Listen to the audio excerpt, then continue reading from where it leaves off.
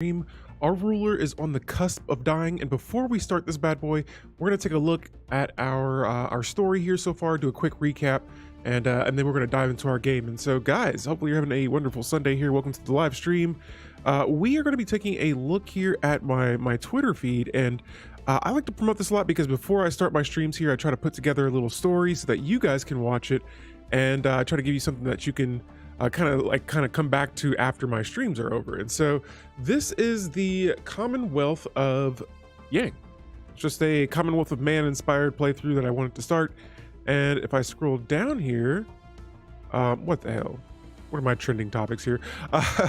For the situations we had at hand here. So in the last run, we started with the Battle Cats, and with Galactic Paragons coming out, I had to just kind of jump that ship here, and I plan on doing another run for that in the future. I thought it was really cool, but I use Midjourney, and I use it to help me generate these photos to kind of explain what's happening in my Stellaris game.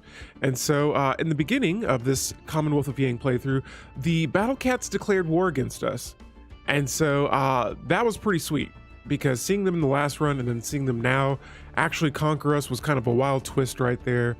And so we were subjects for a period, but over time, we ended up becoming more powerful than our overlords, and that led to us declaring war on them. And so then we became an independent empire. We pretty much squashed our overlords, and now we are our own empire. And so over time, we pretty much just like started building up on our empire, doing a little bit of micromanaging, and I believe episode 3. And then leading up to where we are now. And so our ruler, where we ended off with the last stream, our ruler was sick. We don't know if he's dead yet, but he appears to be not feeling well. Everyone thinks he may die here. He is getting a little old as well. We have the option. We can either keep him alive or like keep him on life support, try to just completely keep him alive, or he may die. And so I kind of set this stream up today as if he was going to, he's on his final breaths of Earth, or final breaths living with the Commonwealth of Yang. And so we're gonna close this bad boy out, and we're gonna go ahead and jump over here to our map mode. And so here is our galaxy. We have pretty much intel on majority of the surrounding empires out there, the major ones at least. And if we switch this guy here, I'm gonna switch it to our Union map mode. Down here, hold on, let's go back real quick. So the Commonwealth of Yang, my empire, is located right here. And so if we zoom out a little bit and then I switch it back to that Union mode, keep in mind we're all the way over there on that other side. When we switch it, boom, these are all the federations or unions or overlords and vassals. And so mine resides along here, and we have a couple of other empires that are part of my federation. For a little bit I was trying to leave it. Now I'm just like, you know what, I'm the president of this federation. We're gonna do our own thing here. And so we decided to stick in with it for a little while. The Galactic Farmers, these are all humans over here. They have their own little federation going on, and I think those are the two major alliances that are in this galaxy right now. But let's go ahead and go back to my empire, and let's take a quick look at what we got here. And so, as you can see, we have a good, decent amount of systems here. This one system has a planet that was mine that I was not able to make a claim on yet. It had a planet that belonged to me, and I would love to have that back. And so maybe in the future we'll get it, but in the meantime though, we have at least 4 worlds in this run right now. We are 97 years into the game, and so I've had to really be decisive about what type of buildings I build on my planets and things like that. We're gonna go up here to my Empire tab, and here is my ruler who is nearly dead. All right, and we'll look at that situation here in a second. But Theodore Zuma has been the leader of this run since the beginning. He has tons and tons of traits. He is level 6 out of 10. And yeah, he's done a pretty solid job ruling the empire right now. For my empire, yo, Kia Ryan, what's going on? Welcome to the stream. Thank you for stopping by. We're just taking a quick look at our empire here. And we're looking at our governing ethics next. And so we are xenophobe, which I usually never play with, but hey, we're doing all right so far in this run. So maybe I might have to try some more xenophobe ethic empires here. Your empire looks so dapper. It does. Yeah, this is the Commonwealth of Yang, and so we're pretty small right now, but I mean, we got a couple of borders, just only 4 worlds right now. That's what I mean when I say a little bit smaller. But yes, everyone's been complimenting Theodore's mustache here. And so yeah, we have the xenophobe ethic, and then we have the fanatic materialist ethic. And so with this one, this decreases claim influence cost and ship firing rate. And so that we were using a lot in the early game to get some of our systems back plus more. That's why the Whisker Warriors has their borders used to go all the way over here, where this little bitty island of theirs is. But we claimed a lot of their systems, and we crushed them in a war. And so for our civics, we're going with Nationalistic Zeal, Distinguished Admiralty, and Heroic Past. This is one of the new ones. For my origin, we started with Under One Rule. And so this is the reason that I'm starting with a legendary ruler. And I mean, I'm hoping we can keep him alive in this game, because he has like I said before, he has a ton of traits. And so losing him would be a huge blow to the galaxy.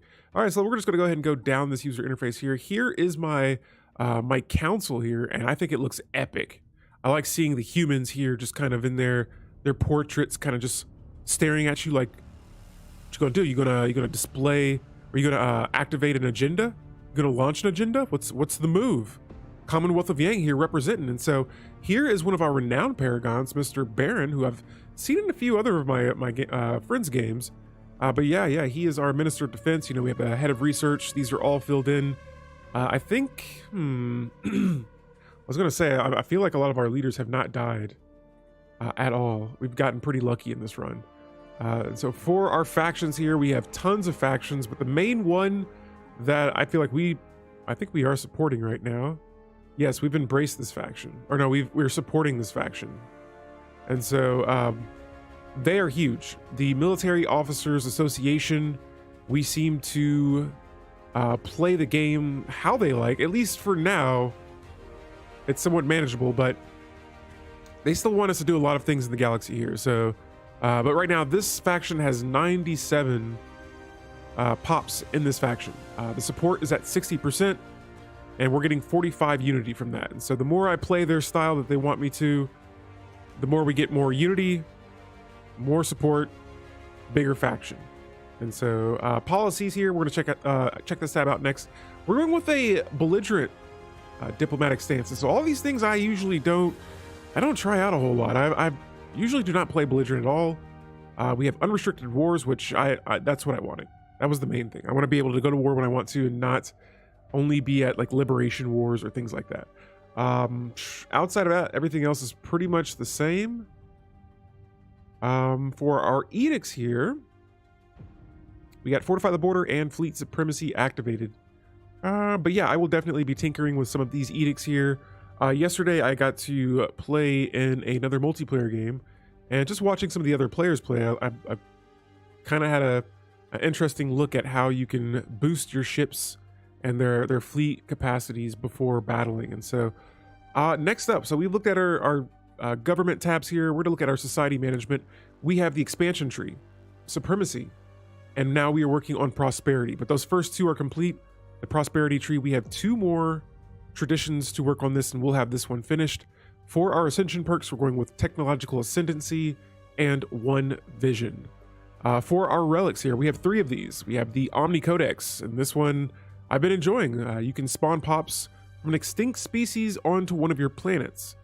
The Yut Cairo Core, this is another cool relic. This one will decrease ship upkeep for 20%. So this one we could probably use when we're at war with another empire. And then this is a new one, the Key. And so this one says that for 3 months, if we activate this, and all of these are activations that I'm bringing up right now, it allows every ship to make jumps bypassing hyperlanes, and then it'll decrease jump drive cooldown by 50% and combat disengagement chance. And so yeah, I'm a living relic. Oh yes, you are. Yeah, Key Orion. There you are, the Key. And so yeah, this is pretty interesting because I tried using it, and I don't know if this applies to my. It says it allows every ship to make jumps bypassing their lane. Now, I don't know if there's a way to do that I'm not aware of, but we have this little bitty, these guys down here, I want their worlds because there's 6 Gaia worlds here. I've tried subjugating them. And yeah, they're not having it. We all need to, all we need to know is mismatch relics together and make new relics. Well, that's what happened right there. And so It started off as a smaller piece, and then there were 4 fragments total. And so you start off with 1, you take your legendary leader or your legendary scientist. In this case here, we're gonna look at some of our rulers here and leaders. This was the leader, and you see he's holding it right now, but that's connected to his story. And so we found this character a while back in this run. We made sure that he grew up healthy, he got a solid education, and he's like a full-blown genius. And so I don't know if this will work or not, but if they allow legendary characters or paragons that you find in the game, if they can become your ruler, I'm going to see if it works. But if not, I mean, hey, we're trying it. If you guys know, let me know. But yeah, we got a couple of different looking human species. That's not a legendary one right here. This is just a different type of species ruler in my empire. But Baron, he's a legendary, or he's a renowned paragon. He's a failed admiral. And I'm not going to go through all these leaders here, but just the renowned ones that we have. We have Shuladon here, who is a renowned governor. Here, Ryan, we will create extinct race populations that appear as armies and then jump them to enemy planets. Oh. You know what? Yeah, so guys, I think we've pretty much looked at most of what I wanted to look at for the most part. For our species here, our main species are humans. So there's 75 of us. There's a lot. I have a robot species I just found in this run, but yeah, outside of that, yeah. I heard the renowned paragons you get depend on your government type. See, that I'm not sure about, Grandma Pork, but welcome to the stream. I'm not sure if it may be. Actually, I feel like I do remember reading about that in one of the dev diaries. It's starting to come back to me now. But yeah, these are the ones that we have. The 3 paragons that joined us at one point in the game. And so yeah, I already have them assigned. One is currently governing a planet, a factory planet, because he has some traits here that impact. Well, here's one for alloys from jobs. The other is that it decreases artisan and metallurgist upkeep. So really, I feel like I should put him on. Okay, so I don't have a forge world right now, and I have tons and tons of consumer goods right now. Which yeah, we're gonna keep this as a factory world for now. Like I said, I don't have a lot of planets here that I can designate to make a forge world, but yeah, I have him there mostly for the upkeep for artisans. And so if I go back to this planet here, this is planet Unity. This is my home world.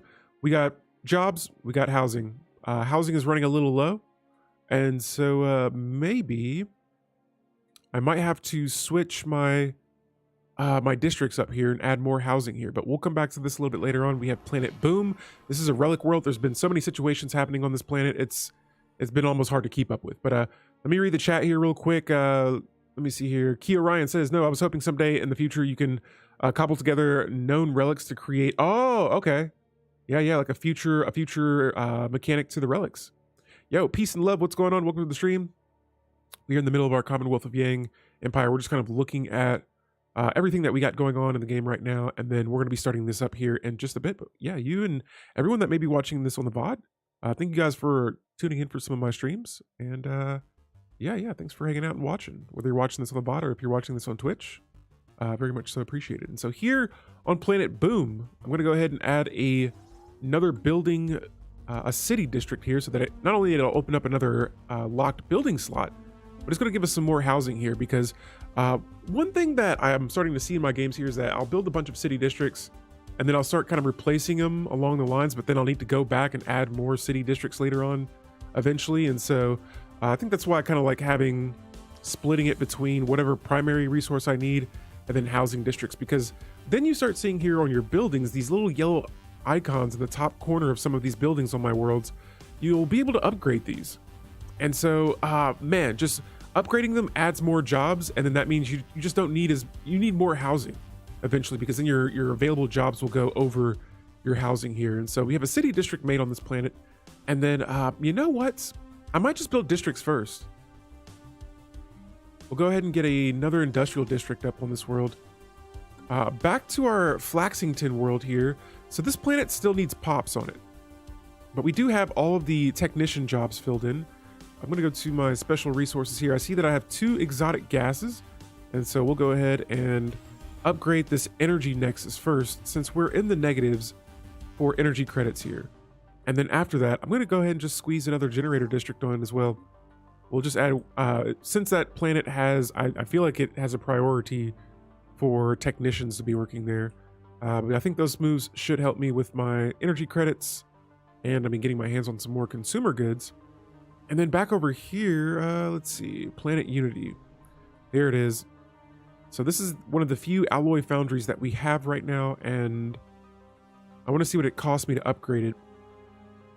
So it's looking like it's going to cost me around 1.6 motes to upgrade our alloy foundry. I am going to do that, but what I'm going to do here is I'm going to sell, we'll just sell a handful of energy credits there, and we should be okay. Oh, and so here we have Tim Curry Space Exodus, and it appears that that empire has turned into a robotic species. And so they've abandoned their organic containers that imprisoned their mind and embraced the future. Sweet. And so we got our first, I think that's one of our first cyborg species out here, but they're losing opinions of us. Oh yeah, and it's kind of on both sides there why our opinion is starting to drop down a little bit. But let's check out something else as well. I'm going to go ahead and sell a few of these consumer goods, just so that we keep our energy credits out of that negative deficit again. And oh yeah, I need to figure out a way to get some more alloys as well. Actually, you know what? There was something I was doing, and I want to say, oh yeah, so I was beginning to build a hyper relay. So let's go ahead and backtrack just a little bit here. We're gonna go to our situation log, because I told you guys about our leader here that was kind of dying, and I don't see the situation anymore. Oh, here it is. And so the luminary extinguished, and this is where we are going to begin our first situation of the stream. And it says whether it was Grand Marshal Theodore Zuma's old age, stress, or an assassination attempt, we do not know. Only one thing is clear: the Grand Marshal is on the brink of death. We can keep his body alive for some time while we search for a solution, but the cost will be steep. And so now it's coming back to me. This situation alone is costing me so much of my resources. And so it has an upkeep of 4 motes, 4 exotic gases, and 4 rare crystals. The diplomatic acceptance, I'm not sure. I feel like that's being applied to other empires. I think that may make them not like me as much for what I'm doing. Maybe this is like a not so moral situation here. We get -5 resources from jobs and -10 citizen pop happiness. But I'm going to see if this experimental healthcare situation will help me keep this ruler alive. And so we'll keep that going there. But yeah, very, very expensive stuff. Yo, Terrible Hamster, what's going on? Welcome to the stream. We have 1 idle leader, and I think they can just remain idle for now. It's an admiral. Once I get a second admiral fleet up, I'll be able to maybe fix that whole thing. And so for now, I can't really upgrade any of my ships at the moment. We got to worry about this alloy situation, and we're gonna go ahead and get our game going. And so just to make sure my ships are docked at this base here, and they are. And there we go. All the resources just went right back up. So I think that might have been like a little hiccup here when you first start your game. The resources are all kind of messed up a little bit, but or maybe it was just like the last month. But yeah, with all these buildings we just added to our planets, we are going to have some huge gains here in the future. In the meantime, though, I'm going to go ahead and see if I can get a hyper relay made here, and we're gonna have to wait a little bit. Honestly, that's okay. I like to have, if I have these little wider empires here, I try to have one hyper relay go up to the top to another empire. Any other empires that are out here, I'll try to build a hyper relay that leads to them. Now, the Venglarian Triumph is reaching out, and they say, we are always on the lookout for more downline distributors. Care to join the Triumph family? I would say show us your wares. Oh, and so we offer you the Triumph brand bunk beds. And you guys, earlier I was just talking about getting some more housing on my planets. They say that these innovative, space-efficient, stackable sleep receptacles increase the habitation potential of planetary housing, allowing you to squeeze in more capita per square meter. All this for the low price of 1,200 alloys. Now, I'm already looking up here. I don't know if I'll have enough alloys for that. No, I don't. So we'll have to say be gone. A nice deal there, but hopefully we'll reach out to them a little bit later on. What I want to do, though, is I want to go to... What are we going to do? So I have some exotic gases here. I'm going to see if I can sell some of these. I'm going to find a friendlier empire. I know we were on pretty good terms with the Galactic Farmers Market here, and I'm going to try and make another trade deal. And in this run, I've been experimenting with the trade deals a lot, and I feel like this has been a pretty good way for me to get some alloys here.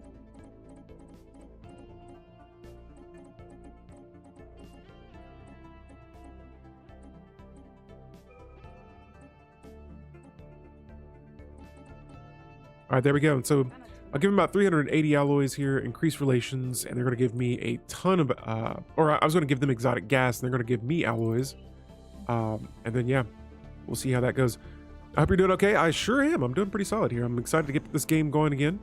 The Carabineers be gone. So mass protest on one of our planets are... Okay, wait. This is one of my other problematic worlds here. It says, due to the outrage over the memorial caravan in the system, their grubby presence offends all right-thinking humans. And then this says here that order them to avoid the parsec. And so we're going to get some influence from that. But let's select our next physics technology here. And I'm going to go for that neutron launcher tech next. But yeah, Tier Blaster, we're doing all right here. We just got a trade deal and we are getting, there we go, way more alloys. That should be more than enough now to connect my borders through hyper relays. So here we're going to build that final hyper relay. There we go.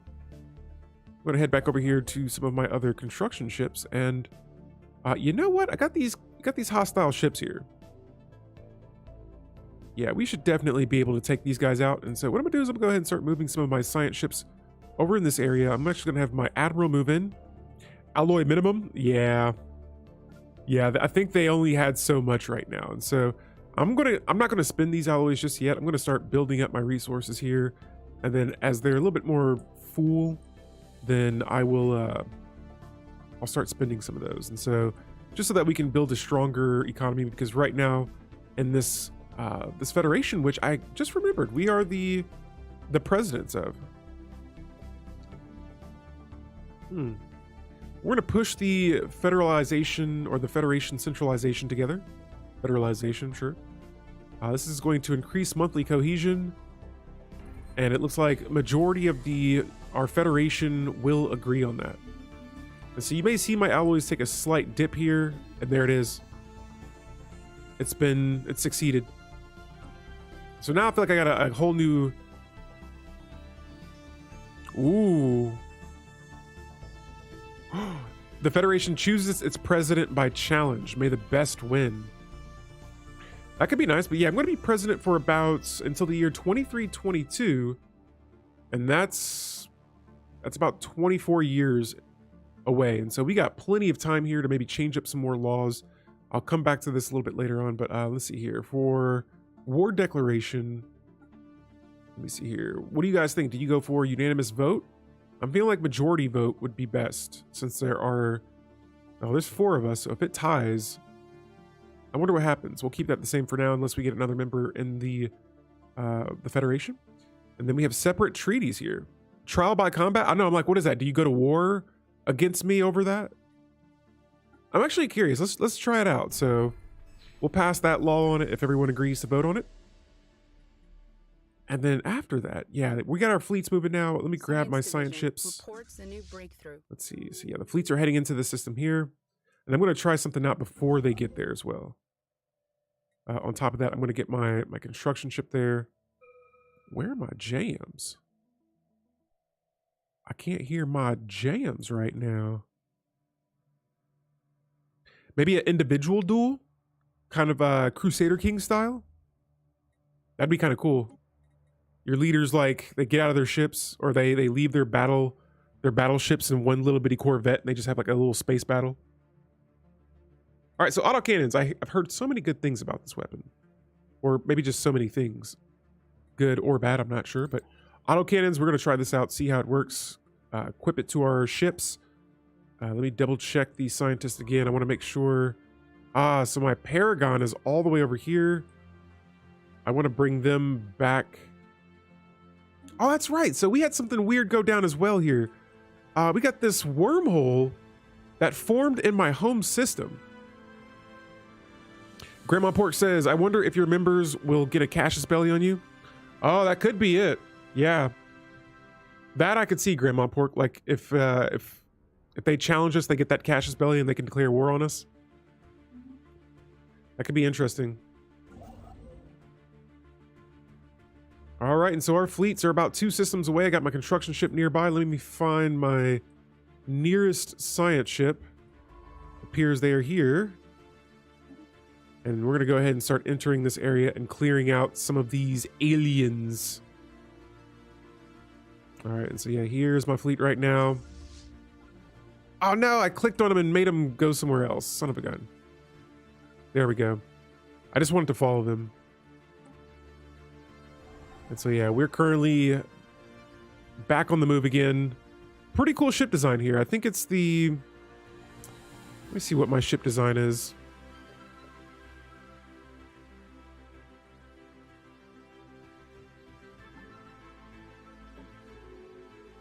It doesn't tell me. Anybody know what the ship design is?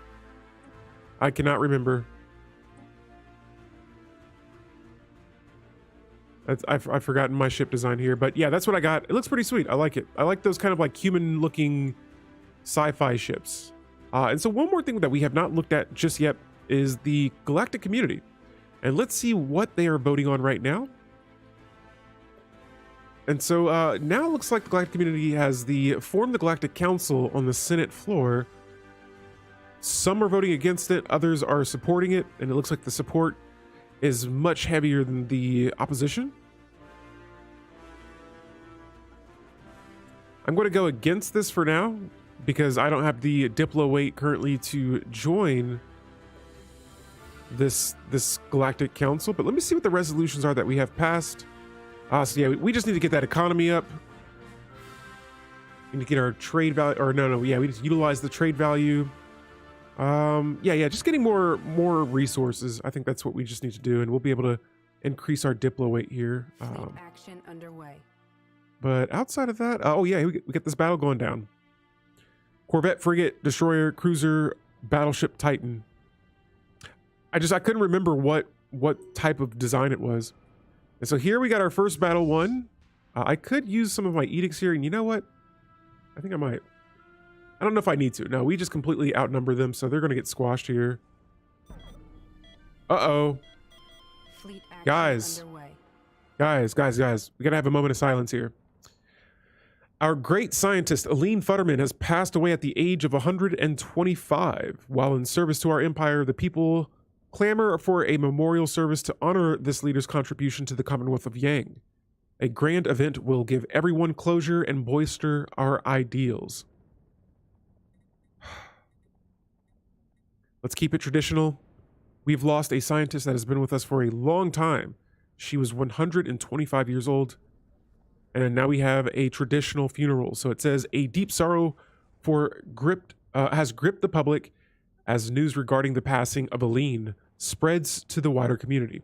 Now, countless mourners join the funeral procession on planet Unity, our homeworld, to follow the traditional funeral rites. Now, the body is cleansed and appropriately decorated. Before the deceased scientist is laid to rest, a moment of silence is observed throughout our systems as a mark of respect. All right, so this is our way. So scientists down, and let's go to our council here. And so we have an open position, head of research, and I don't know if there's anybody that could fit this position better than Kyrie's, the scion of Vagros. And so he's going to fill that position now. He's only level 3, so he's a little less experienced than what we just had before, but he has that spark of genius trait. And so that's going to increase research speed by 60%. 6%, not 60. I wish you could turn the bodies into food. That'd be crazy. I mean, I'm pretty sure you can with that reprocessing, organic reprocessing. But yeah, this spark of genius here, they're okay. I do miss that last scientist we have. We'll just work with what we have. And so one thing we haven't looked at is the currently initiated agenda that we have right now. And so this is increasing our specialist pop resource output by 5%. This was the last one that we initiated. And next up, we're going to be initiating the display of power agenda. And so we're almost there. We've almost filled that up, and we'll probably be activating that next here. But yeah, just looking over at these systems, I see that we're starting to get some more research that we can, or debris that we can research here in a bit. And so I'm going to try and get these ships researched right away. And it's kind of cool getting up close on these damaged and destroyed ships. Oh yeah, and so we got another battle going down here. This should be an easy one. I don't know if I remember this leading into any other situations here. I think it's just entities around these worlds that were preventing us from getting there earlier on. And so there you go, 2 fleets down. Now let's check out what's going on here. We got a 3.7K space amoeba. And we're gonna squash that right away. And so we got our fleets moving in that direction as well. Just checking up on my science ships, and man, wait a minute, what's going on here? Whoa, check this system out. Oh, this is the ancient battlefield. And there's actually a ring segment right there. That's crazy. But I feel like those systems that have the storms in it, they get kind of meshy for my game here, so I'm going to stray away from those a little bit. And I'm going to activate my cloaking, and we're bringing our scientists back home. And so, yeah, Terrible Hamster, that system had like a huge war, and they just left everything there. It was like, yeah, it was like a massive battle. So here we have a couple of options for engineering technology research, and ooh, the synthetic crystal plants could be nice. I think I might go for that next. And so now we have a council agenda available, and that space storm we were just looking at, we had a few of those in some of my systems within my borders. They're gone now. And so the space storm has dissipated, and we just say, yo, that's good news to me. We'll take some sunshine.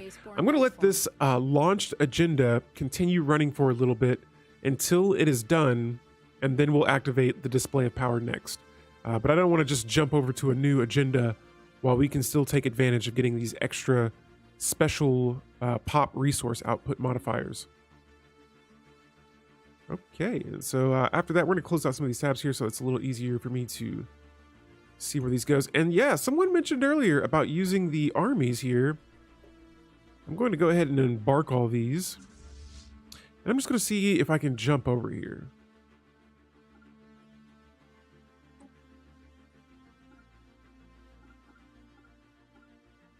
And see, it looks like I still can't, even if I do have that relic activated. So yeah, this is activated right now. It says that allows every ship to make jumps bypassing the hyperlanes. The thing is there is no hyperlane leading to this, so I don't know if I can. It's not reachable. It says they've closed their borders to us.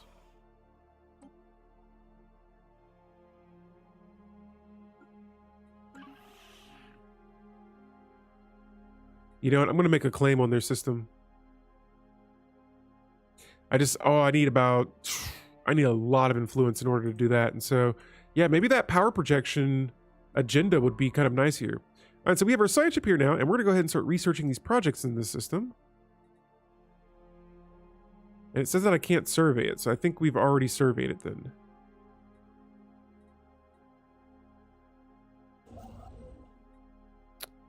Fleet action underway. Okay, so let me check out what's going on here, because it's saying that I can't expand here, which is kind of bizarre.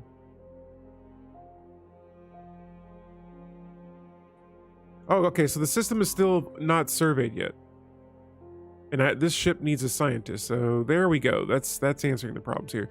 So I'm actually going to have to recruit a new leader here. I got a little sidetracked there for a second. And we have 3 options here. I'm looking at Florenza, who has the leader trait, decreasing leader upkeep, and she gives us extra minerals from jobs. Or we have Werner von Gebzer. And this ruler actually has a really, really good looking trait right here. This is the adaptable level 2. He's 50 years old and he gets extra 20% leader experience gain. And so I might have to jump into that. There we go. And we have a new leader, and I'm going to assign him to the ship. And now he'll be able to, we'll have him start with researching projects first and then surveying systems next. Now, I have a tradition available here, and we got one more tradition after this until we complete the prosperity tree. Now, this is going to, it looks like here, reduce my build cost for my districts and buildings by 10% and increase my build speed by 25%. So a really, really good tradition right there, and that'll help me build my planets cheaper and faster. And so here we completed the Yut situation, the whole Yut archaeological dig site, and we've fully excavated it. And we have this technology here relating to them, and it says that the Yut were a paradoxical society obsessed with the idea of finding other sentient species, yet refusing to accept that they were not alone. They were so focused on disproving any claim of alien life that their bias found a way into their technology. However, with the proper modifications and calibrations, we could certainly fix their powerful detection arrays. And so this would give us an increased 7 range for sensors, and our ship hyperlane detection will be increased by 14. Terrible Hamster, in IRL, rich people or organizations can use money to buy massive political favors, but in Stellaris, can we use money the same way? We can use currency, yeah, to buy favors. That is a real thing. This is true. And you can use it on you can use it in the federations, or you can use it in the galactic community. And that was like one way that I would try to, let's say there was like a much stronger empire than mine. I would get these favors from other empires, and I would try to use those favors to declare another empire a crisis. And I'm like, everyone, please, I'm calling in all your favors right now. I want you all to vote and say, yo, this person is a crisis. And so I'm going to try and increase my naval fleet command limit again. Where we left off at, we were going for a lot of military base technology. Special project complete. Oh, and so, we had the situation go down like back in the first 2 parts of this stream here, where we found this, we found reports about a couple of arcs that had people that landed on planets the same way that our origin started. And it says that our boarding party has returned from the Hyacinth with a gruesome report. Human remains in amounts consistent with the Ark. Oh no. With the Ark ship's entire complement of 250,000 colonists were found on board. Most seemed to have died from starvation, but there was also signs of small arms fire and cannibalism. Now, we were able to recover the captain's log from the archives on the Hyacinth's bridge, and we're going to say, bring it up. And these are just archives, guys, but this is what it says. Ark ship, United Nations, something initiative, officer logbook, Captain Ronald F. Gunderson. He says, accessing data, corruption detected, attempting repairs, 4 log entries successfully retrieved. Holy moly. And so the first one, we are 2 months out of Earth and proceeding on course. Things have gone smoothly so far. The colonists are fast asleep, and Dr. Kolbeck has reported strong vitals across the board. Now, our journey has taken us beyond the outer planets, and we are now approaching the Oort cloud. We will soon reach the subspace phenomena, this supposed wormhole that the other Ark ships have already entered. I have made my reservations about the wormhole travel known in previous log entries, but we'll know if this works soon enough. And so we have this giant Ark-like ship, which everyone's dead on now. We found the archives, and this is the beginning of them apparently getting ready to make their way into a wormhole. And so they say, we actually made it. Astrogation is still working on getting a fix on our position, but judging by the stars outside, I think it's safe to say that we are not in Kansas anymore. Unfortunately, I think that the ship suffered a major engineering casualty that resulted in a complete loss of power, and we are currently running on batteries. Now, Scientist Colbeck has informed me that we may need to wake up the colonist. I'm on my way down to engineering now to see why Maggie is taking her sweet time getting the reactor up and running again. Hopefully, we can get underway soon and begin our search for the Chrysler colonist. All right, so here's the third archive. The situation has gone from bad to worse. There's no longer any realistic hope of restarting the reactor. Oh no. And the last of the ship's power reserves were spent in our attempt to reach this misbegotten system. We had hoped to find some place habitable to set her down, but no such luck. Yikes. And so we got enough juice in the batteries to keep life support going for a few years, but with a 250,000 colonists up and about, the ship's food supplies won't last a month. I've called a meeting with all department heads. We need to come up with some sort of plan. And so guys, we got our final log here, and this says here that this will likely be my final log. My bridge crew is either dead or missing, or a group of colonists are trying to force their way into the bridge as I speak. Our main food supplies ran out weeks ago, and there are reports of cannibalism. I kept a small stash of food for the crew to keep the old girl running a little while longer, hoping for some kind of miracle, I guess. When the surviving colonists found out, they're through the doors. Back, damn you! Keep your distance! I'm the captain of this ship, and I'll be damned if I'm gonna let you butcher me like a ah! And there it is. The captain of the ship is dead. And we're gonna go ahead and sign out here. And so the final conclusion is that we have now had a pretty clear picture of the grim fate that befell the ship, her crew, and the colonists she was carrying. Had circumstances been different, it would have been it could very well have been the Chrysler drifting above the planet that we're surveying. A sombering reminder of the dangers humanity faced with a cold and uncaring universe. Now, the ship will now be towed into low orbit of our home planet and converted into a museum as soon as the human remains have been cleared out. Despite its tragic history, the Ark ship is almost identical to the one that brought our ancestors here from Earth, and our sociologists could learn much from it.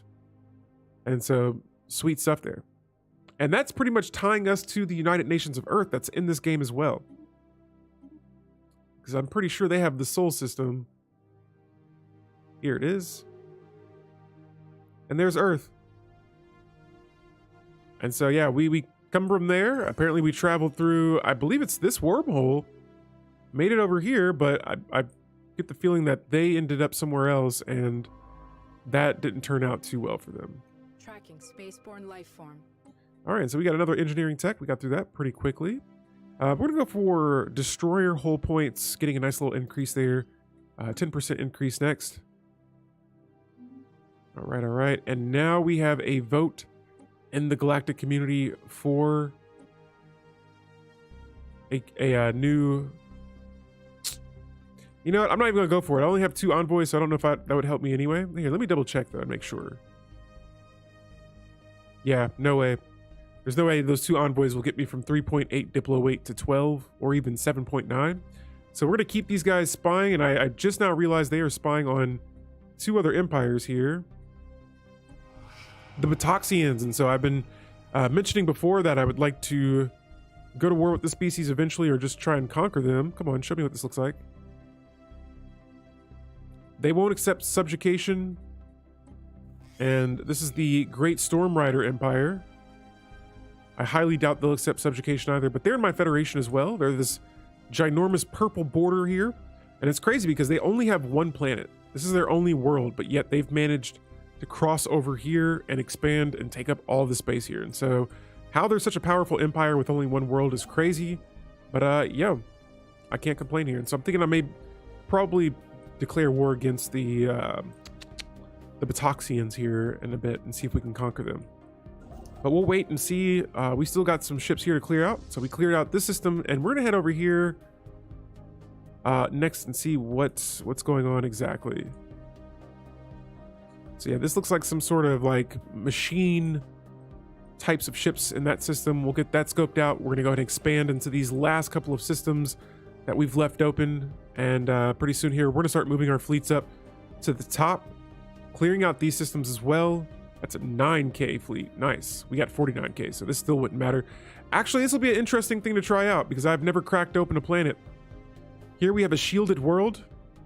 I've seen this a few times. I've never figured out how to open it up unless you got to use like a Colossus or something.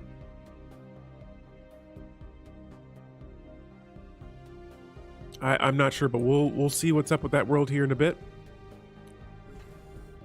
And yeah, we got our game going here again. So guys, we just reached the 100-year mark in our game. It is now the first year or the first month of 100 years in this game. And we're still here. We are still here. And so from one of the weaker empires to a president of a federation, not bad. And I believe we have about 2 more years left. I thought shields were permanent. I know I feel like there's a way to open it though. I could have sworn I read about it on Reddit. Let me see here. But yeah, I'm not sure. All right, so I'm trying to figure out what I want to upgrade next here, and it looks like I don't have enough exotic gases to do that just yet, and so I might just add another district on this planet. And looking at our, geez, I got so many consumer goods. This is my tech world. This is definitely my tech world. We need jobs on this planet. For shielded worlds, it's usually a special project to open them, but that may only be for those inside the Fallen Empire territory. Nice. I'm gonna go for another mining district. Alpha Yaw delete here, guys. Sorry about that. But yeah, we'll go for another mining district. The Galactic Council is about to form here in a little bit. Ooh, a non-aggression pact has been broken. That sounds spicy over there with Tim Curry's space exodus. And with them being robots, I can imagine a lot of opinions are going to be changing over there with them and their new alien-like form. Now, my scientists, I'm not sure why they are not here yet. Permanent communications have been established with an alien empire. All right, so we just found the knowers of the shroud. And these guys are pretty sweet. They say, visitor, welcome. We are the knowers of the shroud. Within this void-born hole, our coven communes with forces incomprehensible to most martial or mortal minds. We contemplate the secrets that lie hidden in dreams, reservoirs, and untapped potential, the unseen gears driving whole civilizations. The shroud reveals much to those who would listen. At this moment, I listen to you. What brings you to us? And so we got a couple of questions here that we can ask them. And I'm gonna say, yeah, what's our fate? Tell us what's going on. What's up? And they say, momentous query, no less poignant for being asked so many before you. Such a question carries a heavy price, but we can provide answers. Know this, however, the shroud allows us to perceive events which have not yet come to pass, and this knowledge shall help guide your course. But it is beyond the power of any one event to alter the turning of the galaxy. If you would strike this bargain, know that your aspirations should extend no further than to be better prepared. But oh, what grand designs may be built upon even the merest glimpse of what is to come. And so, we're just gonna say we'll consider something else. I don't need a teacher from their order. Okay, so this is a planetary decision, which we also can't afford just yet. And we'll say goodbye. Maybe we'll reach out to the shroud later. But right now, we got to worry about doing a little bit more expansion here. I'm not doing it just yet, but we will be preparing for battle against the Batoxians. And so there it is. The Galactic Council has been formed. Hopefully they are up to the task. The Batoxians are a part of it. Wow. And so speaking of these guys, let's go here to the spy network, and their encryption is now very strong. And so I'll probably hold off on trying to, I'm not even increasing any kind of intel from them. Well, let's look at the situation here. It says recovery efforts are complete. And then after that, it says after a sifting through the debris left by the strange cultist warship we destroyed.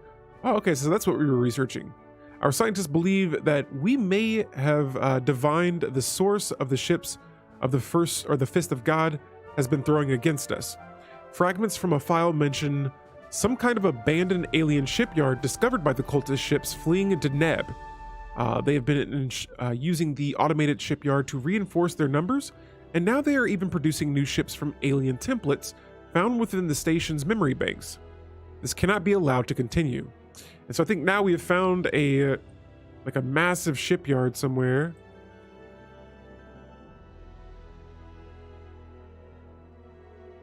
Here, let me go back to that situation here, because we've had some cultists. We've had some cultists that originated from our planet, and apparently they formed some kind of like base of operations, and we're trying to snuff it out and destroy it.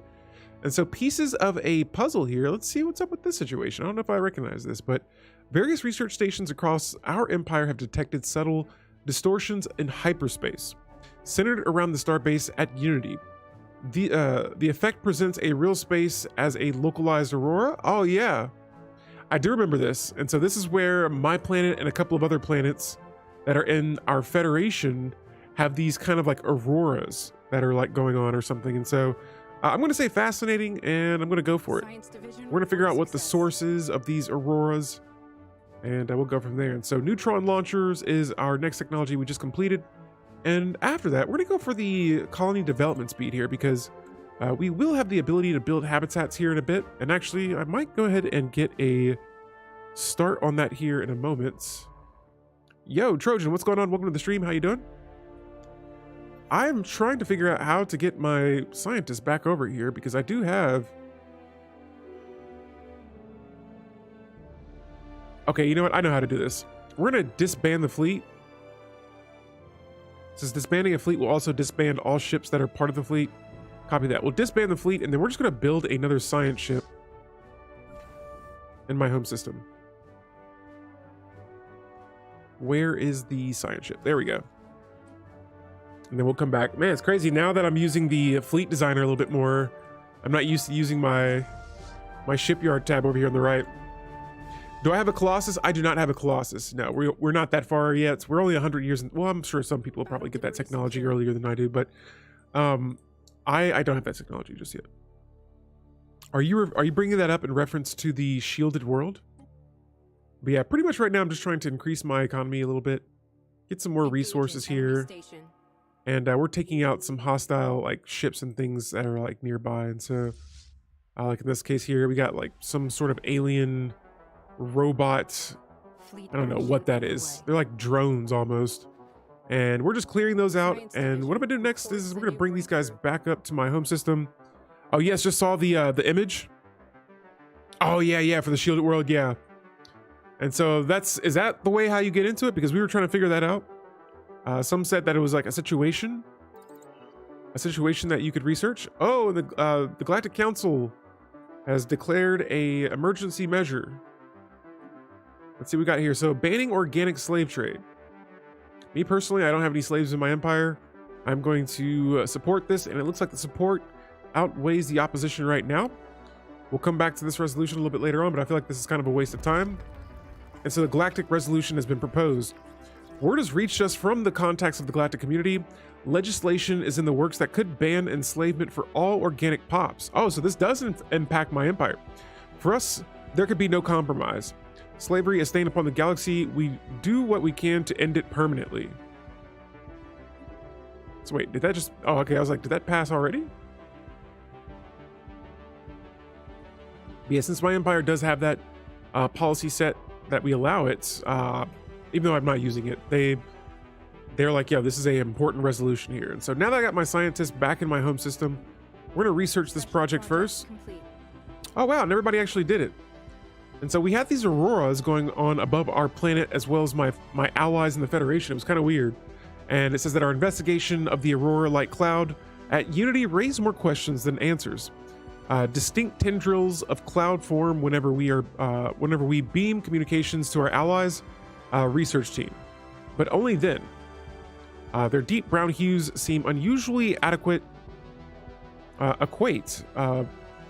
They obscure much of the... Sorry, this is kind of tough to read here.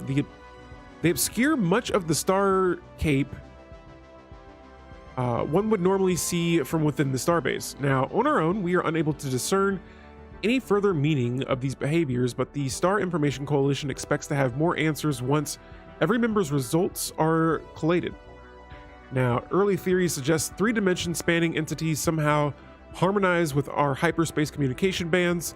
This accidental lure could be kept in place in order to further exploit the entities for study, or we could switch up frequencies in the hopes of dispersing it.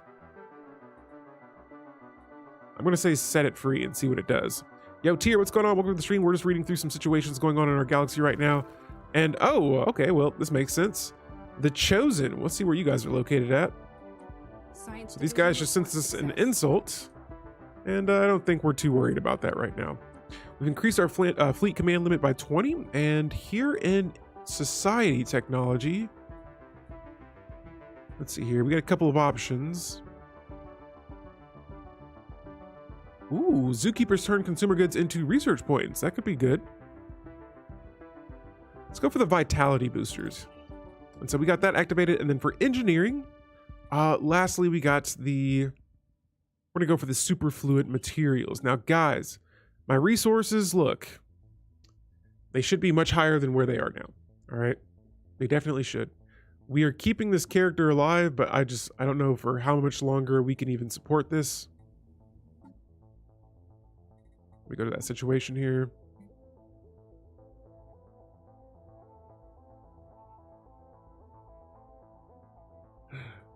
And so, yeah, he's just burning a lot of my resources right now. That's all.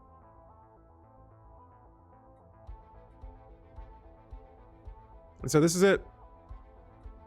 We've tried keeping him alive. I think that's all it is. Just keeping him alive for now. We've tried life support. That hurts my research. We're going to cut the life support. Here we go. Theodore Marshal, or Theodore Zuma, Grand Marshal of the Commonwealth of Yang. You've done your duty. Goodbye. Negotiations for appointing a new Grand Marshal are underway.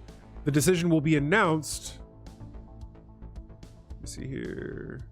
In about 6 months, we will have an announcement for a new leader. So Luminary gone. No one lives forever. In the end, we are all equals in death. Today, the Luminary unites us all one last in time. Never before have we held such a grand funeral. Powerful speeches, noble vows, endless processions. All across our territories, the people are expressing their thanks for everything the Luminary did for us. No ruler is perfect, but ours work tirelessly to build a better future for us all. RIP. Although we hope to mitigate the potential backlash of such an event, our homeworld has fallen into turmoil. So what do we do now? Citizen pop happiness is decreased by 15%. And Origin is now set to broken rule? What? And so death of a great leader. It says our great admiral Theodore Zuma has passed away at the age of 127 while in service to our empire. The people clamor for a memorial service to honor this leader's contribution to the Commonwealth of Yang. A grand event will give everyone closure and bolster our ideals.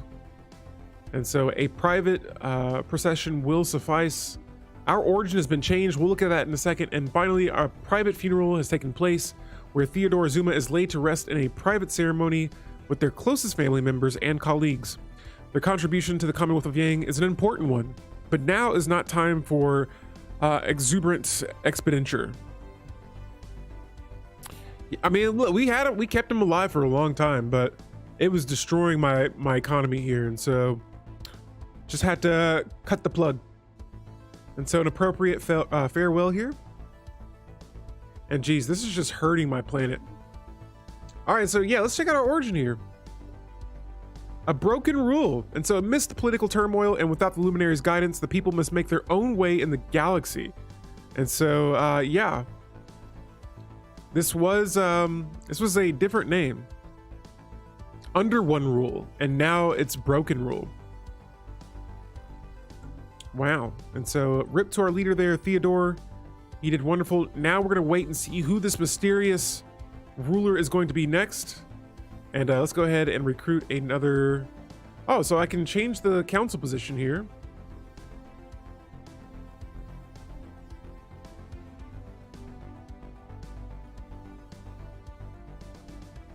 I think our ruler may be an admiral again. And so I'm going to wait before we open up this council position. But yeah, right now we are leaderless, and one of our leaders actually has a new trait. I think we'll get an icon here in just a moment. But there we go, the Commonwealth of Yang. Who will lead us next? We have an energy shortage as well, and let's go ahead and just sell some of these consumer goods here. We got to get our energy back on track. Oh, and I know exactly why. It's because our fleets are currently traveling, burning that energy. And so shipyard has been destroyed. Someone has destroyed the alien shipyard that was used by the Fist of God in their crusade against us. Preliminary reports indicate that the cultist forces were thoroughly wiped out, but we have also received intelligence that the cult's charismatic leader left the shipyard on her new flagship moments before the battle had begun. She is still at large somewhere in the galaxy, and military intelligence is working on pinpointing the exact location of her flagship.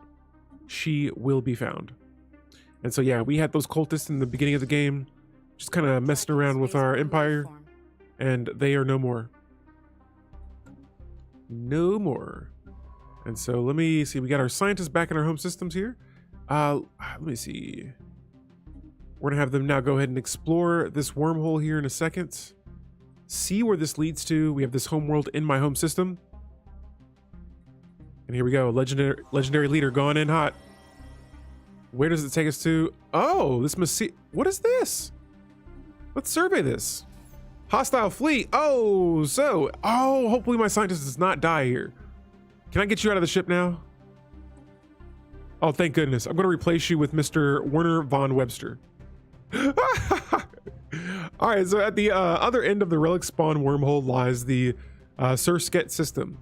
Shortly after entry, our sensors picked up a fleet of hostile drones. They appear to be keeping vigil over the system's single planet, and initial scans suggest that there are no life forms present among them, nor the planet itself. Now, my scientist has stated that with certainty, the planet is indeed the origin of his people. It is sure to hold answers. A demand from the drones to open the comms follows. Taking evasive action. What the heck is this? Oh, I'm like, is this the oh my goodness, I almost had a heart attack right here. I thought this was one of the crisis, the contingency. So as the channel opens, screeching static blends with a wash of robotic vocalization. In cycles, each voice overlaps the message volume, oscillating the irregular waves. Impetus, key, confiscation, charter breach, Vagrosian, key, status, uncollected, Vagros Imperial Charter, no, 412, status, in breach, target action, return key, counter reaction, destroy target. You know what? Let me go to my relics here, because I don't know if I even use this a whole lot. All right, so we got two options here. Join the glorious evolution. Maniac Rex, thank you for the follow. Hang out for a second. We will knight you here. Let me see what this decision, whether this be a good one or a bad one, what it will lead us to. Give them the key. Our safety is the priority, or the relic is ours. Find another way. I'm going to give them the key, just to see. The crackle of artificial voices is slowed, halting momentarily, and then it continues. Vagrosian, key, status, collected, imminent. Charter number 412, status, tentative, omitted, actions, hold. And so that sounds promising, and the event Relic Lost has happened in the next 15 to 30 days. All right, cool. And so, let's go ahead and get our new follower here in the stream here. Maniac Rex, thank you for the follow. I now grant you the status of Alpha, the energy of Yang, and the ability to delete all elites. Thank you for the follow, and welcome to our stream here. And guys, if you're watching this stream on YouTube, I don't get a lot of alerts there, and so I do see that people have been following me there when I'm streaming. I just started doing this whole dual stream on YouTube, and if you're watching this on Twitch, you're not checking out that YouTube channel, feel free to. There's some more Stellaris content there.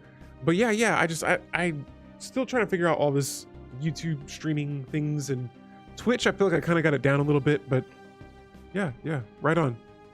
What a welcome. Yes, I do that for everyone. Joe Kim 558. Hello. Yeah, everyone that follows, I try to knight them and welcome them into the Knights of Yang. Now, now that leaves us with 2 relics here.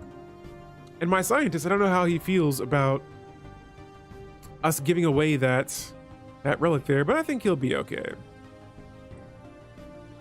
All right, so now I got my other scientists, my legendary ones, safe and out of danger's way. Let me grab that science ship here. And I want them to travel over here. I want to see what's going on. Oh no, I was like, wait, that system is mine. Spartans! What is your profession? Dark Insanities, thank you for the raid. And everyone from Dark Insanity stream, welcome. I'm Alfie and Delete. We are playing a Stellaris series right now. This is the Commonwealth of Yang. It's just like the Commonwealth of Man, but I just added my little twist to it. Dark Insanities, how was Stellaris? I think I saw you were streaming earlier when I was browsing through Twitch. Hopefully all is well. Have you been enjoying Galactic Paragons? But yeah, we're doing pretty good. Our ruler just died, and we have the under one rule origin, and now since my ruler is dead, that origin has been changed into broken rule. And so now we're waiting. I believe we got a couple more months here. I don't know if it's months or years, but we got a little while to wait before we get a new ruler. And I'm curious to see how that is going to be. Now, that is a very colorful map. It sure is. There are all kinds of galaxies, or all kinds of empires in this galaxy. But yeah. Dark says, I'm enjoying it. Yeah, I had the same origin and my ruler died about half an hour ago. Oh. Yeah. So when he dies, the origin changes from under one rule to broken rule. And actually I haven't checked this out yet because he literally died like maybe 5 minutes ago. But now we have here, I want to see where it's at. Oh, is this our new ruler? Did I miss this? What?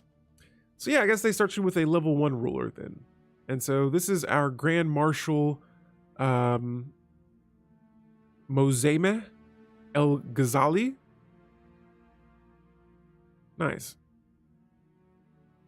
She is 32 years old, one skill level, which is not too high. She's a xenophobe. She's Grand Marshal, and her trait that she has is Principled, and that adds +2 stability to the entire empire. Cool stuff. I thought that was weird. I had plans for who's going in that box. Oh, you found a legendary paragon? Not found. Oh yeah. Now I don't want to spoil it for you though, so I'll click out of this. My bad.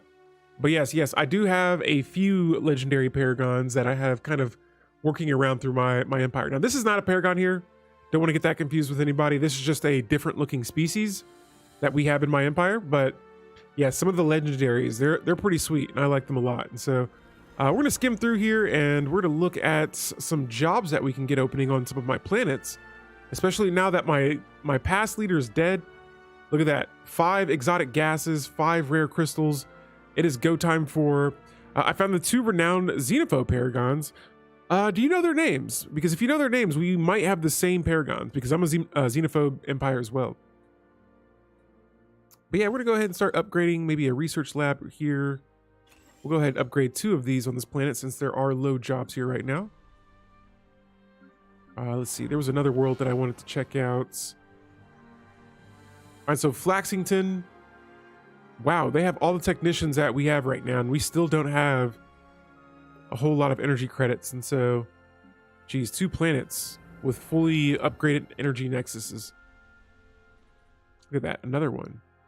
What do we need to do? Where's all my... Okay, it's once again my fleets. They're traveling.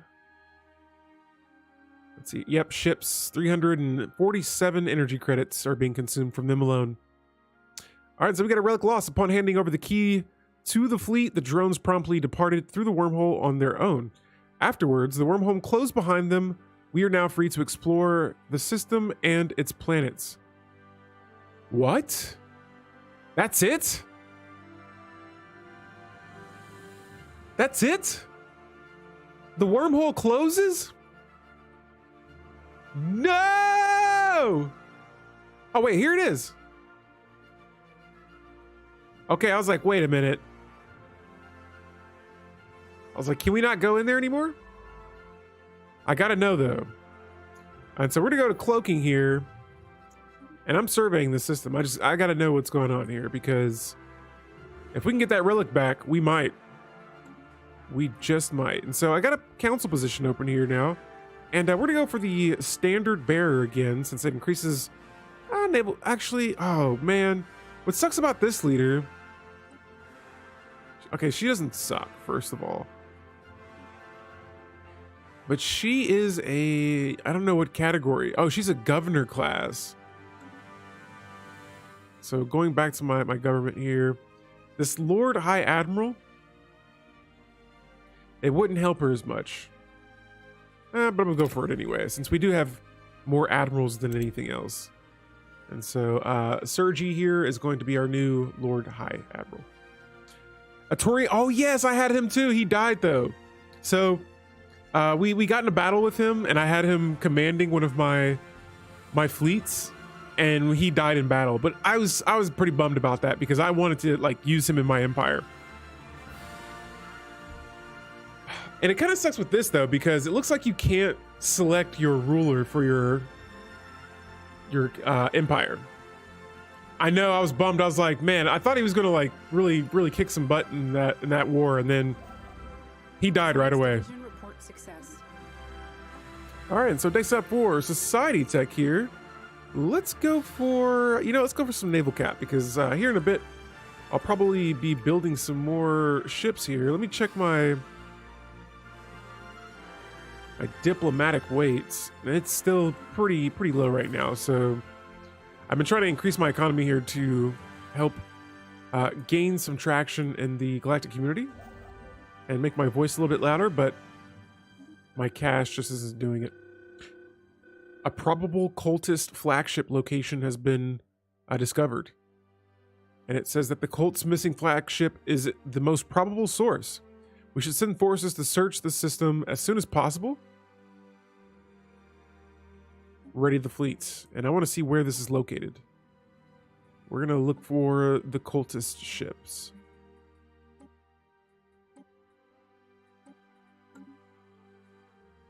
Oh wow, so they're in like Marauder territory, and I'm not sure if I'm going to be able to reach that. Oh no. And so the Batoxians, they finally caught up to my fleet power. We're on equal terms, but we're not building ships right now, so what does that say about them? But in the meantime, though, let's go back to my science planet here. And once again, we are running a little low on jobs. I want to check my special resources here, and I'm pretty sure... Oh yeah, see, I gotta remember, we're playing on a normal speed. I'm gonna crank this up to just fast for now so we can get some stuff going. I mean, you would have more choices in the democratic empires, but the autocracies, much less so. I'm wondering if it's a bug that your new leader goes right in. Yeah, it was like, I didn't get to vote on them. They just kind of pick it themselves. So here we have this aurora over all of our federated homeworld planets, and the results of our findings have been collated. It would seem that every instance of barely sentient aurora clouds at our Federation's capitals was in fact part of a single living entity. At best, the researchers can tell this hyperspace-dwelling entity drifted into our Federation space by accident, whereupon it became snagged on our busiest spaceborne communications relays, those which serve our capital starbases. Researchers agree that the gaseous entities was attempting to reconstitute itself, a task it could otherwise not achieve in such fragmented state. After it reformed, the cloud disappeared back into the hyperspace, but not before visiting a number of our Alliance's research stations. At each one, it performed a number of precise movements in and out of hyperspace, to display which some witnesses describe as resembling a dance. These demonstrations of the cloud's innate ability to traverse the hyperspace barrier have provided us with invaluable data. And so now we're getting a modifier here that's increasing monthly society research and physics research. Good stuff. One of my leaders has gained a trait. This is my scientist here, who is currently surveying the galaxy. And let's go for more research speed. That Spark of Genius trait's pretty nice. Both of those traits were good. The other gave me more energy credits, but you just can't beat that research speed here. Okay, and so after that, we're gonna go ahead and hold off on building. You know what? I might start go ahead and building some habitats here. And so we do have the technology for that. And that was something I wanted to start in the last game. We got the technology for it. We are going to do that now. And so the first habitat is on the way, and we'll start building those starting in my home system and then branching our way outward. And so for some reason, this system is not fully surveyed. Okay. I was pretty sure we'd already finished surveying that system. But in that case, though, I'm going to go ahead and bring this scientist back. Oh, it looks like they're already researching a project. Science Division report success. All right, so next up, we have subspace sensors and black hole observatory technology. Next up, the Treon sensors. It says advanced sensors that rely on rotating Treon beams to detect ship movement at even extreme distances. And so we want to know if there's ships coming our way. We want to see them from light years away. And in that case, you know what? I'm going to go ahead and just start building. I wonder if I could build another habitat at the same time. Yes, I don't have enough alloys. In that case, we'll go ahead and build a hyper relay then. And we're going to try to connect these couple of areas to our hyper relays. Especially if I have planets and systems that are further away. Definitely want to make sure that I can get my ships there as quickly as possible. All right, so what is this? The Great Storm Meridian Autocracy wishes to declare war against a swarm. The Car Swarm, and I'm going to vote yes for it. And we'll see what happens.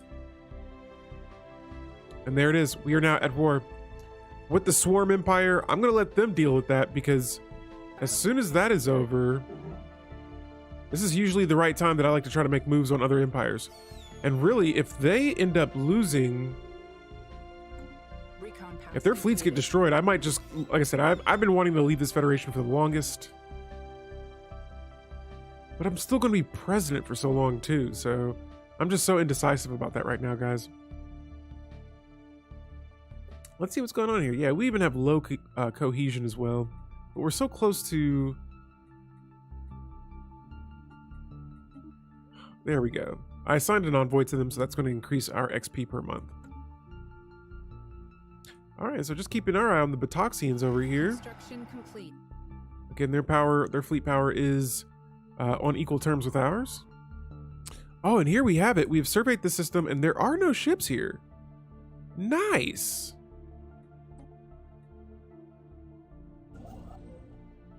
And so let me go back and grab one of my construction ships. And we're heading over there. Oh, wait, not this system. Here we go. I want them to go here. Wow. And so we got a system that is right in the middle of the Batoxians' borders. And it has a size 16 relic world. My bad. Relic worlds are good, yes, but we have pops that want to eat.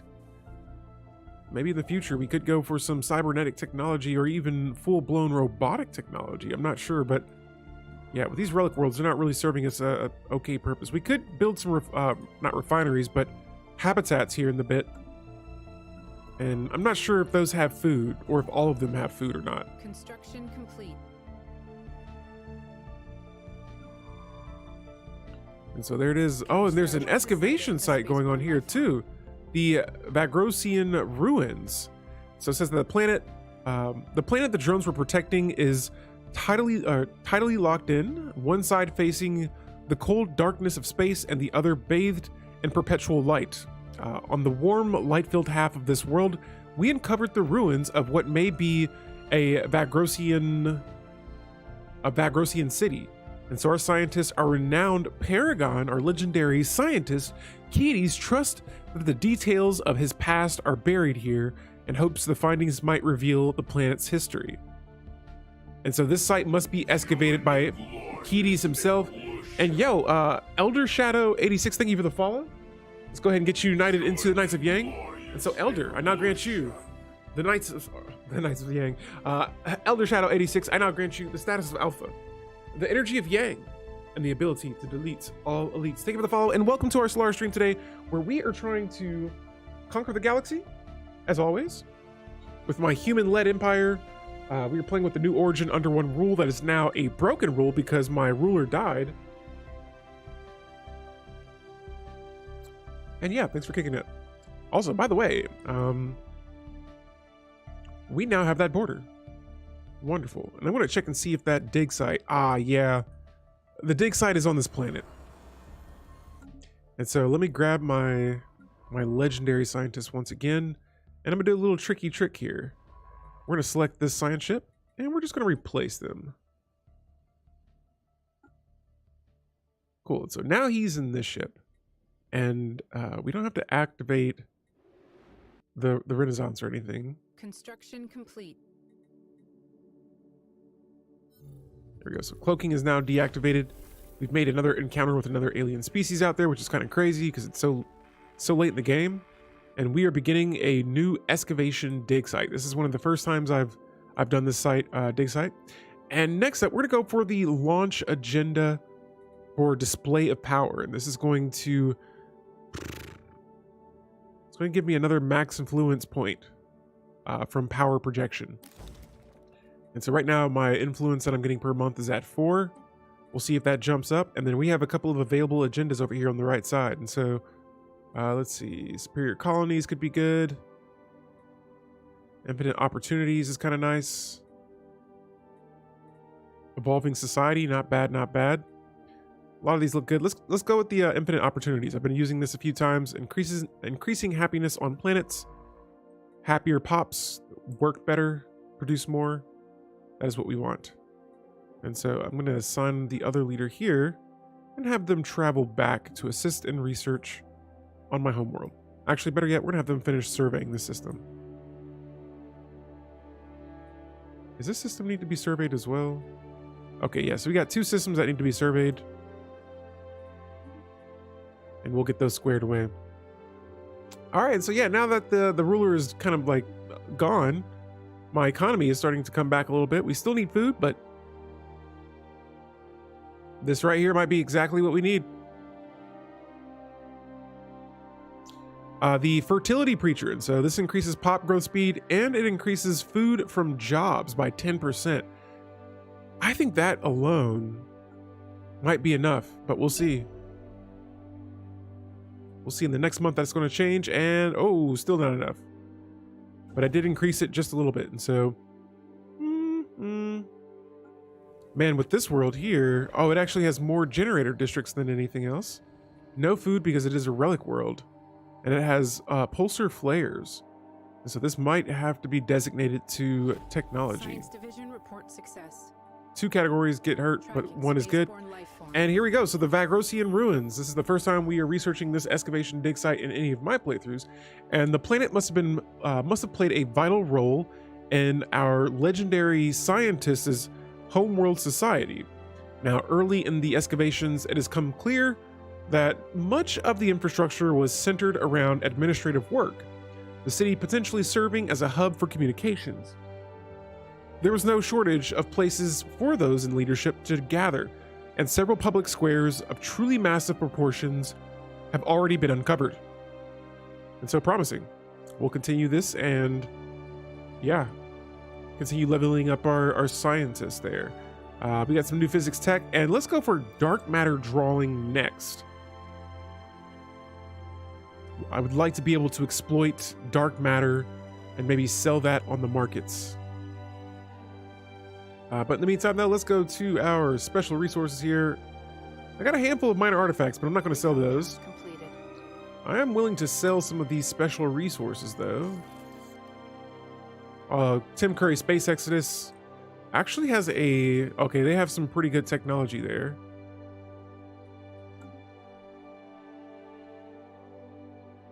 I'm trying to see what's going on. Man, TechNet Systems is kind of crazy, too. We're going to go ahead and try to make a trade deal with these guys. And the Galactic Farmers Market have now embraced cybernetics. Wow. That's pretty cool. And so, yeah, I'm going to go here and go ahead and make another trade deal. I want, again, some more of the alloys. Geez, they're going to give me a ton.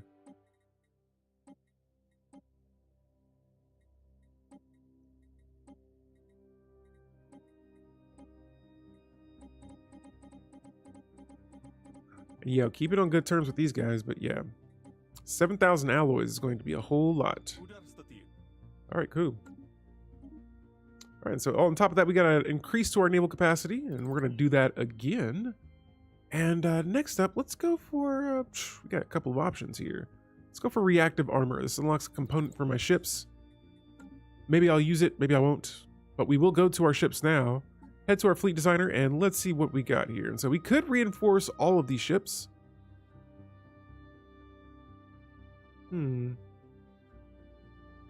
Yeah, right now it looks like we have a lot of corvettes that could be reinforced.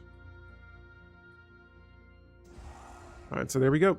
Got a handful of ships on the way. We got about 18 corvettes incoming.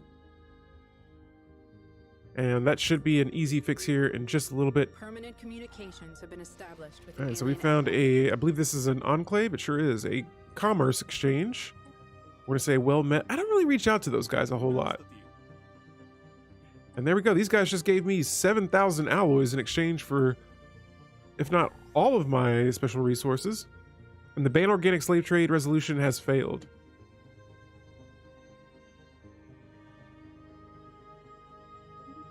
And we're already back on the council seat for the Guardian Angels Act?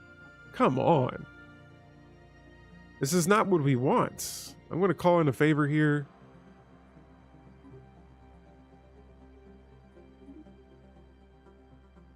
It won't matter. It won't even matter. Unless everyone else decides to join this or abstain it. But yeah, the Batoxians, what? Come on. These guys have been itching to go to war with for a while. I've already made claims on a bunch of their systems, but I think I might make some more. Let's see here. And I want to kind of scope around here, see if there's anyone else we could maybe make some claims for. Let's see. Nope, it might just have to be the Batoxians. Actually, hold that thought. We're gonna make claims on someone else.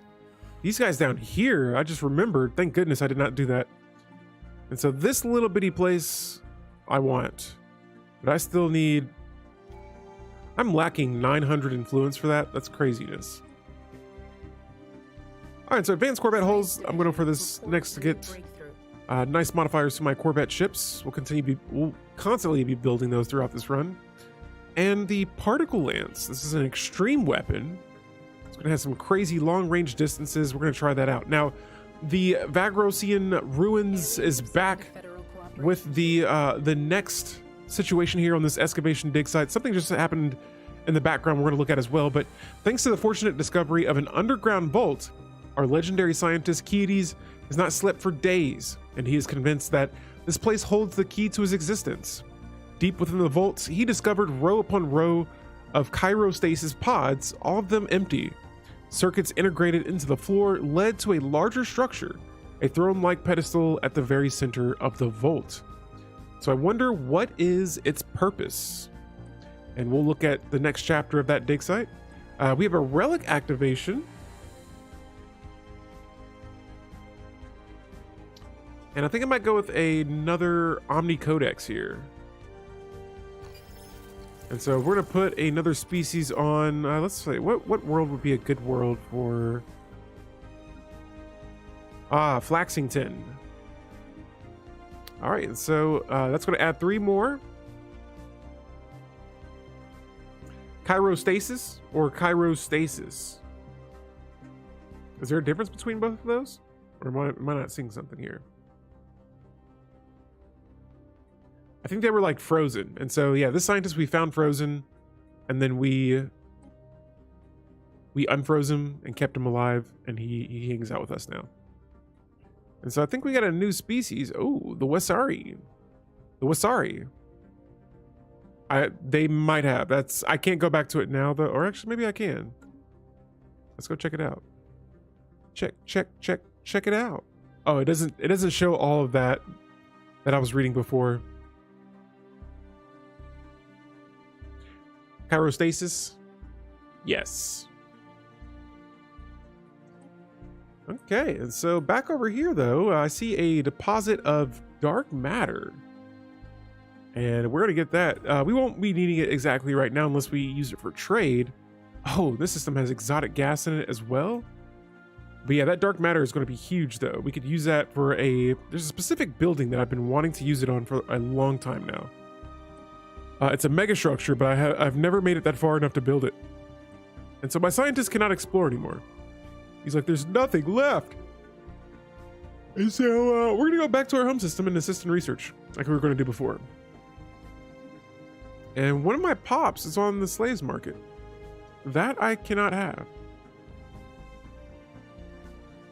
We're going to move them to planet Flaxington, and they're going to be free.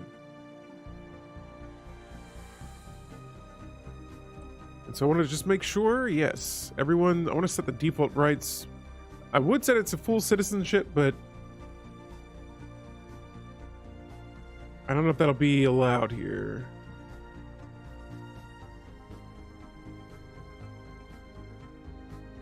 And I'm going to change all of the species rights.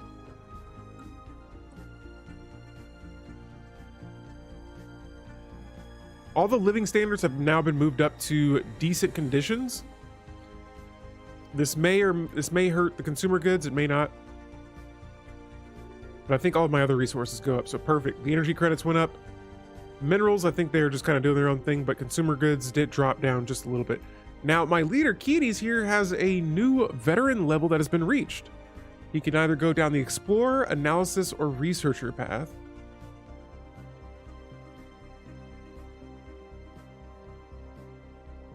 You know, I might go for the analysis, and after he's finished with this project, I'm going to have him go back to Earth, or our home world, Unity, and be an analysis, because that assists research efficiency being increased by 50%.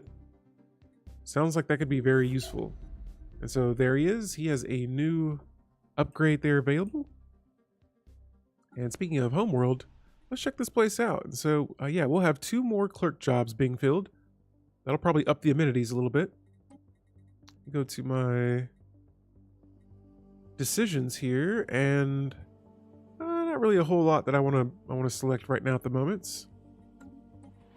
Our next planet, Boom. This world has plenty of building slots open. This is my factory world.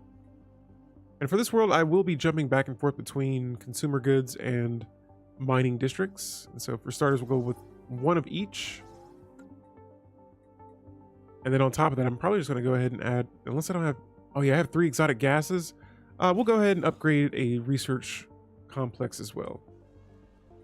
This world, not a whole lot I can do. This is my tech planets.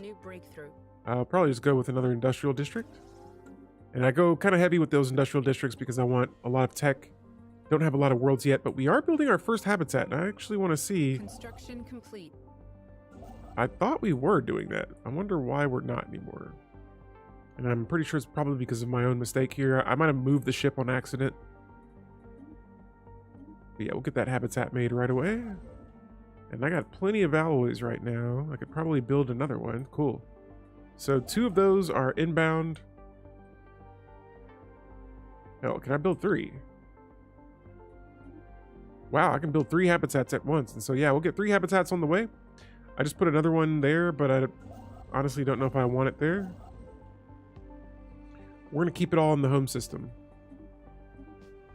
There we go. So still, yes, 3 on the way. We still got plenty of resources. Let's go to our... we've looked at our planets now. Let's go to our fleet manager once again.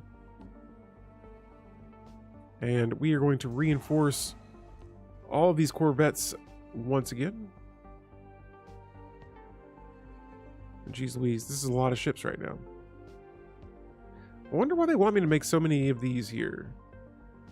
Like, I have 72 when I'm only supposed to have 38. Unless it's like mixed up from... I think that might be a bug or something. I'm not sure. But my second Corvette class has 72 out of 38. Okay. And just like that, all of our Corvettes are now made.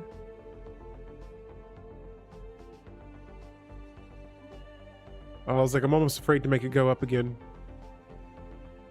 And next up here, I still got some room for some naval caps, so I'm just going to go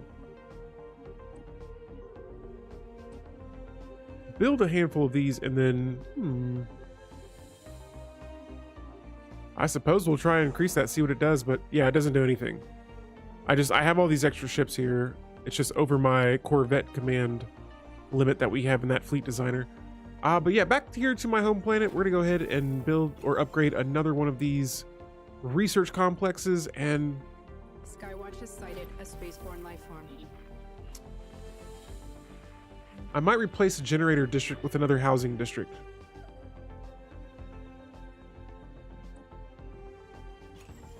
Because I'm going to be upgrading these research labs more.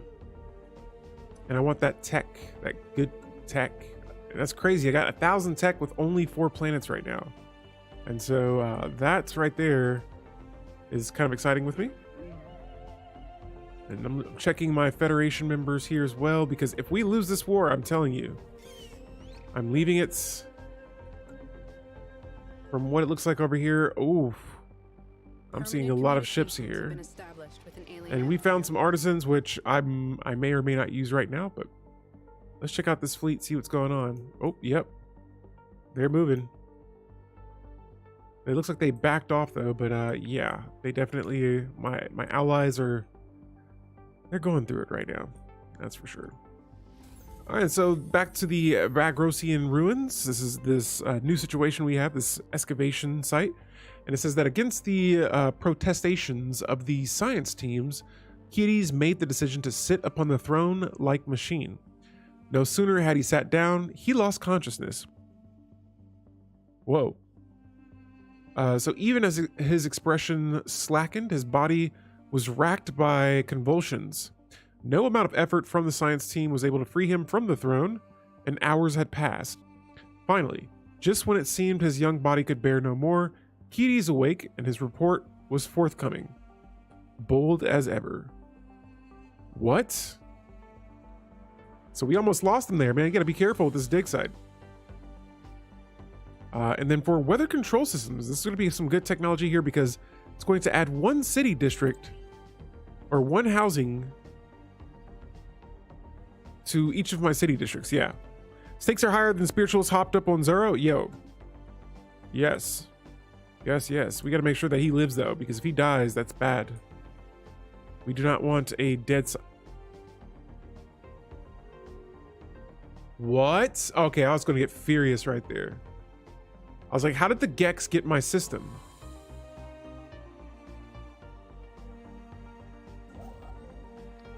All right, so yeah, all of my construction ships are currently building those habitats. I was going to use one of them to go ahead and exploit these resources here, but we're going to have to wait. Some empire just insulted me. Oh, it's the Batoxians. You guys insulting me. Oh, because you have a superior fleet. I see. All right. So the Batoxians are sending me some shots. That's how we're going to play this game. Division report success. Let me select my technologies here next. Oh yes, naval capacities increased. Global defense grids on the way. Modular engineering as well. Your archaeological dig sites should use more robo diggers to reduce the risk of your valuable scientists. We don't have a lot of robots. I think out of my whole empire right now, we only have 1 robot species. But geez Louise, they got a lot of minerals right now. And so I'm gonna head over here back to TechNet, who was giving me all of those resources before. And I want to first try to improve relations with them. Second, I'm gonna offer them another trade deal. I'm gonna see if you guys got any more of those alloys. Okay, so 6,000 alloys, not bad, not bad. I can give you some minerals for this. Oh, they don't want that. They wouldn't even want all the minerals I have. What about food? Are you guys hungry? Okay, so they like the food. I can give them that. Okay, they don't want consumer goods. And yeah, I'm willing to share these alloys though, because I need a much bigger fleet here. The Batoxians. Oh, dark matter should be a win. All right, I'm not giving them any more dark matter after this though. Actually, you know what? I'm not giving them any dark matter right now. I can't do that. But do you guys need energy credits? Oh, they will. Nice. And so hopefully this trade works. That was like almost all my alloys there, but I'm gonna get a handful more of these consumer goods or alloys. I always get consumer goods and alloys mixed up. And there we go, 7,000 alloys. And so we'll be using those to add some more ships to my Inbound fleet. Message traffic. We got a lot of alerts here. The Sandaran regime wants a migration treaty with us, but I'm going to decline.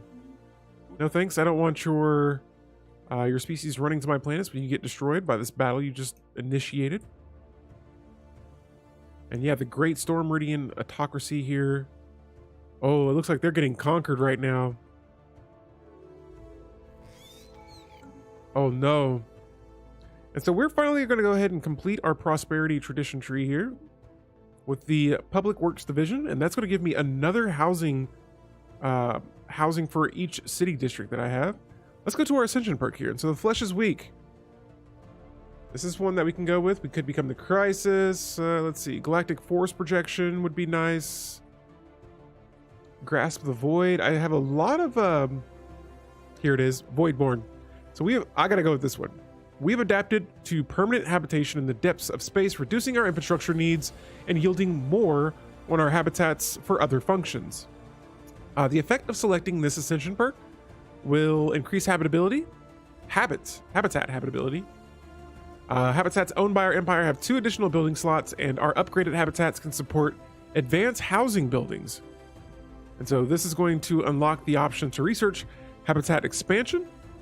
And research options gained after upgrading a habitat will be advanced space habitat. And so let's go for it. On the path to habitation. And so with our new ruler too, yeah, I'm going to see if we can get, I don't know, we'll see what's up with these habitats and if we can put farms on them. I just for some reason had the feeling that you could not do that. Science Division reports success. All right, and with all these alloys, we're heading back to that fleet designer here, and this time, you know what, I might just go with a handful of Corvettes.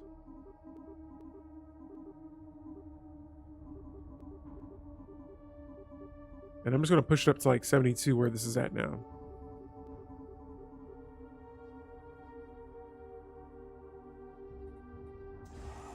So that is a lot of Corvettes right there. A whole lot. That is about, I can't tell because I think this thing is kind of messed up. Over 30 Corvettes are on the way. All right, so improved production. I got to go for this one next. It's going to increase upkeep for jobs, but we get more resources from jobs. It's a little trade-off there. For engineering tech, let's see. We got a couple of options here as well. We could go for, advanced habitats. That's the tech that we just saw from that Ascension perk that we selected. And the Vagrosian Ruins is back. And this is a new excavation once again. Kitty saw a public square. Packed inside it were thousands, if not hundreds of thousands of people.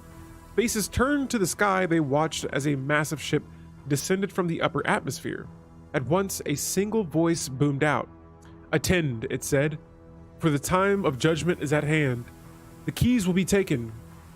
Here you shall remain until the end of all things." The cries of the people were deafening. In the midst of his vision, Keates understood that his world had been abandoned. Their masters, an off-world species of unimaginable power, had found his people lacking. The keys and the stable wormholes they produced were all that connected his world to the wider galaxy.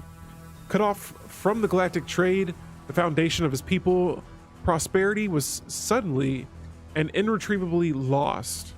And so that is a severe punishment. Apparently there was some kind of like higher being on our Paragon's planet. They were helping them and then they left. And so that is a severe punishment. They took their keys from them and he only had a fragment of it. Wow. And so that's pretty unfortunate for our scientists here. I personally feel like we should have the opportunity to have have food districts on our habitats, but I guess Paradox made a balancing decision on it. Yeah, like, you know, growing food like in what's the name of like growing food in a, not on like a farm, but like in a kind of like a greenhouse? Like what would that be? Something that's not on Earth at least, or is on Earth. Like imagine like a farm on a satellite. Like what would that be called? Hydroponics. There we go. I couldn't think of it, but thank you, Maniac. That was the exact word I was looking for. You can have hydroponic buildings, but no food districts on habitats. Yeah, the hydroponic bays, you can put those on your bases, and of course I pull up the one that doesn't have one. like this one here. Hold up, y'all.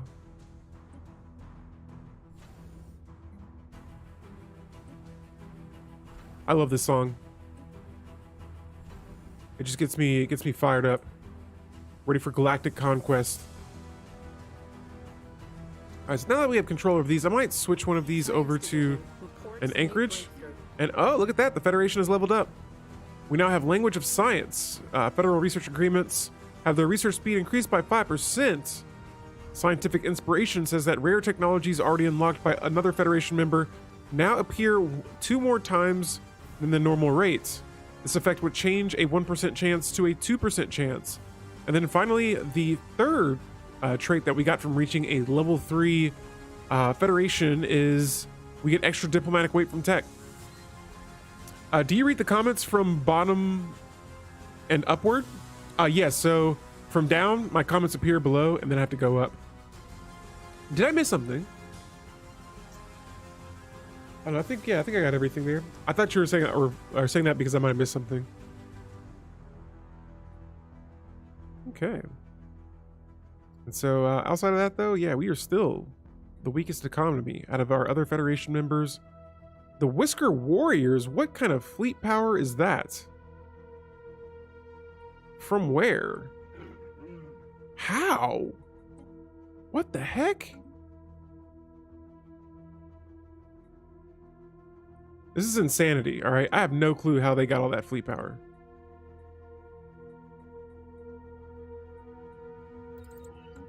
I should have used the Federation to declare war on those other guys here, but these guys still hate us a lot. And I actually want to see how. So it's mostly because of the hostile first contact, the opposing empire claims.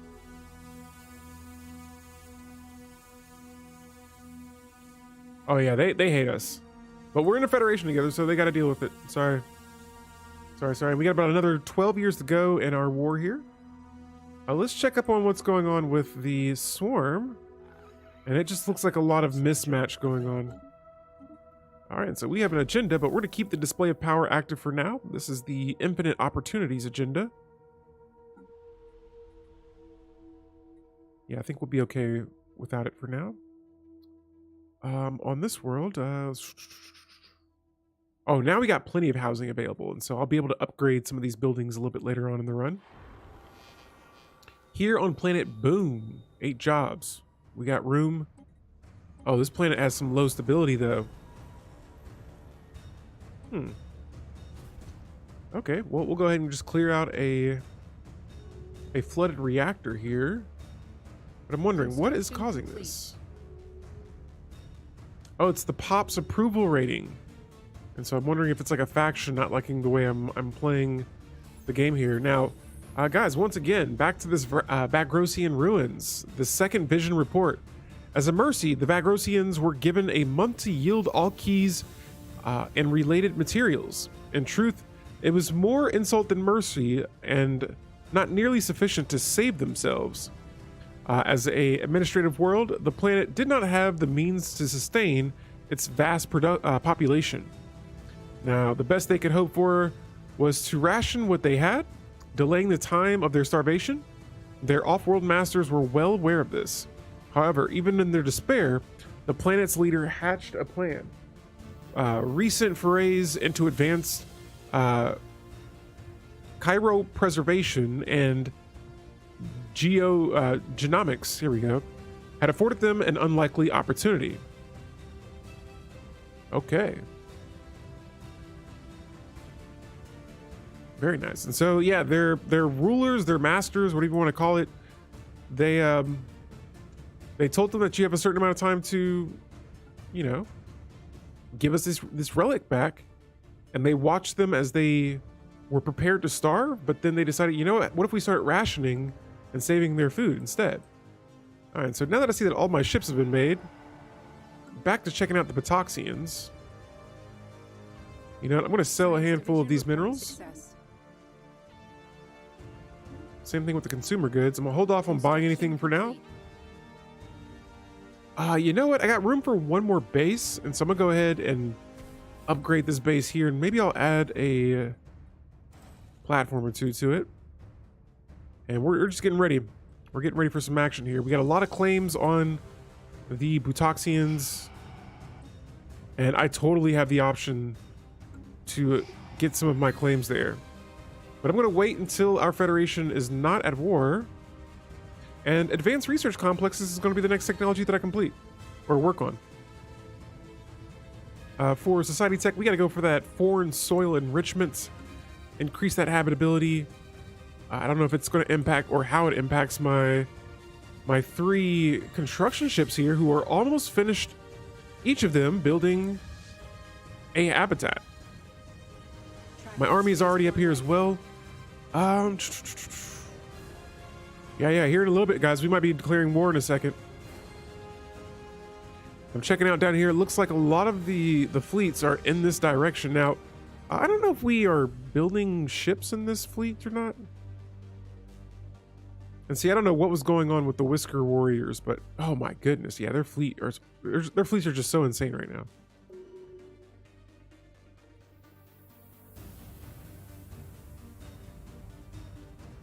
Oh yeah, so we're definitely going to vote on the centralization being set to medium. It has passed. Let me get a level for my ruler right now. Let's see here. I got to go for the fertility preacher ×2, increasing that food output even further. But cool, just to keep us out of a food situation for a while, especially while we're getting ready to colonize all of these other habitats. And heading back to this Federation, we're now at a Federation Centralization Level 2. And so this is going to open up some new things. Some laws are locked and require increasing the centralization to unlock them. The Federation must first level up to gain access to higher centralization. And so now we can have the fleet contribution be set to low. And I don't care if the other members of the Federation don't like it. I do, but it looks like they won't support it. So we'll say no for now. Let's see here. Vote wake is equal or set to diplomatic. Let's see what everyone else in my Federation's diplomatic weight is set to. In particular, I'm looking for the Whisker Warriors. Oh, they have some very high diplomatic weight. Invite members could be a majority vote or a unanimous vote.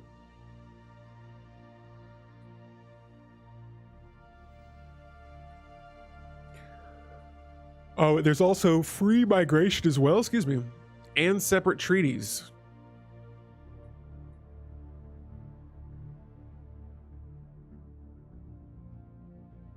Okay. So outside of that, the Federation is growing a little bit stronger, but I kind of feel like I should have attacked them when I had the chance. But we'll use them to help my empire get a little bit stronger here in a moment. And so we've uncovered a insidious plot from our allies.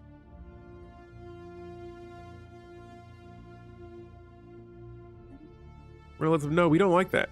You're one planet empire. Oh, they have 5 planets now. Yeah, I was kind of hoping they would lose this war. I'm just not really sure what's happening just yet. It looks like they are currently meeting up right at the border here. And holy moly, it is going down. Oh yeah, and so that's going to be a win for them. If they win this war though, either way, I'm going to be getting ready to attack the Butoxians. And we have it. Our first habitat is complete.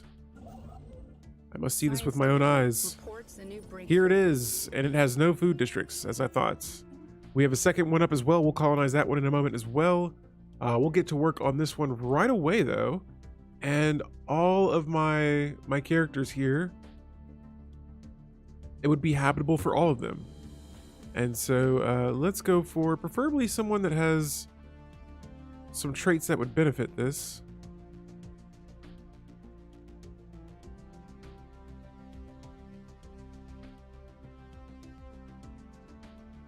Man, these relic species, the Vats Naka species, I kind of like them. I also kind of like my humans still ruling everything. Yeah, we might just stick with the humans for now. And so for our first world, I'm going to do a few rolls here. Make it something easy. Lockney, our first habitat. And there are no planetary features because this is a habitat. And here's our second one, Olympus. I actually kind of like that. And same thing here. Oh, come on, let me keep Olympus.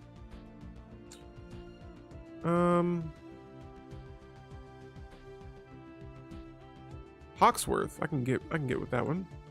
Cool. And so 2 habitats are soon to be colonized here. We should have another one here in just a moment. Skywatch has sighted a spaceborne life form. Have they now? And we're gonna go ahead and get our next 2 technologies selected. The Vengalarian Triumph has reached out and they say, please note that the may contain traces of Vengalarian waste. Stickers only indicate that a product is produced in facilities that also handle Vengalarian waste, not that the product itself is Vengalarian waste. Show me your wares. And so they're going to offer me a contingent of Vengalarian Triumph Cells technicians. Stationed across the star bases of your empire, they will adjust upward. Gel's competitors would say artificially inflate the trade value of all systems. All of this at the low cost of 1,200 alloys. I want to say deal. And this is going to increase my trade value. Wonderful. And there we go. The third habitat is up. Before we look at that though, let's look at this next excavation dig site for Kietes. We're finding out about his origin, and it says that as the Vagrosian survival plan was set into motion, the pod containing their would-be scion Kietes was launched into space, and with it, a fragment of their last key, broken into 4 pieces and sent across the galaxy to avoid detection. Now, Kietes was born without parents, the product of genetic engineering. Encoded within his very DNA lay the memories of his people. Upon his maturity, contact with the key would allow him to access these memories in the form of visions. Now, alongside this plan, the planet's leaders ordered the construction of thousands of chirostasis pods and the giant underground space to house them. There, the brightest Vagrosian minds could sleep, awaiting the Scion's return. And so they had until the chirostasis could no longer support their bodies. Minds reduced to data, they waited until their Scion, waited for their Scion inside the throne. Okay. And so a tragic end here, but I think the dig site is continuing. Epic. So we got 3 habitats on the way in my home system. Next up, let's go ahead and grab one of these construction ships. And we're going to start building a hyper relay once again.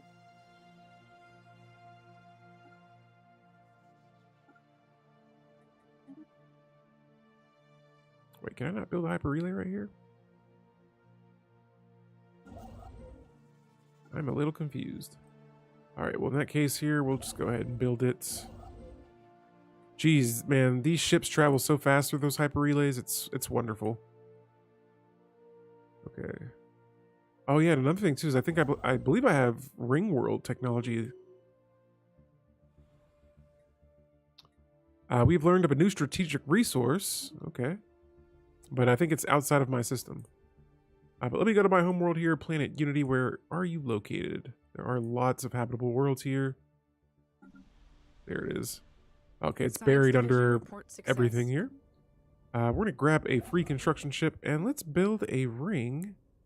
I need more alloys, so we'll wait a little bit until we do that. And rail gun technology is the next go-to. Our pioneers have made planetfall. All right, and so already we have begun colonizing Science Division 2 habitats right away. I forgot they were so close to my homeworld, so that was very fast. And habitability is the next tech. We got some bonuses from that technology we just completed. The living state could use some more unity here from the one faction that we are supporting. And speaking of fleets, man, this is the first fleet that we have that we've fully completed. And that's going to cost me a lot of alloys to upgrade all of that. And so I don't have a lot of resources either. We're going to hold off on upgrading ships right now. Let's check out the Batoxians again. Their fleet power is still slightly superior to us. Let's keep our game going. We got this war still going on over here with my Federation allies, and we're going to let them continue to do their thing. And with this next fleet, I think I might just go with bigger ships instead. And so if we go back to our fleet management, Science Division report success. The Strike Force Einfeld. And so right now it has 1 cruiser and 5 corvettes. We're going to build these once we can. I'm probably just going to add the bigger ships for... Oh, we got battleships now? Let's go. Science Division reports a new breakthrough. And so let's head over to our ship designer here, and we're going to customize a battleship design. And already it has mostly gamma lasers. And so again, if I ever see like a design, I try to switch it up a little bit and try something a little different. So we're going to add a extreme weapon to this thing. And for the broadside core, I'm going to add pickets and then maybe another large weapon for it. And so this will have the particle lance is a energy and artillery weapon. And I think I might go for autocannons. Let's give this one a try. Autocannons will go for a flak battery and a guardian point defense. And then for our strike craft, we'll go for advanced strike craft. All I'm going to do here is auto-complete the rest of the design. And this is the second version of my ship here. And so yeah, if I have laser weapons on one ship, I'll put kinetic on the other. And then if I just want to keep on changing all of those up, then I will. But yeah, usually I just like to have 2 different designs for my ships here. Now for all of my defensive platforms, these I would like to have maybe a few lasers on them. And I'm going to just save this over the design that we have for all of my star bases. And they'll all probably need to be upgraded, the ones that have defensive platforms on them. All right, so we're keeping our game going. It looks like I don't have enough alloys to do that just yet. And so, geez Louise, I'm getting a lot of technology here. We'll keep going down the Ripper autocannon technology. And for physics once again, let's go for the plasma accelerator. We'll give that a try as well. And so, oh, my admiral here has a veteran level. And so as always, we got 3 options, and I think I'm gonna go for military build cost instead. There it is, he's leveled up. I have another governor. Let me see, what world are you governing? Is it Planet Unity? It sure is. And so he has the waste management specialist, the environmental engineer class, and the architectural interest.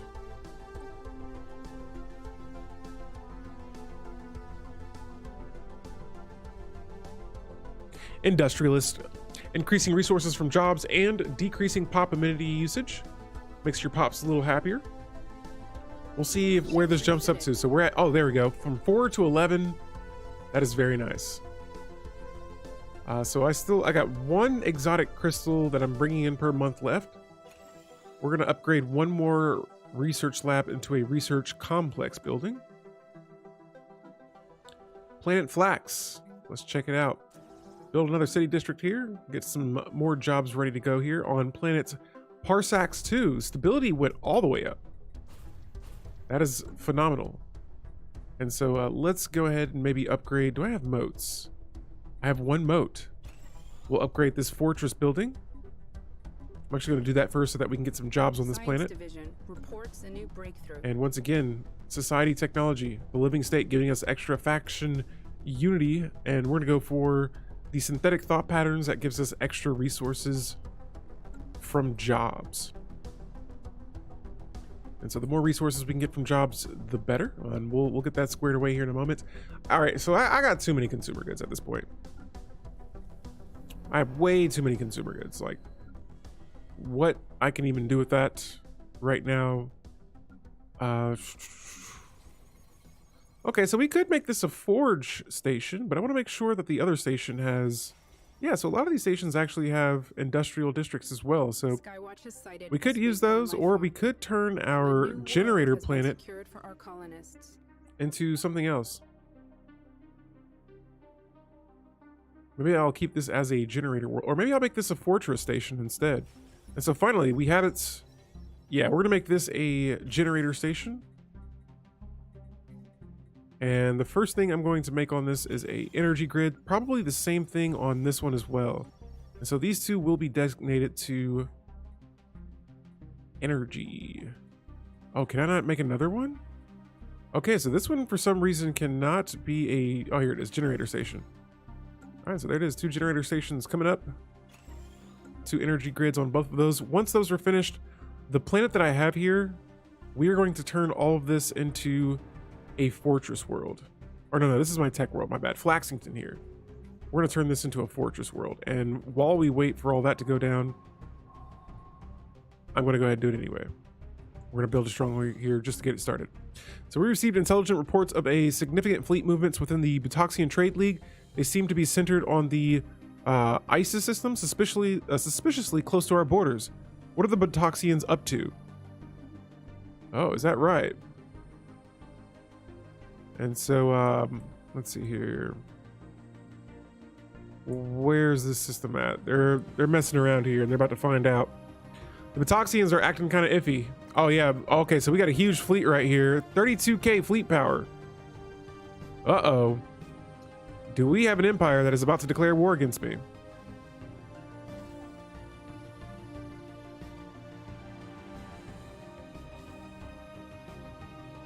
Let's go ahead and move our fleets up there.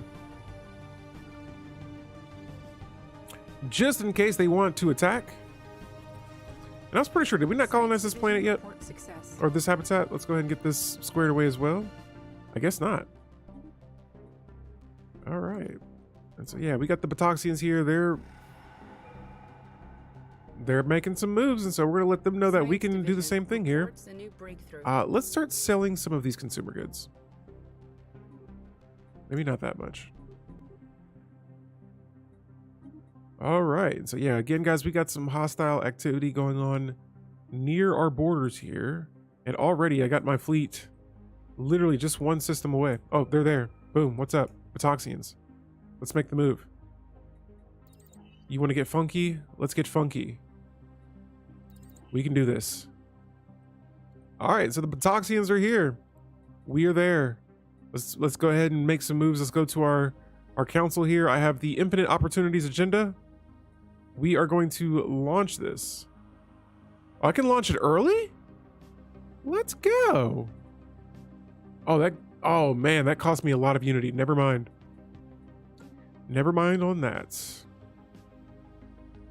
32.9k versus 63k. We could squash that army right now if we could. Monoway, how has the new DLC affected the game overall? I think in pretty good, in a pretty good way. I think the leaders are more important. Oh, sorry guys, my camera died for a second. I'm going to turn this off for a moment while it warms back up. But yeah, I think the changes have been pretty nice. I feel like I've already adapted to them. I like the new kind of like more story-based leaders, like your renowned paragons.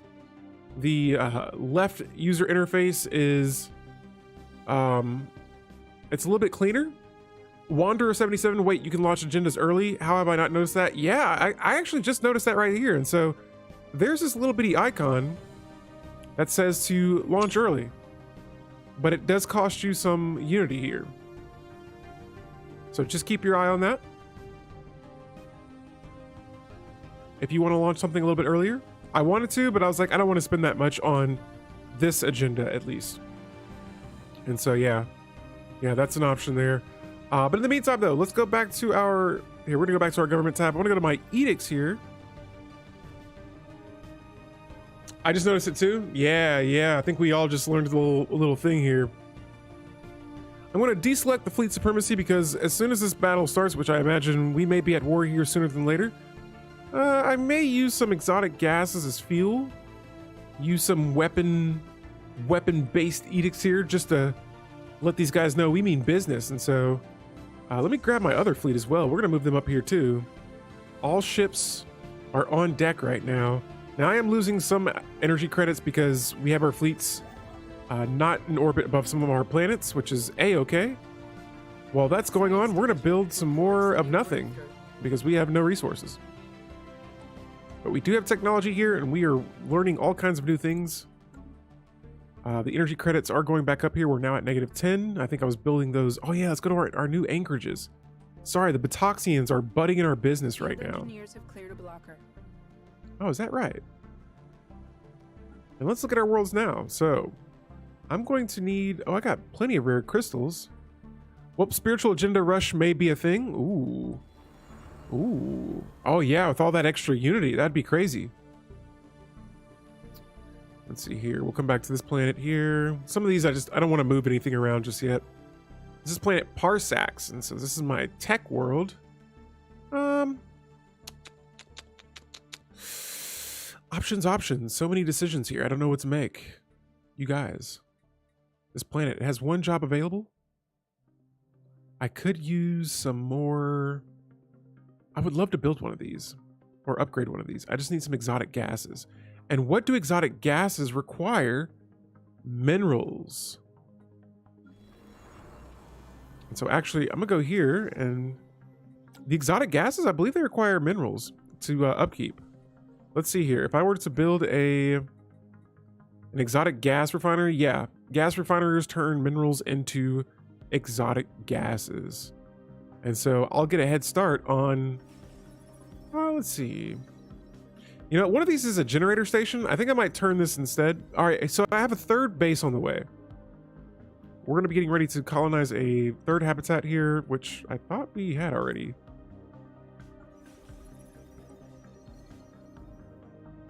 Oh, the planet already has a planned colony. All special resources require minerals? Yes. And so that's right now I'm trying to set myself up so that by the time I have those, we'll be good and set to go. I won't have to then build mining districts here. And so here we have some low amenities. We also have some unemployment and little to no housing. And so we'll build two habitation districts in this case. And let's jump over to, yeah, so this is still my generator district. Where are those exotic gases? Here we go. We'll go ahead and start building a exotic gas refinery for now, just to get those special resources up so that I can upgrade some more of my buildings in the future. And since this is going to be a generator world as well, or a generator habitat, we'll do the same thing here. And so this might cut into my minerals just a little bit, but if I go back to one of our worlds here that has, let's say in particular let's say this world, Parsax 2. This planet has one mining district available, one job available as well, and so Pops will probably be jumping to those jobs instead. We have a technician job open, what? But yeah, we'll stay ahead of the resources before they drop down. Now, the Vagrosian ruins, guys, we have fully excavated this dig site here. This is the last of this situation. This is one of the new situations from our legendary scientist Keates, and it says that so as to not squander their sacrifice, Keates once more sat upon the Scion's throne. This time, it proved a shorter and less dramatic affair. The memories of his people entered him with the tranquility of a flowing stream. With his ancestors' knowledge and memories in hand, the excavation was shortly concluded. Keates' next course of action is to process all the obtained data and then report back. And so we say good. We await his report. And we'll see what he says in the next 15 to 45 days. And so Keates, he's been a busy scientist this run, and here he is. Why is his head cut off of this image? I do not know, but it says that Keates' shoulders are slumped, his usual vigor diminished. It would seem recent events have taken their toll. Still, he wears an easy smile. I have my answers. They may be bittersweet, but I am glad to know them. And so we say, yo, you gotta tell me something about this. What's going on? So I could say, you do your ancestors proud, and that'll increase his leader lifespan by 25 years. I could say, and now, what will you do? He will get a 25-year life bonus, or what, 25 years to his life? Oh, all these give him that. Oh, actually, hold up. So yeah, let's go back then. So if we say the first option, he'll get the ancestral inheritance trait.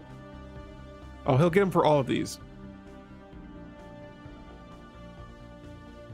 Oh yeah, that's what I thought this was at first. We have Marauders in this game too.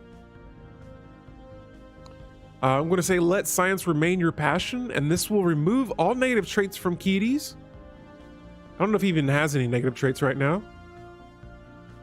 I could say our fleets will need you, and he will gain a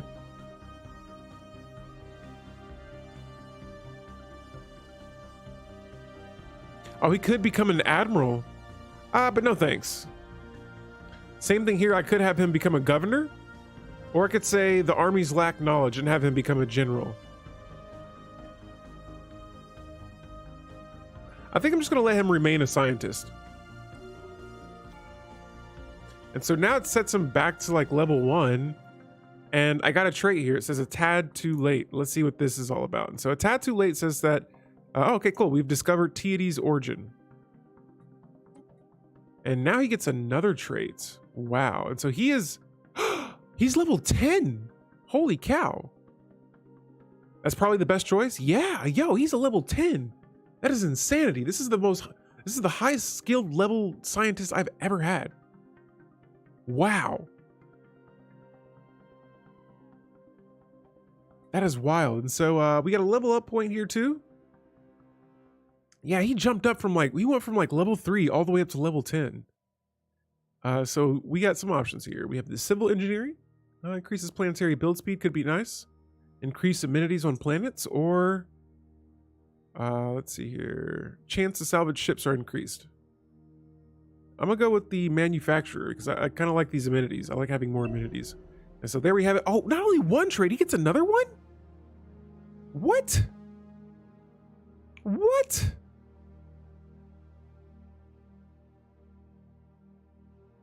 Oh my goodness. Oh my goodness. And so yeah, I'm just gonna go with another. Oh, this is while I'm assisting research. I'm pretty sure I had an assist research modifier.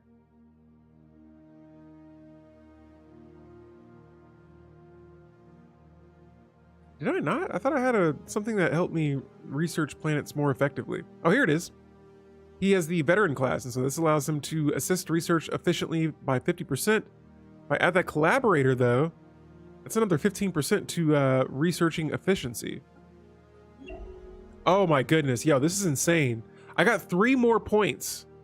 3 more trait points for this leader. I am very giggity right now. Just forget the science ships he's in on the front line of a war. Oh, yeah, I'll be sure to make sure I usually use my science ships after that to, unless they're researching debris, but I'll have them assist in research for a while. Jeez Louise. And I'm just gonna have him keep going with collaborator and manufacturer. And so now I have a destiny point. This is like Christmas.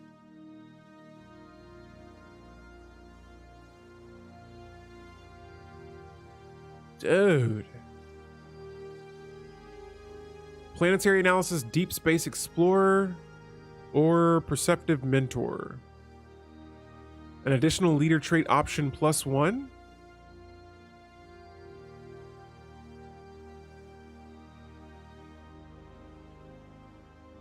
I'm gonna go for this since it gives me more of these society points from researching planets with certain amounts of districts. Here we go. So another trait. Let's see. Research. That's 3. I'm going to jump back and forth between manufacturing and collaborator. And I got one last one. Holy moly, guys. Let's go for the 40 amenities. All right. Let's just make our pops super happy.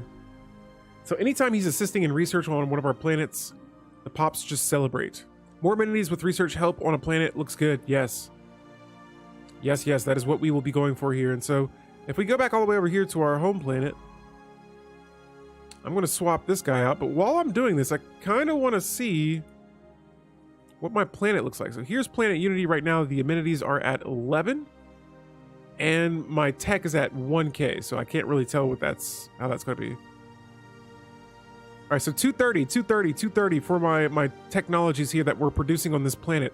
We're going to see what happens when I switch my scientist, and we're going to assign the legendary scientist here. And so now, there we go. Holy moly. 273, all that went up. That's because of our districts. Each district we have, it adds more tech points through my scientist.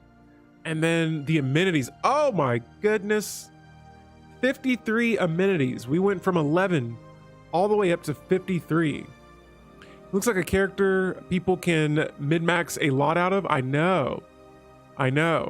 He's kind of solid. I know he's Bill Nye the Science Guy times 5. Okay, so while that's all going on, let's go back to our habitats here. I want to see what we're looking like. I was pretty sure, yeah, we got these exotic gas refineries on the way. Habitat Hawksworth, looking okay. Trocknet here. This is going to be my first fortress habitat. Have I seen the new Oracle? I have not seen the new Oracle. Field engineers have cleared a blocker. But I would like to see it though. I would not like to have it spoiled. So if you're going to tell me about it, preferably wait after I've already tried it. But if it's good though, let me know because I'm curious. All right, so construction templates. This has got to be my next technology. It's a rare one at that too, and adds a lot of planetary features to my plants through technology. Society tech. Next up, we're gonna go for colonial bureaucracy. Yeah, and so this is like my first run in Galactic Paragons. And if you guys are just now following me for the first time, or if you're just now seeing this channel for the first time, I do have a Twitter page where I update these playthroughs after each one of my streams. And so you can see that there, and we have a Discord channel where we are also, we talk about Stellaris, we talk about a ton of other things as well. And then last but not least, my YouTube channel there where you can, see some of these runs that I've done in the past. And so, yeah, in the meantime though, that was a crazy archaeological dig site there. And I'm so glad that this system here is not connected to any of the others. On top of that, it does have another relic world here. And we've already finished that archaeological dig site, and so I'm going to scope around here and see if there are... Reports a new breakthrough. I don't have any species that could really help me in that area there. But in the meantime, though, let's keep our eye on the Batoxians. Oh, and there we have it. We have a new habitat here. And so this habitat, I'm not going to automate it. I'm just going to designate it to a fortress station. And so this station is going to mean business. And first, we're going to start with 2 habitation districts. Then after that, we'll see what's up. We'll get that stronghold on here as well. All right, so back over here to society. We've been unlocking technology at a very fast pace here. And we're going to go for the effective bureaucracy next to increase that edict fund. Actually, I might go for the galactic bureaucracy instead. This looks like it gives me more bang for my buck when I unlock this technology. Yeah, here it is. Tronchet. This is another habitat that we've acquired, and it's going to be designated to increasing our fleet power. Now, our energy credits still looking a little low here, but boom, there we have it. A exotic gas refinery. And once again, yeah, the Pops, they want to be on this world. So let's go ahead and start building some more things here. And this is both of my generator worlds. Science division reports success. There we go. So we got another, we have our first exotic gas refinery, a reactor district, and then I should be able to build a mining building here. Oh no, I can't. Disregard that. All right, so for engineering tech next, let's go for that battleship hull points. For our relic here, oh man, this is just going to keep getting better and better because we can continue to just keep spawning more Pops on our planets.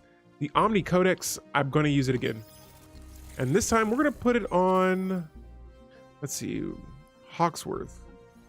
I don't know if we can afford to have 3 Pops on that habitat right now. But Planet Flaxington, this would be the perfect world for it. So there we go. Jobs have dropped down to 3. Let's see who this new Pop is. Okay, let's go to our species. I don't know if we're going to be able to see it here. And so I think it's the Hanfler. That looks like a newer species. Yeah, this ancient species is alive now. Unfortunately, they are weak. Angeti, I started playing an Empire a couple of days ago, known as the Godslayers, and tried to stack every attack bonus I can to the new leaders, and they are wonderful for that. Yo, that sounds kind of fun. Sounds like a fun. Is that like a some sort of determined exterminator type species? But yeah, here on Planet Flaxington, we just need some minerals, which I can definitely get my hands on. And we can upgrade our planetary capital building. So there it is. And we have more pops on this world as well. That's going to increase some stability. We have entertainers. Crazy that the researcher job's not being worked. I feel like that's usually a go-to job for pops here.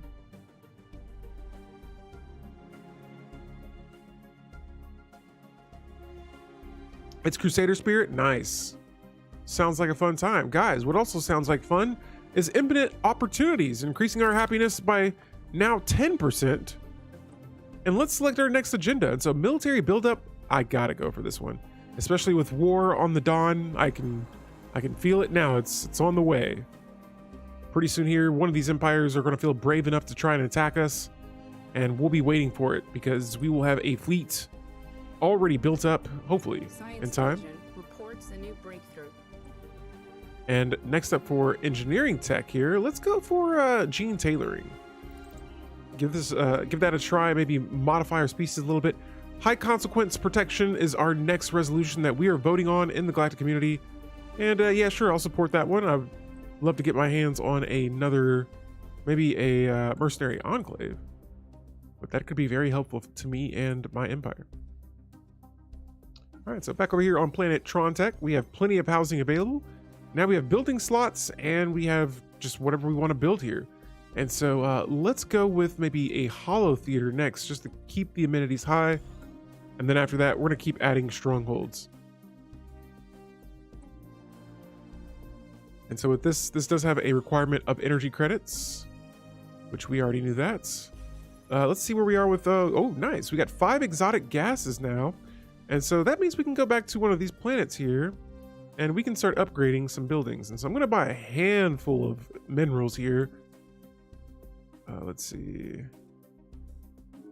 There we go. So I bought about 5,000 minerals and we're going to use that to upgrade some of these research labs that we have right now. And so since this world is very tightly packed, we're going to get some jobs here upgraded first. Any worlds that have, yeah, like this planet here, all these research labs we can upgrade. Boom. So that's like 4 research labs right there. Planet Flaxington. Yeah, they have jobs here. So that should help my first 2 main planets. And again, we are just going extra heavy on increasing that that technology throughout this entire game. Now back over here, I'm going to reach out to, not you guys. You guys don't have a good economy. TechNet. TechNet are our friends. And we want to offer them a trade deal. Let's give them something. Let's see how much they would be willing to give us alloys wise. Holy moly, 15k alloys right there. And let me see what you guys want. What do you guys want? Didn't you want food last time? Okay, I guess 1,000 minerals wouldn't hurt. But what about that food though? Nope, they don't want food anymore. They're like, hey, we still got the last food you gave us. All right, how about, oh, they don't want consumer goods either. Okay, okay. Little picky eaters here. Let's go with, man, I really don't have a lot of any of this stuff, honestly. So I might have to cut down my cost here.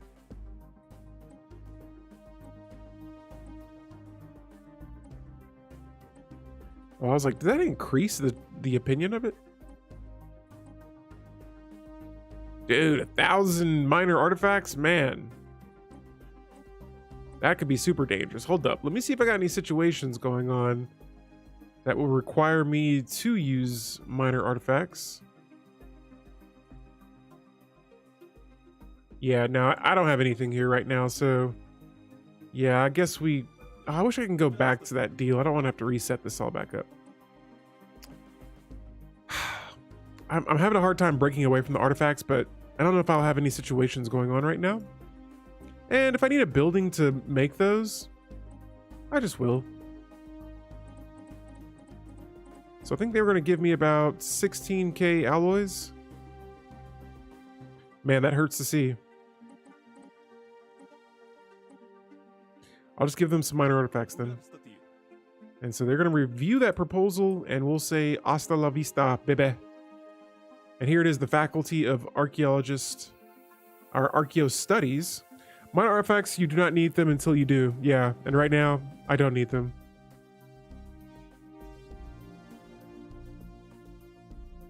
But yeah, we're going to go ahead and select the collective self. This is going to give me an extra leader, which could be very useful as well. And there we go. We got 16K alloys. Phenomenal.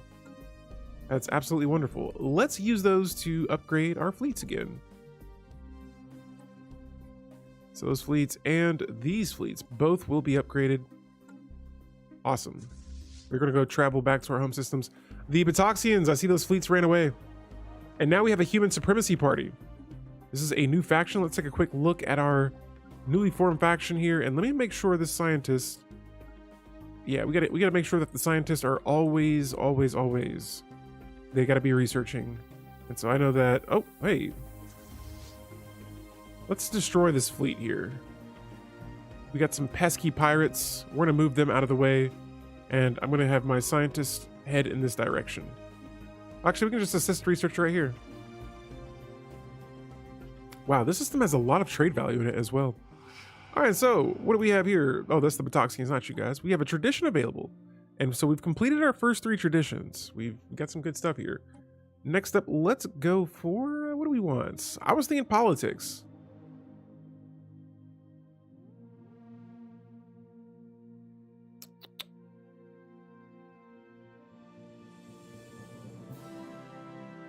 Yeah, I think I might go for politics next because I want to make some noise in the galactic community. I feel like we're not there yet. We're not making enough noise. And so it says here that the galactic stage is set and we intend to have the leading role. Now this unlocks an agenda for us, the pioneer politics, that gives us 1 envoy. And it says that envoys assigned to the galactic community now produce 0.1 influence. And then we'll look at what the finisher effects are when we finish that. And so now we have a new council agenda, but we're going to stick with the military buildup for now. I just want to see what that agenda was. And so I think it was here. It is Pioneer Politics. This will decrease Galcom resolution action cost by 5% and the veto cooldown. And so this, maybe late game I could probably use, but right now, probably not so much. All right, and so now that we got a few of those habitats made in our home system, let's get another wave of those up as well. Or better yet, let me get a ring world around this planet, or orbital ring. Ships refitted. And so any worlds that I have that are colonized already, or if there's any planets that don't have habitats over them, we will definitely be adding these. So I think that's all I'm seeing for now. Oh, I see a little small planet here. Oh, it can't be made over a moon. Okay. Fleet action underway. In that case, then we're going to head over here to this next system. This is right at our borders. Report success. And I prefer the system to be a little bit more defended. And so those habitats, we'll use those to help us defend our worlds here. The collective self has been completed as a technology. And so now we have a extra leader spot and an envoy available, which we'll take a look at those in a moment. Let's go for more edict funds. The effective bureaucracy technology we will research next. And look at that, 2K. We're at 2K science right now. Science division reports a new breakthrough. All right, so back over here at our factory world, we still want to keep these industrial districts. We want to make sure those are still being made here. And so I'm going to make 2 of those now. Actually, you know what? I take that back. We're going to make 1 and then 1 mining district here. Because we want to make sure that we're keeping up with the rare resources. But next up for engineering tech, let's go for, we got options here. I'm going to go for the advanced railguns and centralized command. This gives me 2 extra max occupation garrisons. Soldiers will be increasing naval cap, and it looks like we found some sneaky systems trying to sneak into my borders. That's a no there. All right, and so yeah, outside of that, we got going back here to Hawksworth. This is one of my habitats. You're gonna upgrade that factory relic world into a Cumanopolis when possible. Yes, that is on my to-do list. I need technology for it, so that's one of the main reasons I haven't done it right now. Yeah, but back here, let's see. We still have enough exotic gases. This planet really has 1 job available. Let's increase some happiness on this planet. We'll go with those amenities and add a holo theater. Pretty sure all of these habitats could probably use another theater or something like that.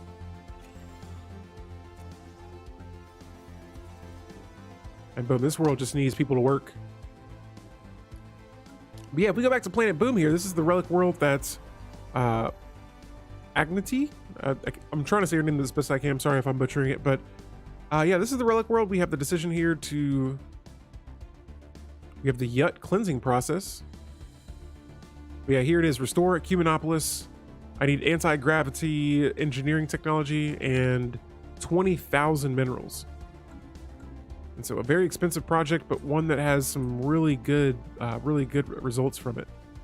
And so going back over here to my fleet management, yes, we are now sending our ships back to upgrade or to be upgraded. And before we send them back, we're actually going to attack this protected world right here. And so let's get all that situated. Let's check up on the Batoxians and see what's going on. Their fleet power is just only superior to us right now. That's a-okay. And so let's get some more resources through tech with the efficiency of scales technology. And after that, we might go for Marauder missiles. I usually just do clerk jobs on habitats for trade value jobs and amenities unless I need unity. Nice. Nice, nice. I just gotta build what I need, man. I don't really play like a meta. If I need a resource, I try to go for it. And we lost 4 Corvettes there. That's no problem. But we destroyed 12 ancient destroyers in this system. And so that ring world is up for grabs here. Let's send a scientist over to go ahead and begin surveying the system. And I should have a construction ship. I do. We're going to move it over here to assist in building a starbase. Science division report success. All right, now let's go ahead and get our fleets upgraded. The Batoxians, I don't know what they were up to up there, but again, those ships backed off. And so, yeah, we don't have to worry about whatever they were worrying about up here. But I know they're pretty hot. Or they were much more hostile towards me. Oh, they still are. We have a pretty hostile relationship because I made a bunch of claims on their systems. Science division report success. All right, and now we can go back to my fleet manager here. And so my smaller fleet is now back in orbit. And this one we're going to use to mostly just go for... Oh, sweet, we got a orbital ring around my home world. So we got 10 cruisers here. That is going to be a very expensive build right now. And we're going to reinforce all of these to my ships. We'll see what that brings my naval cap up to. And we have found some more pirates. Target practice. Wonderful. We'll scope them out here in a bit. But next up for physics tech, and as always, we got new technology here. We're just going to go for the improved reactor boosters. You may want to build a starbase in the Kirsek for defense and get that trade value if you are not already. Copy that. I'm just kind of messing around, man. I'm not really like... I mean, here, what system are you referring to? Oh, right here? So, yeah. I have a planet in this system. And I got a base up. I don't have enough room here. I have 11 out of 12 bases made. But with these, I'm keeping the space open because I have an edict active that is giving me 2 extra starbase spaces. But, you know what? I guess we could go ahead and upgrade this one. Yeah, right now, I just added some defensive platforms to it. And so cool. We got some pirates. Let's see where these guys are located. Oh. And they're... Okay, they're in this, like, 2 system. 242 sets. Hut. We're sending a fleet their way, and let's see where this situation is located. Ooh. We'll leave B for now, but yo, we found a situation this late in the game. That's some good stuff. Also, Baron is back, and guys, I think my camera should be chilled out for now. Let's get this bad boy back on here because Baron is now leveled up. Looking pretty solid. Oh, I just turned my camera off. Let's turn it back on. There we go. All right, so Baron has a couple of traits here. Ooh, starbase upgrade cost decreased by 15% and defensive platform build cost decreased by 15% as well. The fortifier. I like this. This could probably blend in with unyielding as well. Unyielding might be our next tradition here after we finish the one we're currently on. And so next up, I do see that my food is starting to take a slight drop. Let's go for Nano Vitality Corpse. This is going to increase production from farmers by 20%. Keep our head over water for a little bit. And look at those energy credits. We got a lot of them. And you know what that means? Enemy contact. That means Science we, division report success. yes, we're going to offer these guys peace. But that means that we can build a much bigger fleet. These bastards. You've destroyed my ships. You pirates have made a mess of yourselves. I'm disappointed. All right, guys. So after you know what, some of these technologies I might just kind of skim through here so that I'm not repeating the same. I'm getting a new technology over and over again. But we're gonna go ahead and attack these pirates right now. And I'm gonna assign my governor or my. Actually, I have an admiral here. They'd be perfect. So now we have 2 admirals commanding 2 fleets. I have a renowned paragon one that has tons of traits, and honestly, seeing these traits stack up like this is so crazy. But the car swarm, I don't know who won or if anybody won anything over here.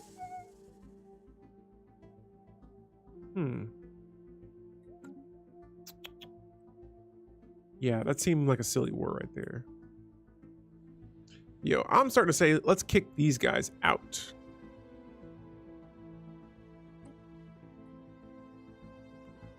I don't think the Federation's going to vote on this just yet, and so we won't be able to kick them out. I just want to kick somebody out and conquer them. I could get favors, but I feel like that'll take some time. You know what? I could probably make some trade deals. Or we could attack the Patoxians.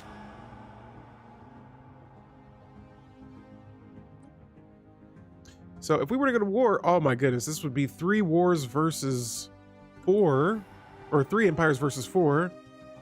And it would be me versus here. Let's see who's in their union right now. And so all 3 of these empires. And there's a little baby empire here, but let's wait until our fleets have fully upgraded here. We have, I can't even pull up. Can I see this? Come on, let me see how many I got. Please. Please. Let me see. Yeah, we just got lots of cruisers on the way. And so as soon as those are all finished, we may get ready for war against the Patoxians. I'm over the games. It's galactic beef on a whole new level. All right, so here we go. We got our ships attacking. Our hit ratio is a little higher than theirs. And there it is. A pirate station has been raided. And so this fleet, we're going to return back home. I think we might have took a couple of losses there. Wait, what's going on? Who are you guys? What the heck? All right, so we got some alien activity going on here that we're gonna need to clear out. And by the way, we got that food technology completed. So next up, let's just knock out this ancient target scrambler technology. Will I be using it? Maybe not right now, since I don't have a upkeep of minor artifacts. And what is this? This is more amoeba here, but I don't know if I noticed this planet that we have not surveyed yet. So yeah, right now we're upgrading ships. We're building ships as well. This is going to be big. We might have a big war ahead of us, guys. And so let me grab my science ship here. They're just going to have to hang out for a bit until we clear out the system of these aliens. And so I'll have them just go ahead and assist in research right now. The Batoxians have defeated a Leviathan. Well then, and the Boinkists are declaring us rivals. Okay. That's how we want to do this? All right, and so the Boinkist Empire is located where exactly? Right here. Oh, okay, I see why they're insulting us. I'd be mad if I was a little baby empire like that as well. All right, so for these remaining construction ships, I'm going to keep one nearby. That's there. This one is here. We're going to go ahead and get another habitat up. And speaking of habitats, oh, I can't build one just yet. Never mind. I believe we have a ring somewhere. Yeah, here it is in my home system. And so this is my first orbital ring that we have built around one of my planets. And we're going to go ahead and add either you know what, let's just go with more anchorages. An orbital anchorage. This will add 4 naval cap. And I will not be able to upgrade this until I complete the Star Fortress technology. But speaking of tech, let's go next up for advanced afterburners. And what is this? The Whisker Warriors want to kick me from the Federation.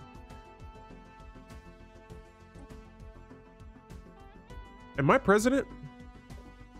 I'm no longer president. These guys are. Let me see what their fleet power is, because if it's not very high, oh, I'm accepting. Let's see what happens. Construction complete. They're going to try to kick me out, and I'm like, yes, do it. And they're like, what? You want us to kick you out? I'm just like, yes, just do it. Just kick me out of the Federation. And it looks like it didn't work. Reports a new How breakthrough. about those apples? Okay, yeah, so I'm still in the Federation right now. I'm taking my envoy off while this guy is in the Federation, and so I'm going to be a little petty here. And thank goodness we are voting on the same resolutions right now, because I am now going to assign my envoys away from them. And so, oh, that actually increased my Diplo weight by a lot.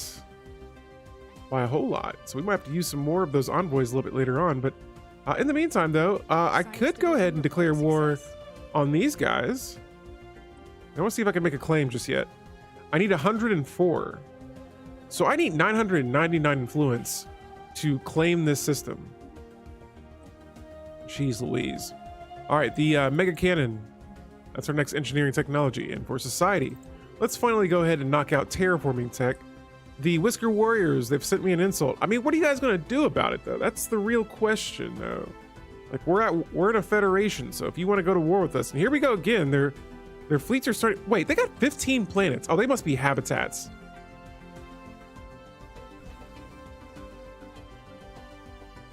Nah, I'm not liking this Whisker Warriors. They've once again tried to insult me. I'm actually gonna, can I close my borders to a, I can't. Oh man, I might leave this federation. I just want to squash the Whisker Warriors right now. Science division report success. And I'm literally unlocking technology like back to back at will. All right, so I'm going back over here to TechNet. What's up, guys? You guys got the alloys? Because I got whatever other resources you may want. So, oh, they don't have a lot right now. Okay, well, in that case, just let me get whatever you can give me. That's not a lot. Come on, man. We're trying to make some deals here. What's up? All right, so for special resources, I got about, I can give them some rare crystals. There you go. 300 rare crystals for you. What's up with the Galactic Farmers Market? Long time no see, guys. It's Commander Riker of the early years. Let's see here. We got alloys if you got the coin. Is that right? These guys have an overwhelming economy, so surely you guys have the envoys. Or the alloys, not the envoys. I'm sure you have envoys too. Yeah, baby. Yeah. 8,000 alloys. We will take that. That sounds like a wonderful deal. How about some consumer goods? They don't like consumer goods. Well, what about food? I know you guys get hungry. There we go. So we can squeeze some food in there. How about some minerals? Well, they don't care about the minerals, that's for sure. You guys seem to enjoy energy credits. There we go. We got a lot of these, but apparently you guys don't care about energy credits a whole lot either. Well, in this case here, let's check out... so, I mean, we do have the exotic gases. Do you farmers like your gases? Okay. Rare crystals, all right. So here we go, back to selling all the resources again, but for the sake of the Empire. Whoa, hold up. So earlier we mentioned that you either need the artifacts or you don't. Oh, heck no, you're not getting these monthly from me. They want them in bulk. Okay, and so that plus a few more.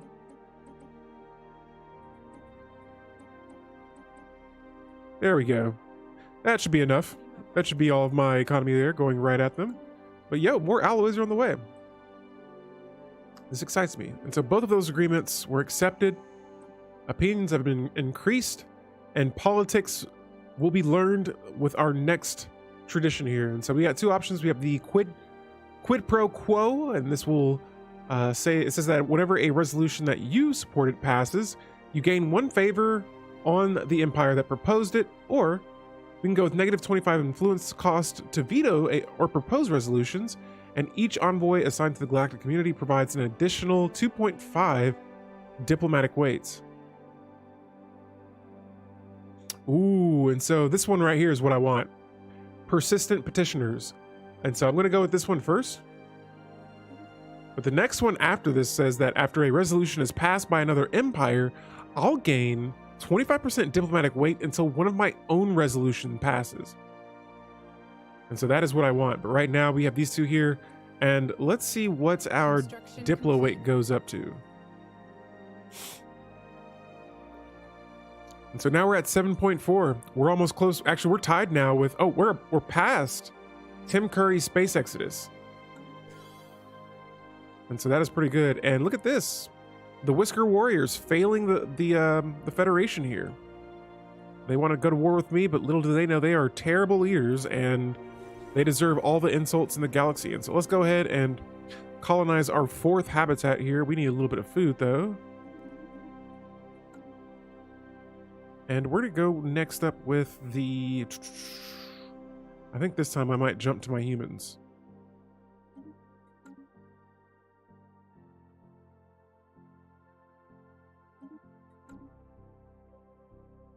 How am I lacking food? Oh, there we go. I'm like, what? I just bought like 1,000 food right there. How am I lacking? All these guys got some good looking traits. But again, I think I might stick with the humans. Here we go. So this world will be named Tindus. Tindicitis. All right, so let's check out some of these bases here. I want to make sure that a lot of these are, they have all their buildings on them. I see that one does not, and this one will be enough here probably to help us increase our naval cap. There we go. Oh, yeah. And so here, we're going to go to our government once again. I want to see how close we are. We still got 49 months to go until we can initiate the military build-up situation. Science Division reports a new breakthrough. We just got a new breakthrough. Nice. What do we got? Detection arrays. And so now we can detect, we already could, but now we can detect them with more efficiency. Any cloaked ships trying to travel within my system. Now, I got this construction ship here, and let's close out our Starbase tab. Hold up. Let's get our fleets together here. Let's go ahead and clear out whatever hostile... I think these are space amoeba. Oh no, these are the machines. Science Division. So we're gonna go ahead and have our fleets go there. Oh, and someone just built... The Galactic Farmers Market has constructed a gateway. Science Division reports success. Here we go. I gotta take those gateways off my game. I just feel like gateway notifications are just not... Actually, you know what? I could change the setting for that, but yeah, let's do that. And so if we go to escape, we go to settings, messages, events pop up, and let's find megastructures. Wouldn't that be a little bit closer towards the end here? Let's check.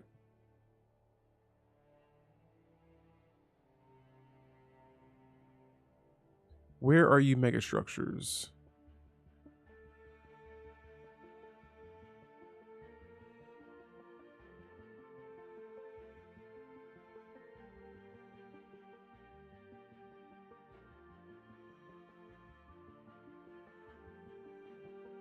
These are a lot of settings to mess with now. This is really cool. Because yeah, I know here towards the late game, a lot of those here. Oh, I can type it in. Here we go. Alien megastructure has been built, megastructure built, or megastructure upgraded. Now we're going for the alien one. This one we don't need the alert for. So we'll apply and close that because yeah, towards the end here, it's non-stop. Alert, alert, alert, alert, megastructure build, alert, alert. And so here we got our fleets in orbit. Action underway. Get out the way! And first contact is now over. Let's see here. And we don't know anything about the species, nor will we, because they were pretty much alien entities just floating around, not a empire.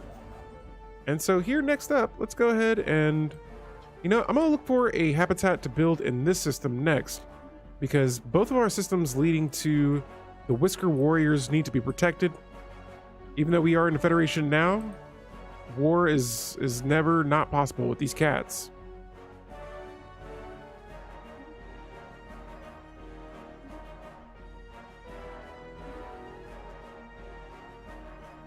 Uh-oh, and so we got a fallen empire here reaching out, and they say, Grand Marshal, we understand that your empire is home to an individual whose brilliant mind transcends the tragic primitives of your species.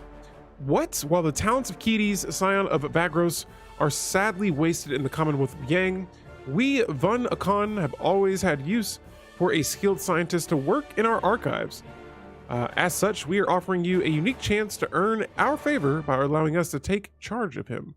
We already have a ship en route to pick him up, so you only need to say yes and everything will be settled. I'm sure you won't want to disappoint us, do you? And I'm going to say, no. Get lost. That is my Paragon. And that fallen empire is lame, okay? They just tried to take my... Not these guys. Where are you guys at? Was that you? Yeah, it was these guys here. This green species, they're like, yo, yeah, we got a ship on the way. Oh, so a scientist from the Batoxian Trade League have somehow established a permanent connection to a distant group of stars referred to by their astronomers as the L cluster that had previously been isolated from the galaxy. Now, unfortunately, this has in turn triggered an invasion of our galaxy by the cluster of inhabitants and aggressive nanomachines that attack everything on sight. They're emerging from subspace portals designated as L gates, and any attempt to communicate with them will have failed. In the wake of their passage through the gates, we have now detected emanating from the cluster they come from. Put the message on screen. And so the Batoxians, they now have access to the L cluster here. And here's the Great Tempest. They say decoding, repeating automated subspace transmission. Establishing a translation matrix. Alert, message is heavily corrupted. Attempting reconstitution of message fragments. The three message fragments partially recovered. All right, so part 2. Actually, I'm not gonna read through all of this here because I want to kind of make it through a couple of years of game. But let's see where this L gate was opened at. So we have a gateway there, and yeah, we have the cluster over here, but I'm trying to see where exactly. That's my wormhole. I'm going to imagine it's probably here then. So the once proud nomadic warrior culture of the Metalites is no more. Forces from the Batoxian Trade League have destroyed the last of the massive space stations that house the majority of the population.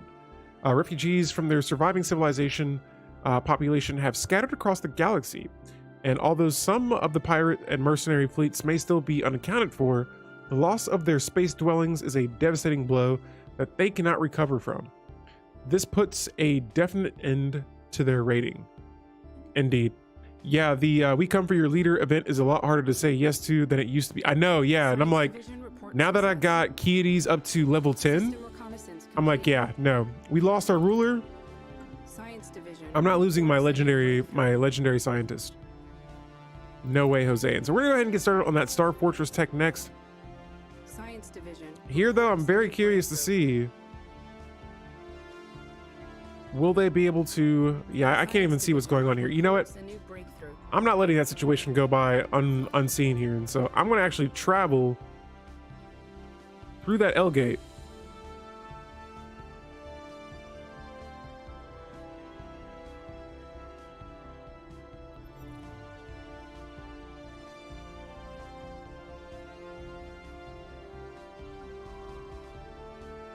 So I've activated cloaking on my ships.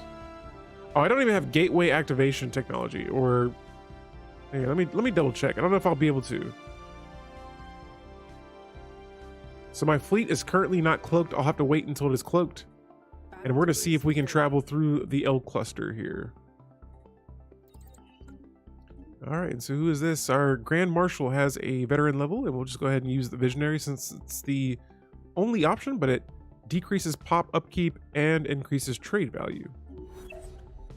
Sweet, sweet. And so she's leveling up further. And I think I might change her name here. Let me make her name a little bit easier for us all to... Grand Marshal, her name is Masalmith El Gaz. How about just... Mavel. Just Mavel. There we go. And so Grand Marshal Mavel here. She's taken the place of Theodore, who, bless his soul, he was a wonderful leader, and now he's dead. We had his funeral and his arrangements and all that, and now we're going to be building a new base here. And so here in the Nordax system, we have a archaeological dig site, the moon base. And what's happening as well is you guys may see this XP modifier going down. That's how I want it, all right? The Whisker Warriors are pathetic. They're president of the Federation, but they're trash, all right? They're trash. I can't stand them. We just now managed to relay our links, our hyper relays, to a handful of other empires in the galaxy. But yeah, those guys suck. Now whose fleet's bigger? Huh? And so yeah, I'm gonna try to keep the level low on this Federation because I've been wanting to leave it for the longest. But together, I don't know if I can beat all 3 members of this Federation right now. So I think it's a little bit better for me to stay there. I gotta get rid of this icon as well. Connected capitals. Let's go back to our settings here. Here we go, connected capitals. I'm actually going to turn that off because I don't think we need to see that many of those alerts. And let's resume our game. And so we will not be seeing this alert anymore. I mean, just the just being able to connect my borders, that's more than enough worth of news. We have a relic active here, and before I activate that, I'm going to get that. We got that technology complete. So we'll start another one in engineering, and I'm going to go back over here to our planets. And so I want to take a quick look and see what is all available here. I still got 5 exotic gases. That is juicy.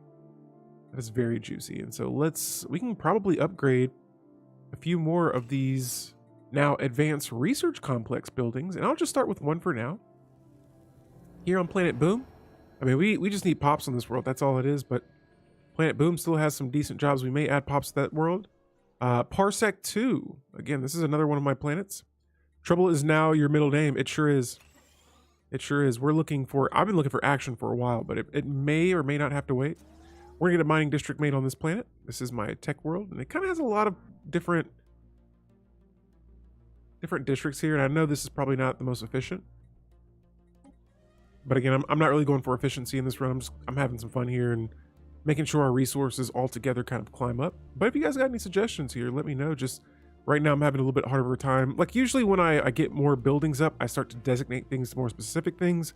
And over time, depending on how deep into micromanaging I want to go, I'll clean these up a little bit better. But here is my generator world, and I'm going to add just 2 more generator districts.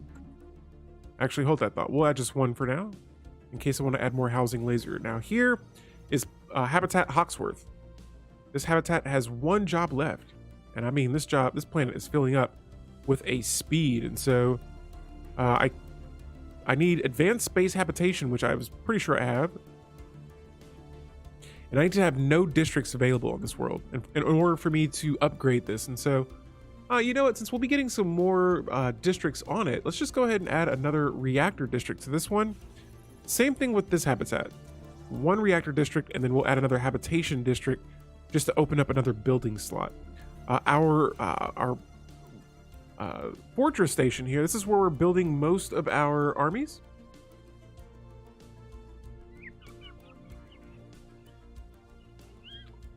Oh, so these buildings actually do have an upkeep of volatile modes.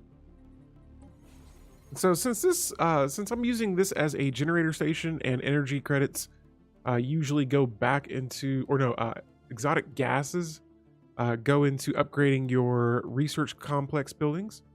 you'll want to have these here. And so what I like to do is when I have a, let's say for instance, if this base is designated to fortresses, I see that this base will require some volatile moats to, oh, if I wanted to upgrade this building though. Okay. And so I can still build these for now, just I'll need volatile moats in the future. This right here, the chemical plant building. And so for now, yeah, I'm just gonna keep on building these strongholds, and then you know what? So we could probably just add another 2 housing. Cool stuff. And so the habitats are all squared away now. Let's go to, I believe it was either, I think it was Planet Boom. Yeah, Planet Boom. Let's add 3 more pops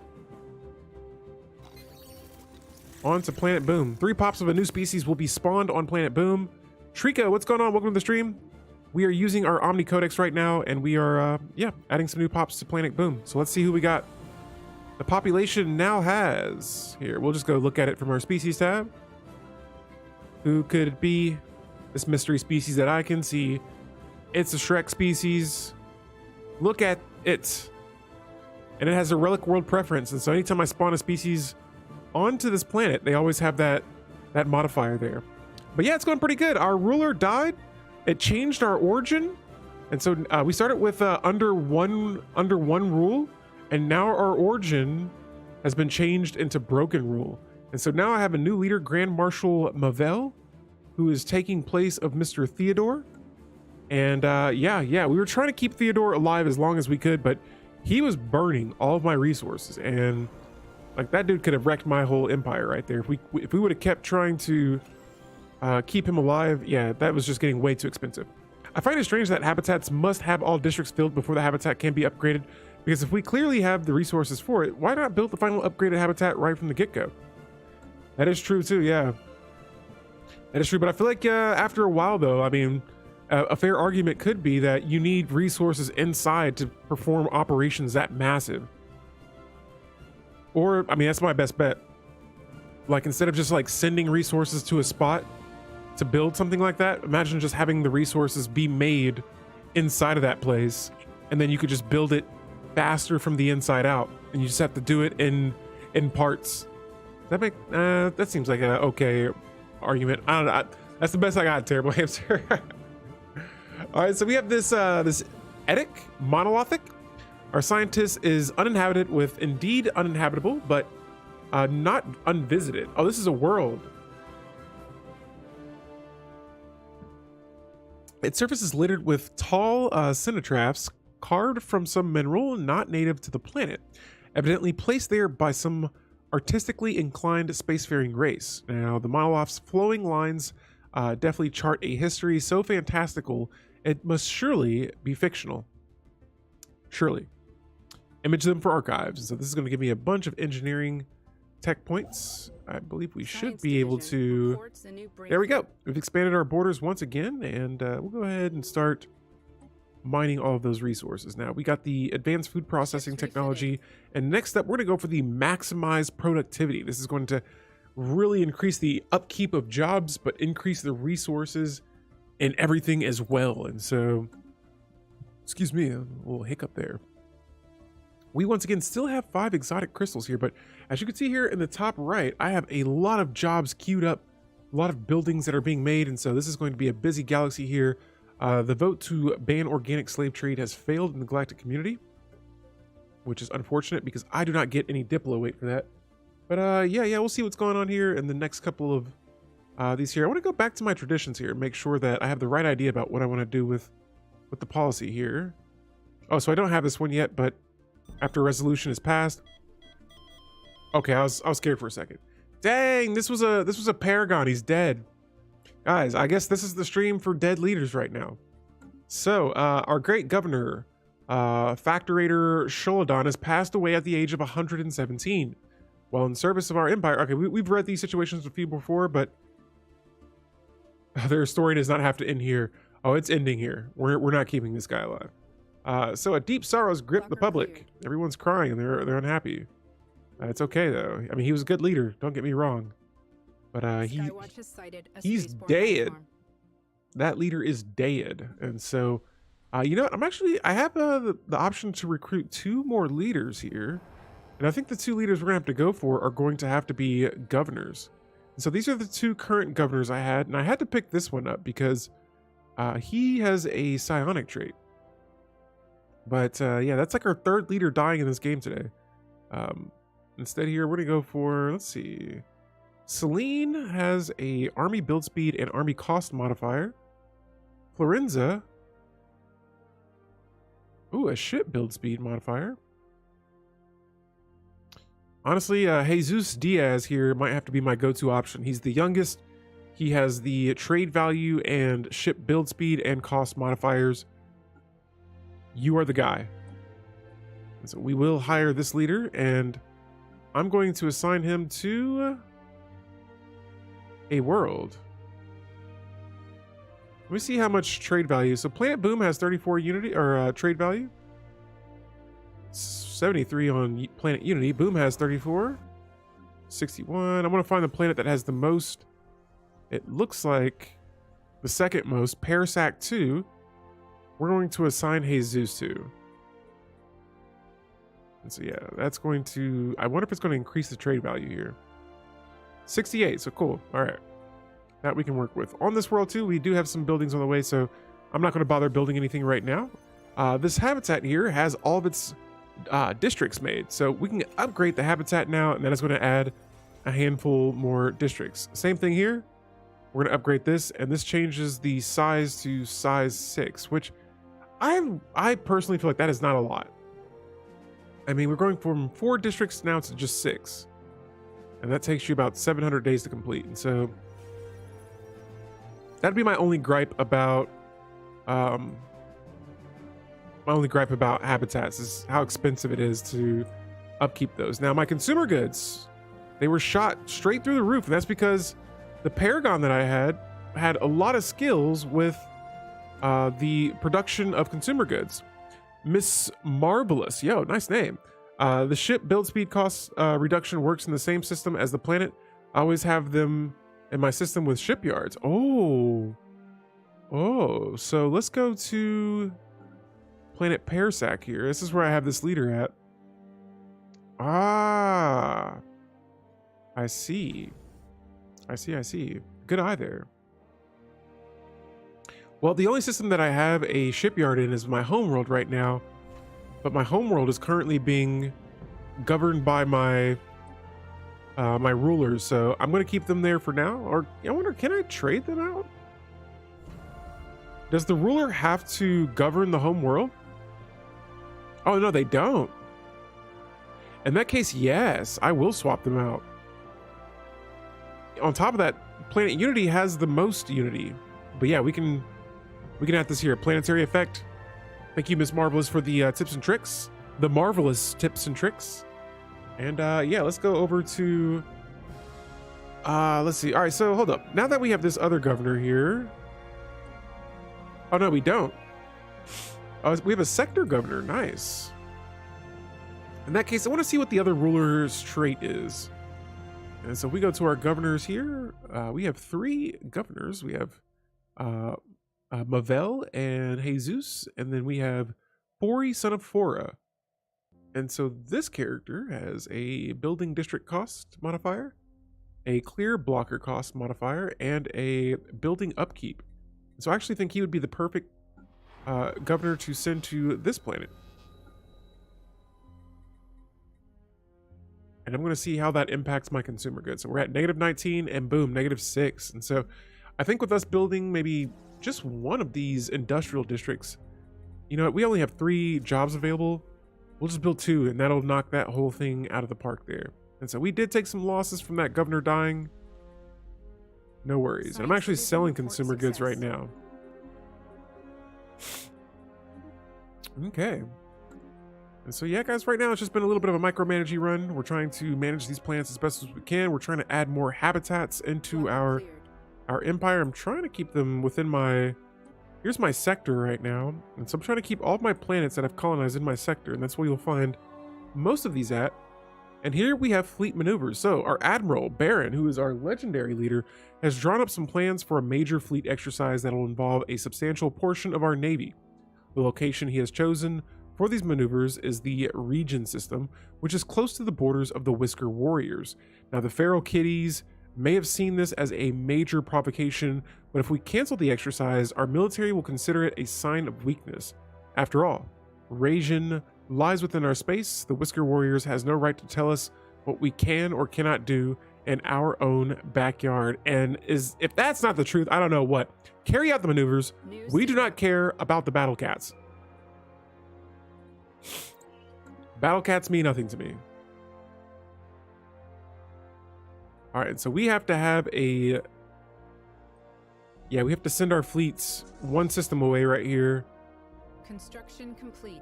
And they're going to research that project, but that's really just them performing military exercises. And so, yeah, we're not letting some cats, especially they're living on one of my planets right now. I wonder if I could declare war against you. I can't. It's not even an option. And both of us have been trying to kick each other out of the Federation for so long right now. Oh, so what's going on here with the Great Storm Riders? You guys look a little bit weaker than what you once were. And all of these Federation members are inferior to me. Hold up. Hold up. That Federation XP is dropping down as well? Okay, yeah, so the Great Storm Meridian Autocracy is the only empire I'd probably be worrying about if we were to go to war right now.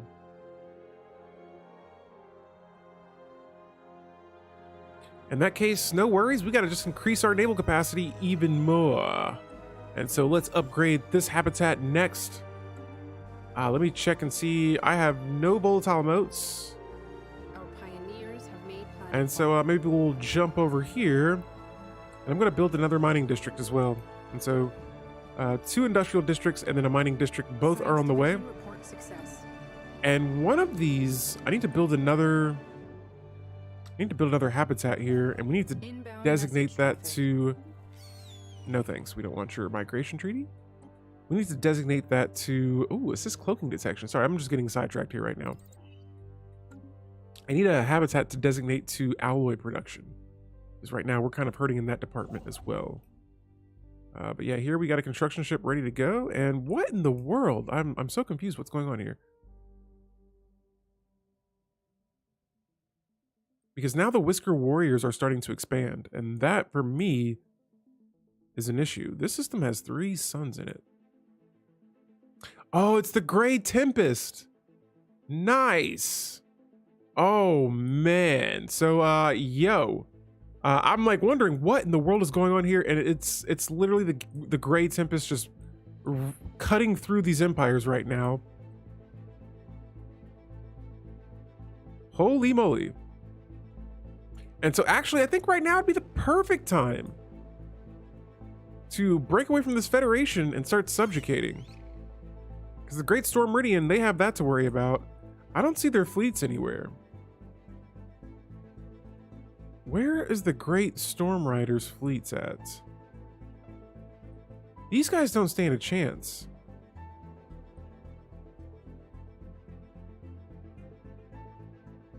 Yeah, right now I'm trying to figure out where my Great Tempest, ain't that the L-Gate event? Yes. So this empire over here opened up an L-Gate, and it looks like they attacked somewhere over here instead. And so, oh, look at this. The Whisker Warriors are already over there. They have a lot of fleets. They do.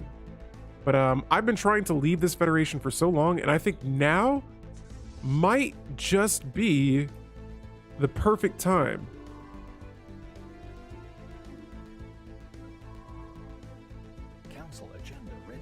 All right, so we got an agenda here. Oh my goodness.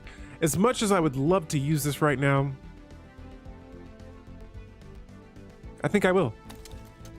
So there we go. The launched agenda for military buildup is underway. And for our next council agenda, ooh, I could expand the council seat again. What else do we have? The favored society was kind of nice.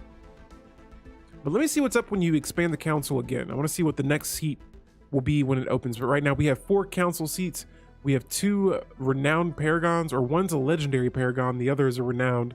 We have a new leader, Mavel here, the Grand Marshal. I don't have a lot of naval cap at the moment, but we can still go over here to my my fleet expansion or my fleet manager here. And let's see.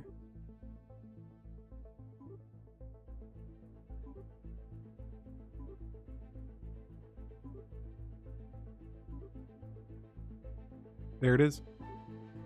There it is. A maxed out fleet. We'll see what that brings our fleet power up to, and then we'll come back to that. I play as hive minds. Nice, Joe Kim. How are you liking it? I think hive minds are probably one of the species that I've played the least with. Reports a new breakthrough. And so we finished that military exercise now, and I'm thinking, yo, where is the Great Tempest? Yes. They're just causing all kinds of chaos here. Guys, we are making a very, very drastic turn right now in this run. I'm about to leave the Federation. All right, they're holding me back. They're holding me back from greatness. And so I'm grabbing both of my fleets right now. We're gonna go ahead and upgrade these before we send them in there. I want these guys to be just decked out and fresh gear, ready for action here. Also want to make sure that my resources are on track here to support this battle that's about to go down. And right now I need some alloys. And so let's go to, let's just go to Planet Flaxington. We'll just squeeze one of these on here. Excuse me. We'll get that made. And for the rest of our planets, oh, these are all being upgraded right now.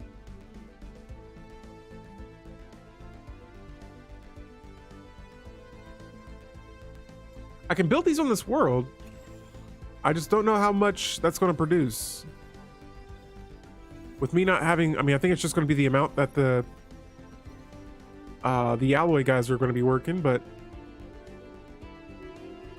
all right. So, oh my goodness, I'm trying to get this war situated, but I'm getting so many alerts. So our scientist here, who is currently excavating a dig site, since he is excavating a dig site, and I have no plans to put him on the council yet, this archaeologist trait serves him perfectly. And so there it is. He's leveled up. The galactic the galactic community is back on the floor. And we're voting for minor administrative sanctions. I'm going to support it since the rest of the galaxy is supporting it. And we'll come back to it later on. It is what it is. That's a project. I feel like it's not as important, but that's just me. And so here, we're going to go ahead and replace one of these agricultural districts. Actually, disregard that. We got to build something somewhere else. Or we just need more habitats. That's what it is. And so, we could go down the psionic route, or if it's presented to me, it's here. 6 months, we will have the psionic theory technology complete. That sounds like some funness. Oh yeah, so let's see what's going on here. I want to check their military power. They're now equal to us. How? That's how. Here goes all of their fleets here. A new world has been secured for our colonists. So, we're like almost just as equal as our Federation as a whole. Hey, Terrible Hamster, yeah, hopefully you feel a little bit better, and we will be back tomorrow at 6:30 Eastern Time Zone, PM. 6:30 PM Eastern Time Zone. We're going to be starting just a little early. I was told, I should stream these runs a little bit longer. And so instead of a 2-hour run, we're going to probably do about a 3-hour run tomorrow. But yeah, hopefully you guys have been enjoying this run so far. Terrible, have a wonderful evening, and I will holler at you later. And so here, the alloys went back up. That's good to see. But on another note, my minerals have dropped down. So I'm going to buy about 5,000 of these. And let me see, can I build a mining building here? I cannot. No minerals from this planet. Let me check and see. Okay, when this place upgrades, I'm going to have to build these 2 mining bays. I got to keep a mental note of that for Tronchet. And I'm just looking through these habitats to see, yeah, these other habitats do not have any mining buildings of any kind. But yeah, here we're gonna go ahead and build. Let's just go ahead and get some more housing on this habitat, and then we will probably add. Let's see, what could we go for on this world? Let's go to our manufacturing, and so these seems okay. Let's see, what else do we have? We could make this more of a, yeah, since we have the consumer goods for it, we could go for that unity.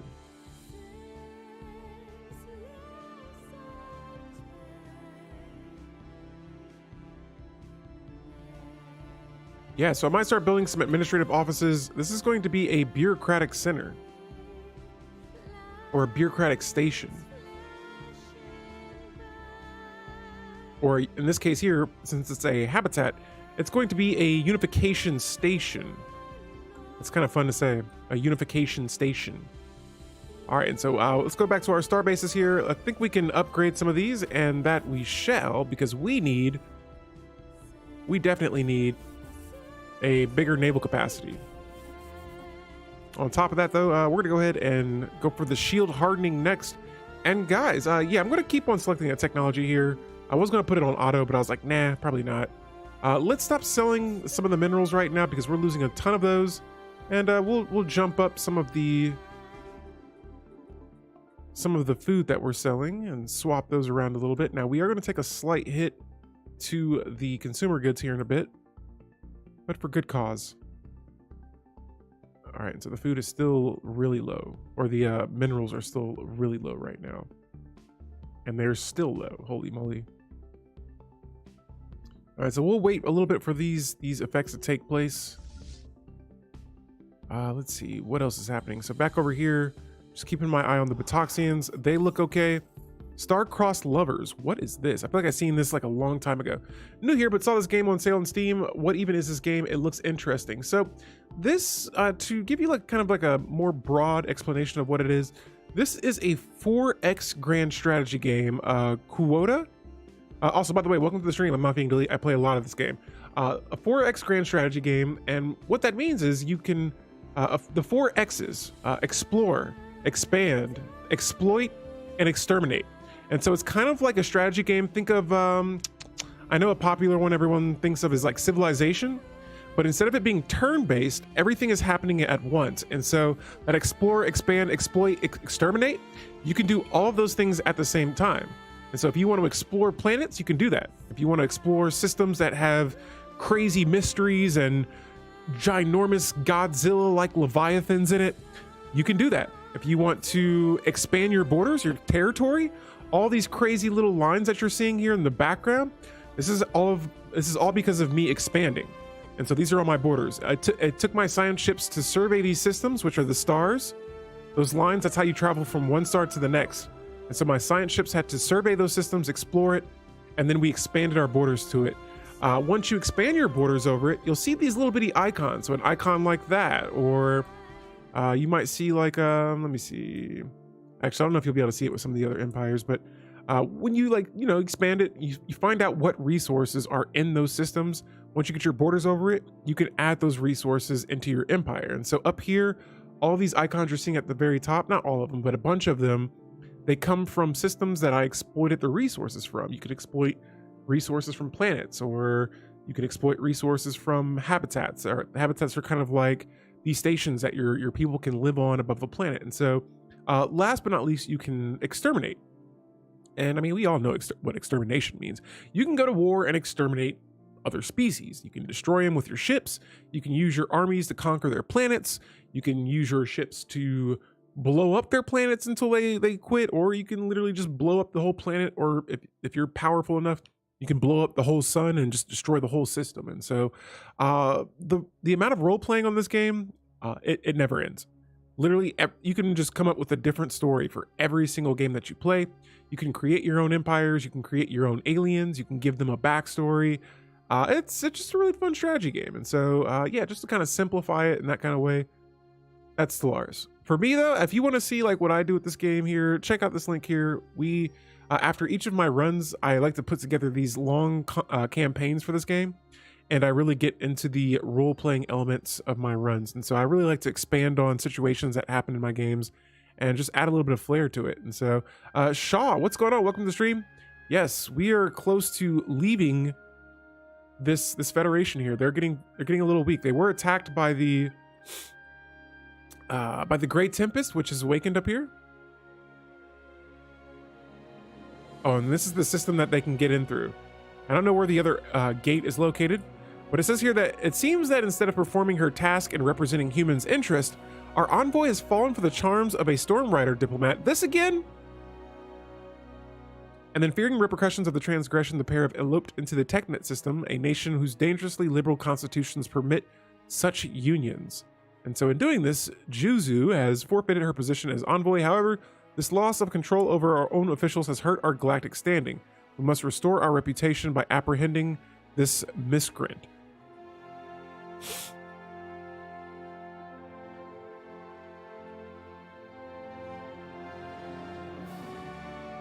Jeez, I don't want to give these guys any favors. I'm gonna take the diplomatic weight cut right there, but jeez Louise. And so we go to our community here. My Diplo weight still is pretty decent right now, but we took a slight cut to that earlier. Yo, and Quota, thank you for the follow.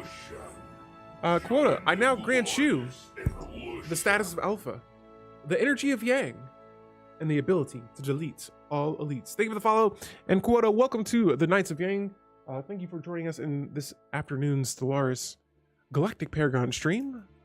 This is the Commonwealth of Yang right now, and if you guys want to, I mean, if you guys like watching long-form content as well, there's a link to the YouTube channel. I add these streams there as well, and you can watch them afterwards. Now, boom, baby, that right there, this right here, yes, this, can I get my finger to do it? There we go. This right here is what I need, all right? Jump, drive, technology. I need this because I have to declare war on an empire that I've been wanting to conquer for the longest. They have all these Gaia worlds, and they belong to me. And so this little bitty empire right here, I gotta have it. Draco, what's going on? Is this about mid-game? Yes, this is getting a little bit closer to end-game. And so in about 30 to 40 years, we're gonna have the end-game crisis spawn in. Well, welcome to the stream. How you doing? Hopefully all is well. Everyone that's here in the chat, hopefully you guys are having a good weekend. Yesterday, we were playing in the Montu Plays Stellaris Timeline run. Today, I'm going to be probably wrapping this up in a little bit because I'm having some dinner here with fam afterwards. But yeah, we're keeping this bad boy going. We are in the middle. This is the year 2330, and so we're 130 years into this game right now. The Grey Tempest is active. They're moving around. They're attacking other empires. I'm kicking back and just watching how some of these other empires are handling it, and from the looks of it up here, nobody's getting into the L gate. Nobody's getting into here. And so yeah, I'm trying to let them do their thing and just wreak havoc and seeing if I can maybe squeeze in some more power out of all this. But in the meantime though, yo, we got another habitat made. Let's check it out. And so this is going to be one of my more defensive habitats here. Have you thought about Ascension yet? What do you mean by that? Like, as in, like, my accession? I'm not sure what you're referring to when you say that. But while we wait, though, we're going to go ahead and colonize another habitat here. And Doron is going to be the name of my new one. Now, let's go back to our plans again, because I'm starting to get more of these, and I'm going to have to start looking into, or just kind of managing these a little bit more in the next couple of years of this game. And there's peace between who? The Kars Swarm and Tim Curry Space Exodus. Oh no!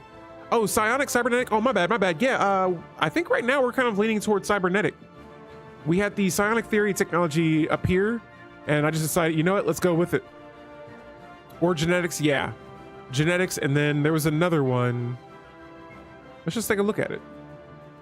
Actually, I can't look at it right now because I don't have the I don't have a tradition point available, but in 4 months we will, and we shall look at those in just a moment. Actually, out of all of the ascensions, I have not gone down the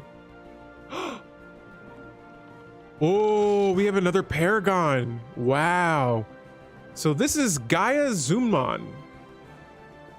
Gizuman. Gizuman? That sounds like a Digimon name. So a litter of enormous proportions is carried by a procession of slaves. Atop it sits a formidable reptilian. All the hallmarks of a warlord are there: extensive scarring, brazen weaponry, and the skeletal remnants of past skills. Big lizard, oh yeah. And he says, I am Gizuman, and these are my terms. As she removes herself from the throne, the members of her entourage prostrate themselves before her. I will lend your armies. I will break your enemies. Their worlds shall burn, and their riches shall be yours. Okay, all right, so he's a general. He's a general though, so I feel like I don't really use generals a lot, or at least that's the only thing I will say. I'll say that out of all the leader changes, the generals are like really the ones I don't use too much. But let's look at his traits before we make that judgment there. And so army effects on winning ground invasions. What? I take that back what I just said. If I win an invasion, I get 100 basic resources, 50 advanced resources, and 25 research points. The richer the planet, the greater the spoils. This leader has a knack for extracting value at minimal cost. Yo, Halo Killer, what's going on? Yeah, I thought I didn't care about general leaders anymore, but now we got this character, and so she is very skilled. And that's just her plundering warlord trait. She has the kidnapper, and it says on winning combat as attackers, we'll have a 10% chance for slaves from random colonies. And then the butcher one, which this one kind of hurts a little bit. She's also a little disorganized. And so it's going to increase my upkeep by a lot, but yes, let's enlist. Let's give her a shot. Holy moly. And so I'm going to go to my armies now. We got a transport fleet here, and we're going to assign Gizuman to the fleet. And so when it's time for us to invade some planets, which I don't know if I have any primitives. This is kind of bizarre because this is one of the first runs where I haven't had primitives like at all in any of my systems here. Oh, hey, look at the system down here. We're gonna go ahead and expand to this as well. All right, so another star base is on the way. We actually got like 2 star bases that we can make. I want to see where, oh man, I was kind of hoping that the, what am I thinking of right now? The Grey Tempest would attack again. And what is this? Oh, the Boinkus Empire wants to establish an embassy with us. I wonder what changed. No council bonuses on her. Yeah, I saw that. That's why I'm not, I don't know what the other council seat will be, but we're expanding the council now. And I'm wondering if it may have something to do with a general. I'm not sure, but we got 2 more council seats open. Right now we have 4 open. And yeah, we're going to see what goes on with that council position if we get a new one. And so in the meantime, though, let's do another quick skim through the planets here. Here we have 2 jobs available. Let's see. I think I should have some exotic gases here. I only have 2 right now. So we're gonna have to be careful what we upgrade. Oh, you got the legendary guide? Nice. Oh yeah, so I've had about 4, maybe 5 paragons in this run so far.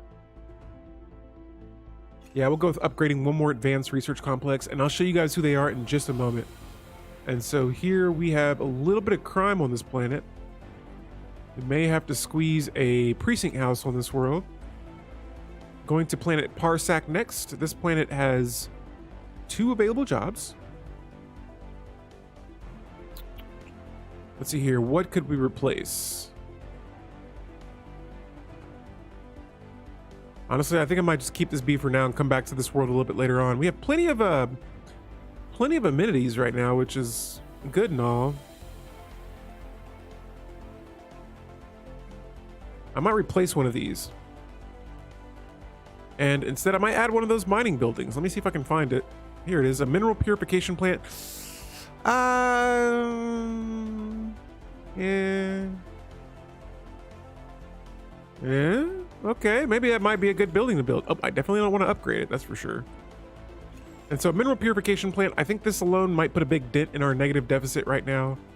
And for our next planet, Flaxington here. Okay, so we got about 5 jobs available. This world seems to be okay. Same thing here. Here's one of our generator habitats. And you know what? I'm going for more energy credits. More doors. Here, let's see. We already got plenty of housing on this habitat district, and so I'm going to build another 2 reactor districts. This is our fortress station that we just upgraded into a much larger station. It's now an advanced habitat. And this one I'm going to add the astro mining base. We'll get to work on those so that we can get our mineral production back up. And again, yeah, like I said before, guys, I kind of mismatched some of these.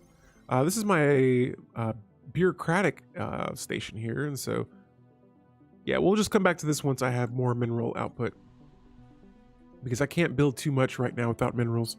Let's see here. Can you still get paragons as xenophobes? Yes, so my empire is a xenophobe empire. And so see here, we are the Commonwealth of Yang based off of the Commonwealth of Man empire. And we have the xenophobe and fanatic militarist ethics. For our civics, nationalistic zeal, distinguished admiralty, and heroic past.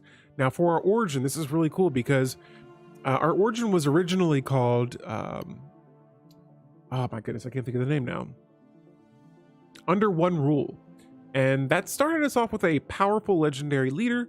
He had unique traits. He's very skilled right at the start. He's level 4, pretty badass guy. He died. And so when he died, this origin turned into the Broken Rule. And for a bit, it added some negative modifiers to my planet. And now we have this slightly, all right, so she's a level 4 right now, but wait, how old are you? Oh, she's like 62. This character had like a level 4 skill at like the age of like 30. And so he was a really good leader. Kia Ryan says, yes, the pre-industrial Earth at war. It popped. I must invade them immediately for the achievement. Yes. Yes. And so we have another tradition here. We're going to go into the one that I was looking at before, this persistent petitioners. And the reason being is that after a resolution is passed by another empire, I'll be gaining 25% diplomatic weight until one of my own resolutions pass. And what I'll do is I'll just wait until I have enough diplo weight and save it for like a crucial resolution that I would like to pass. Been waiting years for this achievement. Nice. Nice. Let's see. What is it again? The pre-industrial Earth at war. It popped. I must invade them immediately for the achievement. Is it from the Commonwealth of Man or from the United Nations of Earth? Or where did you find the Earth at? Because we found Earth here with the United Nations of Man. Now this moon base, I'm not going to dive too deep into this one, but we did just get some minor artifacts in it because I'm trying to move through this game just a little bit more here, guys. And so some of the situations I may just be doing a quick skim across. But yo, I'm seeing some building upgrades, and so that means more anchorages coming in hot here. And I want that naval capacity to skyrocket right now. And so on top of that, I see that we don't have a hydroponics bay here. This one, I'll add that instead. And then afterwards, I think we just spent a huge amount of alloys there. And so we're going to make sure we keep this thing going because I want a much bigger fleet than what we have at the moment. And so that's all I can upgrade for now, but that should be more than enough to get me out of this negative here for my naval cap. Right next door for you. Ooh. But the achievement basically has to be done within certain aspects. Namely, Earth must be in pre-space Earth, and it must be amidst a global war. Dang, that's crazy. You have to invade them or they'll just nuke themselves into a tomb world. Dang, so imagine like World War IV going on and Earth just gets invaded. And everyone stops and is like, what? What in the world? And so it says here that I have 6 tile blockers on this planet. But when I click on the features, I don't see anything here. Construction complete. And so that's a little weird. I wonder if it's just like a situation or something going on this planet. My fleets are still just kicking back right now. Let's check out the Federation. I'm trying to wait until the Federation's fleets are a little bit weaker. And so the next time they go to war, I might just leave it. I'm going to wait for them to vote on a war. And as they do it, I'm leaving it. And then I'm going to declare war against them. I mean, really, I still feel like right now I could destroy them. Just going up against 3 empires, especially when one of them has equivalent fleet power compared to us, that could be very tricky. Okay. So again, guys, if you're just now joining the stream here, the Commonwealth of Yang, this is my black and red border Science empire right Division here. reports a new breakthrough. Right now, we've just been getting a lot of technology complete and getting ready for our empire to enter the Our late game. pioneers have made Because progress. right now, I mean, like I said, we got a couple of empires that are a little bit stronger than us, but we got to get ready for much stronger empires out there, like cough cough, the in-game crisis that is set to spawn in about 40 years, or the rolls for the spawn will be kicking in about 40 years. And so if you also are just now joining the stream, we're going to be streaming this tomorrow, 6:30 p.m. Eastern time zone. We're going to be continuing this run, and the goal is to get to the in-game crisis hopefully by tomorrow evening, or just tomorrow evening when we stream. Hopefully we will. I luckily got that one in a random game pretty early on back in the day. Nice. And so one empire that I'm trying to go to war with right now is the Habonite Unified Worlds, and I should be very close to being able to make claims on their systems here. Lacking 475 influence. That's crazy.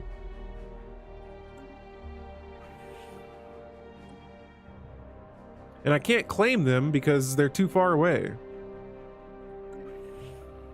Let me see here. I'm gonna go to my ship designer, and I want to see if jump drive is available,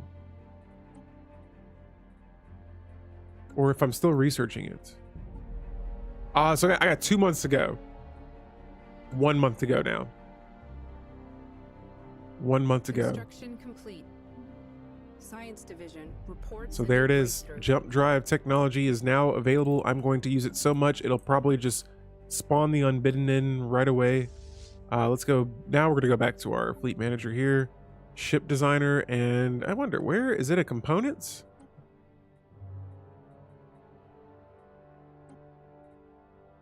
Jump drive. Construction complete. I was pretty sure, unless my ships are just, they can do it now. All right, so here, better yet, I'm going to try something out. I'm going to swap out scientist here. There we go. I'm going to have my legendary scientist go ahead and excavate that site. For this science ship over here, oh, that's a construction ship.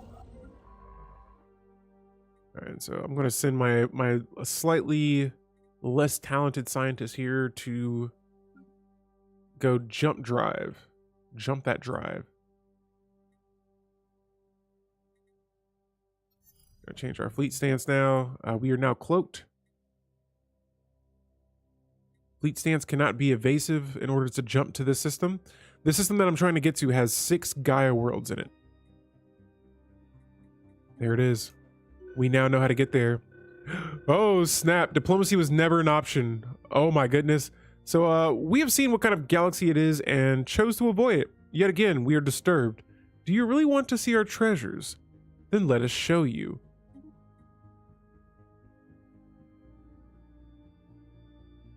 They've established it. Let's go. Okay, so what's up? Can I conquer? They've opened their wormholes to us, or they've opened up their system to us. What is that? Look at this. Look at this weakness here.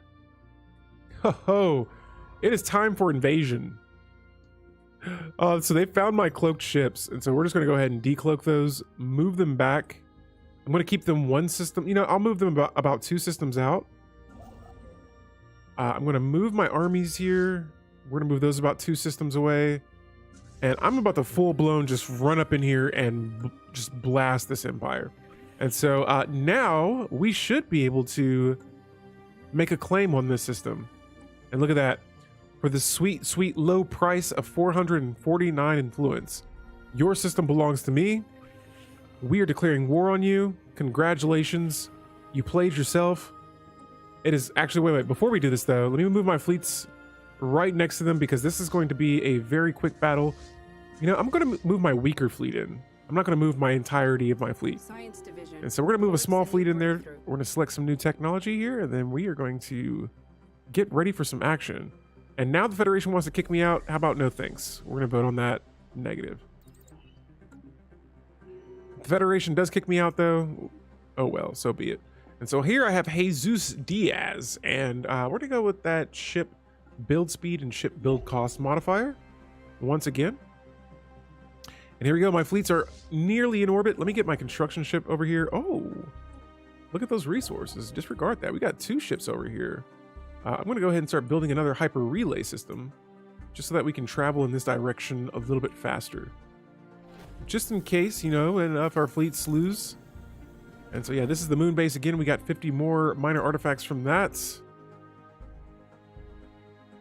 An emergency council. The minor economic sanctions has been posed. Definitely going to vote against that, but let's check out that diplomatic weight. And so there it is again, increasing a little bit more. Every time a resolution passes that is not ours, that diplo weight goes up just a tad bit. We're going to head back over to the fleet designer here. And next up, let's go for, I don't know why it's doing this right here. I feel like it's taking my Corvettes here and jumping it all the way over to this one instead.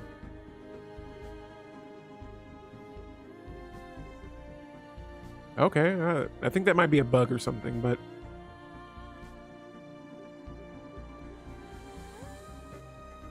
unless my fleets have been organized to do that, yeah, I think it's just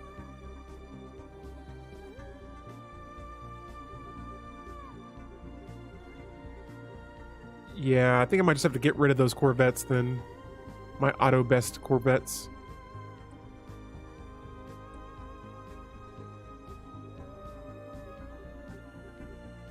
There we go. So I think that might fix that situation there for a bit, but let's see what else we could maybe add to this fleet here. And so probably just more Corvettes or more cruisers, more destroyers. Oh, I got battleships. I got to remember that. So disregard that. We're actually going to drop these down here. And let's add a new ship design. And so here we got 2 new battleships that we could add to this fleet. Don't know if we can add them all. But we'll just queue that up there in a bit. And let me go reach out to someone else real quick. Let's see. I think the TechNet system was doing pretty solid economically here. And since they're on the other side of the galaxy, let's make another trade deal. What's going on, my friends? You guys have any more of those alloys? And it looks like you may do. Holy moly, 12k alloys. And so I should have enough special resources here stocked up. And I got some dark matter. We'll see if they'll take some of that. All right, so they'll take a handful of those. That is a lot of dark matter, though. Jeez Louise. This hurts me every time I do it. Do you guys want food? Oh, they will. Nice. All right, cool. So we should be getting a handful of alloys there, and I'm going to hop back over here. Let's go ahead and start upgrading our defenses. Construction complete. Here in any moment now, I should have enough to buy defensive platforms if I don't need the resources from it. And let's see what's up with this moon base. What do I get? Ancient shield overcharger technology that we can now research from the moon base archaeological dig site. Now, that was one of the only ones I kind of wanted to skip through. We've done that one a bunch. And let's see, will they accept the trade deal? I didn't see if they would accept it just yet or not, but they are taking their sweet time.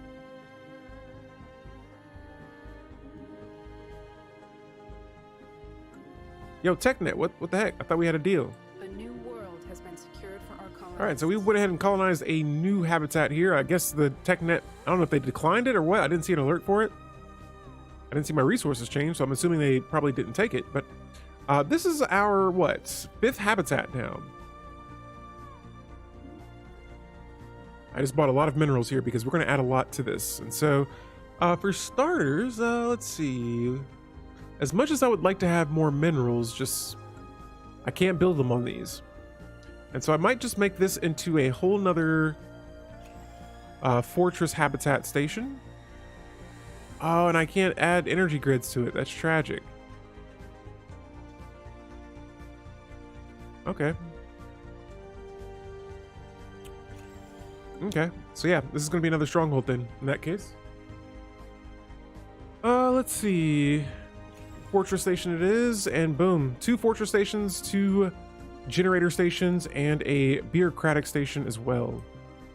All right, so guys, we are about to prepare for some action here. First things first, let me queue up some more ships or some more armies. All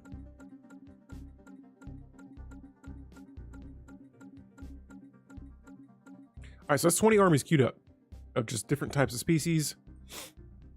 As that goes on, we are now going to do this thing. It is time to wait. Can I buy? Oh, I still don't have. They didn't take that trade. I don't think they wanted the trade. In that case, let's reach out to our old friends, the Galactic Farmers Market. What's up, guys? Tell me you got some alloys. They do, but not as much as TechNet does.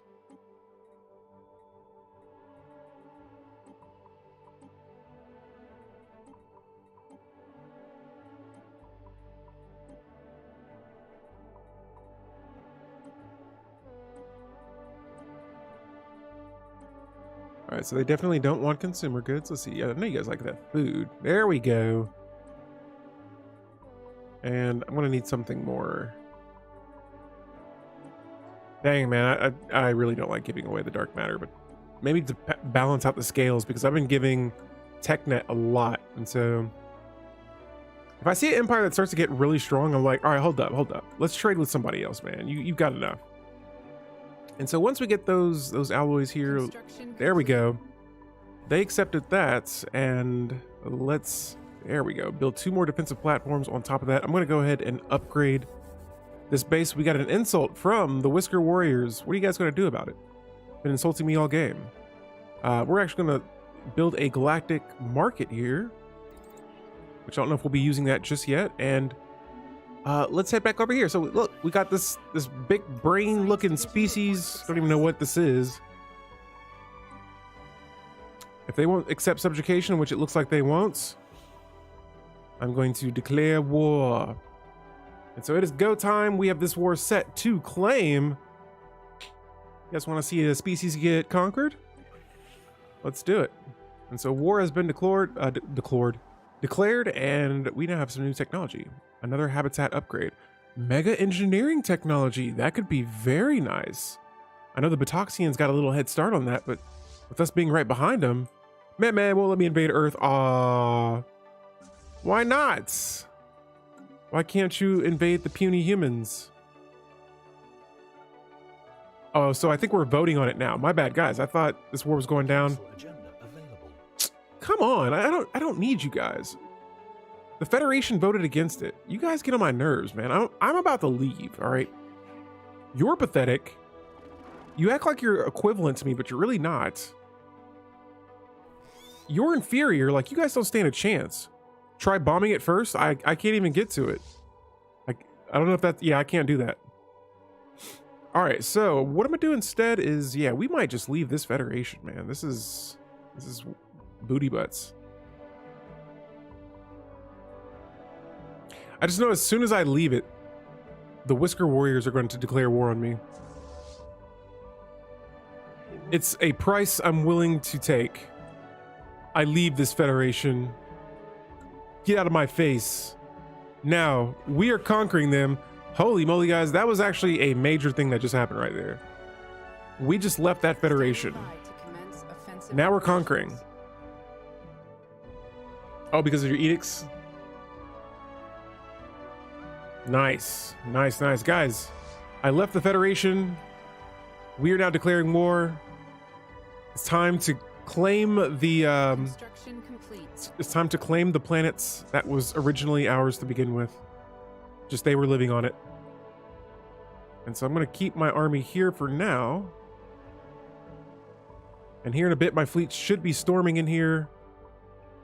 Where are you guys at? Oh, there we go. They're already there. Where are they? There it is. We're there. Let me see it. Let me see it, Stellaris. There we go.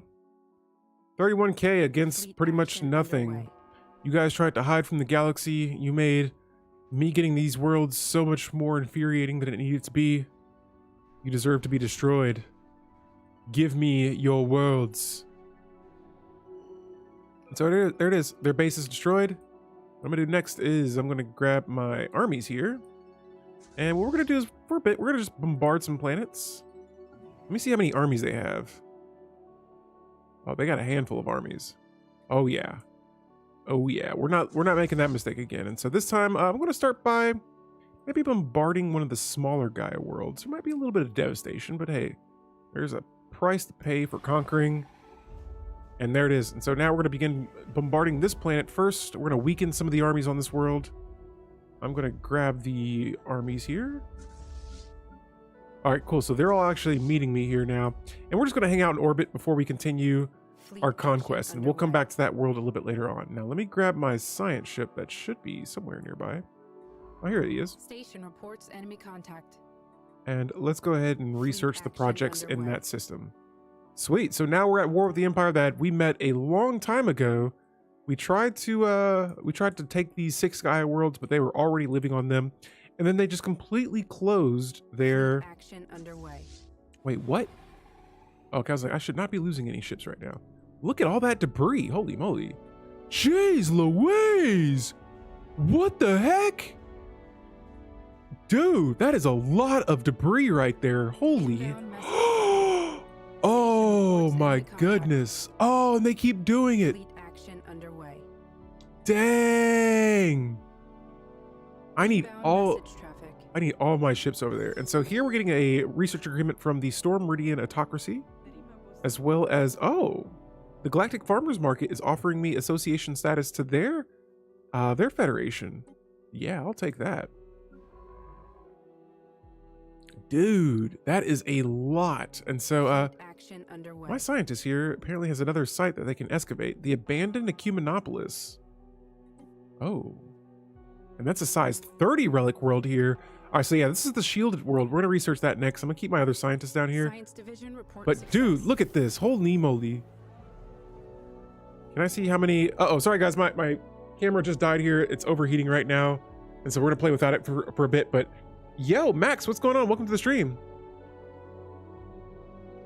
We found a system that has 6 Gaia worlds in it, and now it just has like a ridiculous amount of projects to research there. And so I'm getting my scientists to head down. Look at that. Underway. Look at all that. Look at all that debris right there. You know how much technology I'm about to get a boost for? Construction complete. Oh yeah, 6 Gaia worlds here. Look at all that. Jeez Louise. That is a lot of debris. Like, that is going to boost my technology out of this freaking world right now. I am very excited. Sorry, I'm ready to conquer. We've been trying to conquer this one system. Action underway. It's taken me 135 years. Oh yes, it's about to go down. But how you doing, man? Welcome to the stream. Hopefully all is well. I play a lot of Stellaris. If my camera was working, I would be able to say hello to you a little bit more. But yeah, hopefully you're doing all right. We are in the middle of this Stellaris run. I stream this on YouTube as well and upload the rest of the videos there as well, so that people can keep up with these runs if they like watching longer form Stellaris content and wanting to hear me ramble about my different strategies and things like that. But I don't even know if I'm going to be able to research anything here because they keep sending their ships.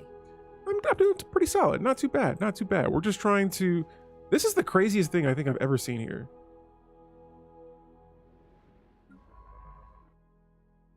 I don't even know what to do. I'm just going to start researching projects. They keep sending armies to attack, and my fleets are just annihilating them as they appear. I think you need more side ships. I'm going to need a lot more. Holy cow. Yeah, I got to grab my scientist here. We're going to bring him down here too. This is insanity. And so the abandoned Ecumenopolis, I'm going to come back to that because right now this is probably some of the craziest stuff I've seen in a while. And I'm going to check out these planets here because there are 6 planets in these systems. I'm going to imagine with them doing all of this, this has to be weakening their armies. Split the fleets, and then that's a great idea. That is a phenomenal idea. Thank you so much.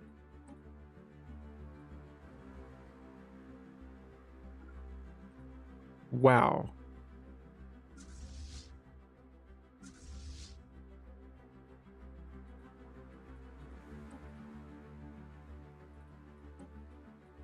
Fleet action underway. This is insanity. This doesn't feel technically correct.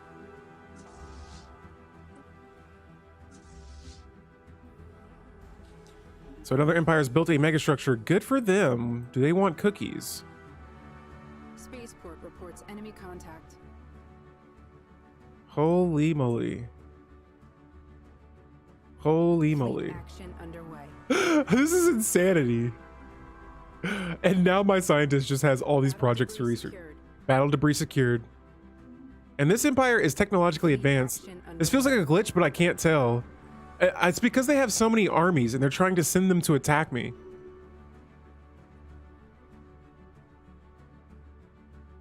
Wow. And this system is like it's like one of those special case systems that has like six Gaia worlds that already had colonies on it. So we got a relic here, and this time I'm going to use the Yut Cairo core. This one will decrease ship upkeep and increase energy weapon fire rate. Tasty research, I know. And so I'm activating this now so that my ships that are all over the place, they're going to be, we can upkeep the, we can maintain them while they're flying around. Max, thank you for the follow here. Here, let's go ahead and get united here if I can get my camera working here. It should be good to go. And yeah, Max, I now grant you the status of Alpha, the energy of Yang, and the ability to delete all elites. Thank you for the follow. And oh my goodness, my camera died again. I'm sorry, man. Yeah, it's like really hot in my room right now because of all this chaos happening in my game here. But yeah, I'm sorry I couldn't fully knight you into the run, but welcome to the Knights of Yang. Holy moly. And you guys, yeah, I'm gonna give it a moment for anyone that's watching that on YouTube there. Sorry about that, my camera. I use a DSLR to stream, and so it just gets a little toasty in this room here, but yeah. So I got another admiral here with another trait, and I gotta give it that Navy instructor. That gives you an extra 75% experience. Yeah, the camera's dying. All this research technology is becoming too much. I know, my camera needs, I have a webcam. I really like the quality of my DSLR, and so it's just going to be one of those things where I have to sacrifice either the quality of the camera or I'm not sure. Guys, I don't know if I've ever seen anything like this before. This is crazy. And I could just assign my scientists to research projects.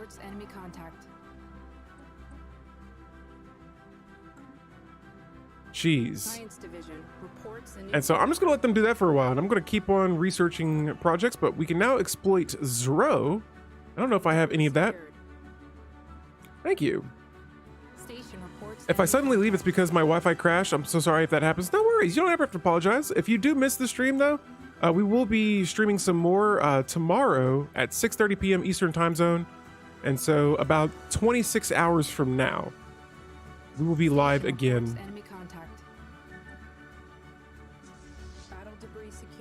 Holy moly. And so all of these projects here, I'm getting so much technology from this. And at the same time, we're bombarding their planets.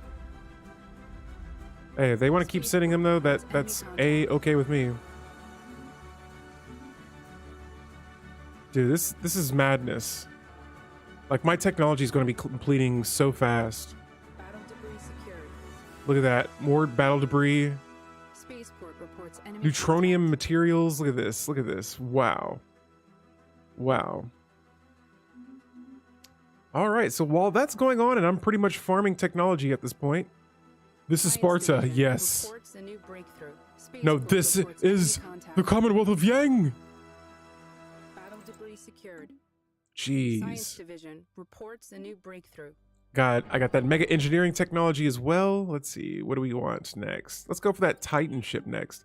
One of my planets has some low stability. Oh, it's my habitat. Let's see, why do we have low stability here? Maybe because we haven't upgraded this habitat just yet. So what? Number of slots for new districts is equal to 0. That's equal to 0. What's up?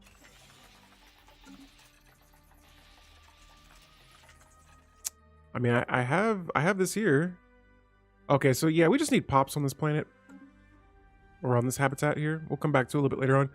I started with Stellaris, my friend. Oh, there's so much happening. Yes, there usually is a lot that happens in Stellaris. For me, I usually play on a slower speed, but I'm playing on a small galaxy. Oh yeah, if you're like 200, 300 years in, then you should be like in that end game period of the game. And so yeah, there's going to be a lot going on at that point. This though, holy moly, just, yeah, I'm literally just farming technology right now. That's amazing. And so I'm starting to get into some of the repeatable technologies. If that continues to happen, then I may set my my technology to auto research. But in the meantime, though, let's go back to some of our worlds here. And so I'm noticing that we are taking a slight food hit. I'm going to stop selling just about 10 food right now. And for our planets here, I want to see once again. All right, we need more exotic gases before I can start upgrading some of these buildings here. And so we got a couple of Habitat Central, kind of like our capital buildings. We're upgrading these now on my planets. And it's so weird right now that I cannot upgrade my habitat. Oh, I need a Habitat Central Control building. Wow. Oh yeah, your dad sounds like me then. I pumped some hours into this game. It's a lot of fun though, and it seems like it can be a little hard at first to play and catch on to, but after a while you start to catch on to a little bit, and I think most of the fun from this game comes from the story, for me at least. And so for other players, everybody plays a little differently. People like different play styles, people like different empires and things like that. Just have fun. And it sounds like you're on the right path right now. The Science Nexus technology, we are researching that right away. Jeez! Look at all this technology! Holy moly. Science Division reports a new breakthrough. Special project complete. Spaceport reports enemy Jeez, contact. and it just keeps happening. They keep spawning armies. We keep oh no, guys, you gotta research this stuff.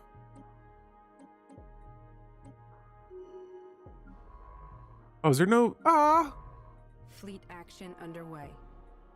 So I'm wondering if I can't get any more of it, like if they turned it off. I think they did. I think they stopped me from doing it now, or I don't know if there was like a limit on that.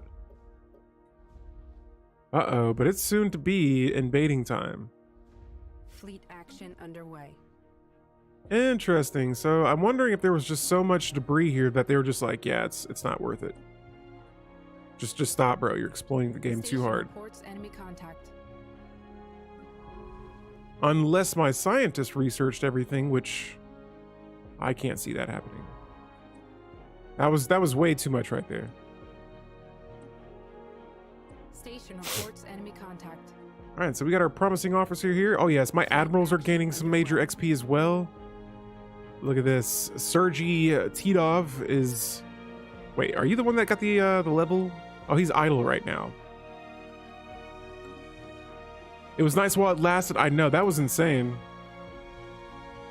That was really crazy right there. All right, so we got another embassy offer from some lithoids. We will definitely take that. And yeah, right now my fleets are just posted up. They're just gaining XP. This is wildness. My Minister of Defense Baron has died. No. And so now I have a Minister of Defense seat open, and I'm gonna give it to Sergei here, who probably has the most XP. Yeah, Sergei's gonna move up, and then Yoshida Yamazaki. Actually, Sergei here. Wait, isn't this Sergei? Yeah, this is Sergei. Yeah, so Yoshida is going to be our next Lord High Admiral. Here in a bit, we should be able to expand the council by 1 seat. And yeah. Oh, you're talking about my leader that died? Oh man, we've had lots of leaders die today. It's becoming normal. Station reports enemy Actually, we've had some of our leaders, man, we've had for a while too, and I mean, it was probably for the best that they take it easy and just go into that deep long sleep. But I'm mad because I thought I had all this debris here to research, and I don't know if my scientists researched it already. But man, look at all that unity. Jeez, 290 unity right now. Okay, so that might be a little normal. Station reports enemy But contact. I feel like we just got mega engineering technology right away. Just all our tech. Holy moly. That was a lot. Station reports enemy contact. All right, so what's going on here in the galactic community? The regulatory facilitation is up. And we will definitely support this. Why they wouldn't, I don't know, but okay. And let's go ahead and start moving our armies in. And so let's find our first Station target, reports enemy contact. preferably a world that maybe has weaker ships here. We got about 28 armies. We're gonna land it on this Dacha 1 world. Now, I got this renowned Paragon here. I'm excited to try him out. And look at this, my Admiral is leveled up again. Wow. And so guys, my Admirals are kicking butt here, and we are back. Wonderful. Stream might break again. I'm sorry if it does. If it happens again, I might not keep my camera on here. But here are all my armies. We are at war for planet Dacha 1. So if these guys would have just let me subjugate them, this would not have needed to happen. They would be a wonderful Scholarium. But now I'm gonna take their planets. Each and every one of them. I will say though, they do put up a fight. We got a lot of reserves here, but I mean, they got reserves too. And their ships are not going down so easily. The Galactic Farmers Market has a science nexus. As always, they're overreaching. We're gonna be haters on the other humans. Station reports enemy contact. All right, so we got a council agenda ready as well. We'll come back to that planet. We just launched the oh, we got another council seat open now. And so we got two options. We got the standard bearer or the grand storyteller. Let's go for the standard bearer. It's going to give me a little extra naval capacity, and we will assign. When did I get Ayin Sato? I don't ever remember having her as a leader, but there we go. We got her. Okay, and so next up, let's see. We got a couple of council agendas available here, and let's go with. Oh yeah, the favored society. This gives me some output for my jobs on my planets. We're gonna head back over to my fleet manager. And for my main fleets, I think I split it. Oh no, I didn't split it. It's right here. The strike force. I think my fleets have all been scrambled up now. So we'll reorganize those a little bit later on. But yeah, right now we got my fleet split across multiple planets right now. We are trying to invade one, and oh my goodness, look how close this is. Come on. There's one circle left. There's one circle left. There's one circle left. Come on. Station reports enemy contact. The battle for Dacha was brutal. Come on. Yes. Victory. Victory, baby. Invasion over. This world belongs to... Oh, it belongs to no one. We just annihilated everyone off this planet. Well, I mean, that's not what I necessarily wanted them to do. End it with a 1v1, I know. Craziness there. And so, let's go back to our shipyard now. Man, I can't believe they wouldn't let us get all those projects. Let's see here. Let's keep on increasing this naval cap too. And let's get some more food.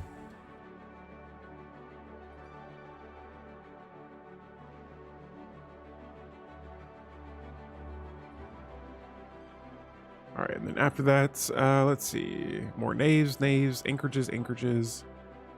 Let's close this out and back to the shipyard we go. We're gonna have to build up another army here.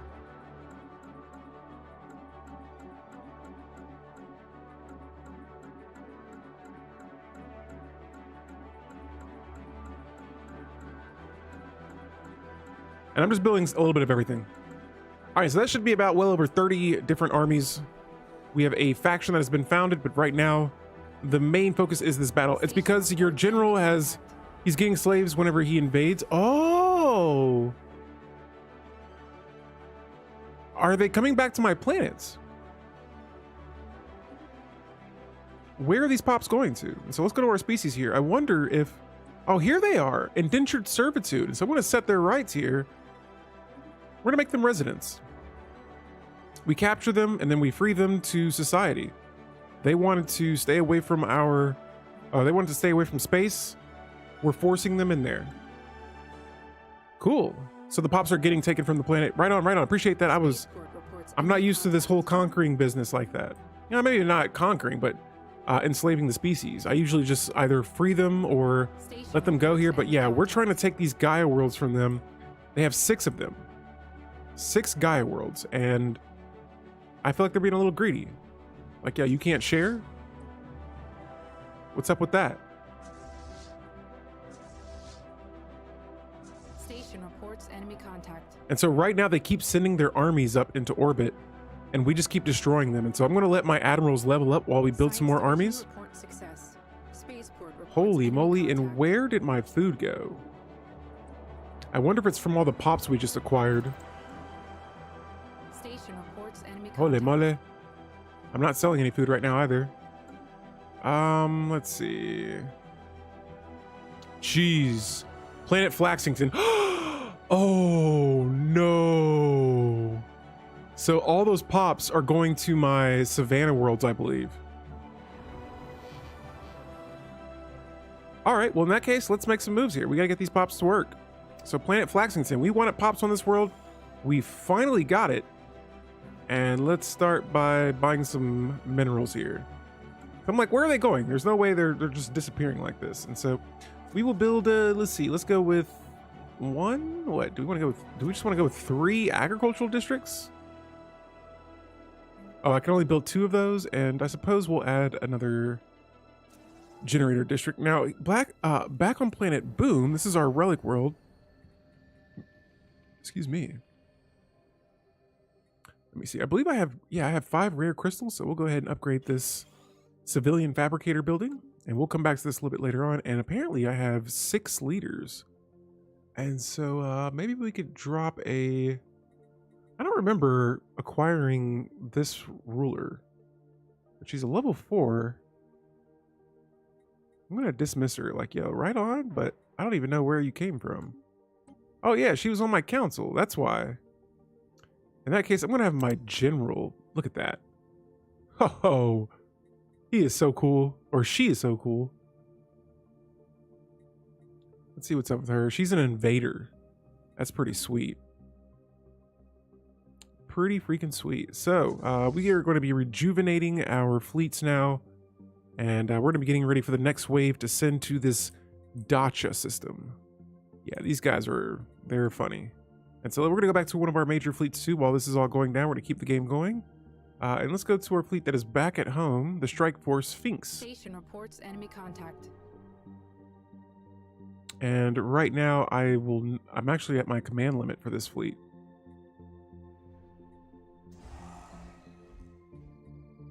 And I won't be able to upgrade those yet, but what we can do is we can create a new fleet here. Spaceport reports enemy contact. And I usually create just one other design outside of the one that I have. A spaceborne life form. Station reports And since enemy I'm currently contact. lacking the resources for all this right now, we'll come back and fix that Complete. whole fleet up here in a second. But yeah, right now I'm just farming XP with my admirals. They're just hanging out above orbit, and see, like right here, their armies will spawn up for a second. We squash them, rinse and repeat. Spaceport reports enemy And contact. so let's hit this world next. How many armies do you guys have? Jeez Louise, they still have a ton. But we're gonna go ahead and send Science about. Division reports a new breakthrough. We're gonna get these Spaceport fleets merged up reports here, enemy and contact. all these together will now land on planet Helido 3. And so we'll let the invasion begin. They are en route. We have the corpse of engineer technology completes. Station reports Let's enemy reach out to another empire here, see if we can make a trade. What's up with these guys? Oh, they're toxoids. Hello. All right, so let's make a trade deal here. I am willing to give you guys resources for more resources. And so I want those alloys, please. Thank you. Oh, you guys are broke. My bad. All right, we'll come back to you guys later. Back over here, though. Let's keep our game going while they're getting destroyed on the other side of the galaxy. These guys, the TechNet, they got the bread. Station reports enemy contact. Construction complete. 20k alloys. That should be more than enough. Spaceport Let's reports see. enemy contact. I have no volatile motes. I got maybe a handful of exotic gases. And this is how I've been getting a lot of my alloys. Ground forces are dropping on target. I wish I didn't have to sell all this, but Spaceport reports enemy contact. let's see, energy credits. You guys are getting too much here. And this is the reason they're becoming monsters, is because they're just getting all these resources right now. Yeah, no thanks. We'll survive without that. That's not gonna work. Spaceport reports enemy contact. All right, so these guys are at full war exhaustion. Oh, and we lost another leader. Who is this? This is one of our governors, that little squirrel-looking species. He is dead. We're going to keep this funeral traditional. This is our way. Everyone's sad. That's okay. Happy Sunday, all. President Beaks, what's going on? Welcome to the stream. We are in the middle of some heavy conquering right now, and I need a new ruler or a governor. But what's going on? Hopefully you're having a wonderful Mother's Day and a Sunday. Right now, I think we've had about 5. We've had so many leaders die this run. We had our main ruler die. Everybody's died. Everybody's dead. Everybody's dead. All right, so we're gonna hire a new governor for planets. Boom. Love the stream yesterday. That was some really great content. Right on. I kind of struggle with those runs. Playing multiplayer games with other people, I feel like some people play a little bit differently than how I play. Spaceport reports enemy contact. And so I was doing the best I could. We failed to secure But I'm glad you guys hung out with me yesterday. I was so worried that people just were not going to be interested in that kind of game. And so, yeah, the fact that people showed up for it means a whole lot to me. And it just kind of gives me more confidence. And so, yeah, I appreciate everybody showing up. And I had a lot of fun. All right. Oh, and we just got a favor from the Kars Swarm Empire. And let's check our Diplo weight again. Okay, so cool. It's still starting to go up a little bit more. But we got a long way to go before we can catch up to the Galactic Council members. All right, and so outside of that, though, Dacha, we are still just destroying their planets. There is... My admirals are just gaining XP here because we have multiple fleets spread out across multiple planets. Those planets keep raising up armies, and we just keep squashing them, and oh my goodness. Oh my goodness. All of my worlds now have too many pops on them. We're just getting pops left and right now. And so maybe we can upgrade some of these buildings here. And let's get these all squared away. Guys, holy moly, look at that. 22 unemployed pops. But my resources are starting to go up a little bit too, so that's pretty nice. But action underway. Jeez. That is huge. I guess I'll get some buildings on here as well. I mean, since we're getting all these resources. This is my generator planet, so we got all the buildings we pretty much need right now. I just need some more alloys. Oh, there we go. Fleet action underway. Wow. Wow. Guys, this is getting crazy. Science division. I like this. I could sell those pops on the market. Enemy contact. That would be insane. Let's go to the market here. Let's see here. So Flaxington, I got way too many pops on this planet. Wow. And all these pops here. Unemployed. I'm sorry, guys. You got to go to a different world. I'm going to put them all in the market and we'll see. Jeez, it's off the charts, literally. All right. So we'll see how many energy credits I get from that. I'm pretty sure that is going to skyrocket here in a bit. But next up, we're going to see if we can maybe build a... Oh, I'm definitely not going to be able to build a mega structure just yet. This is insanity.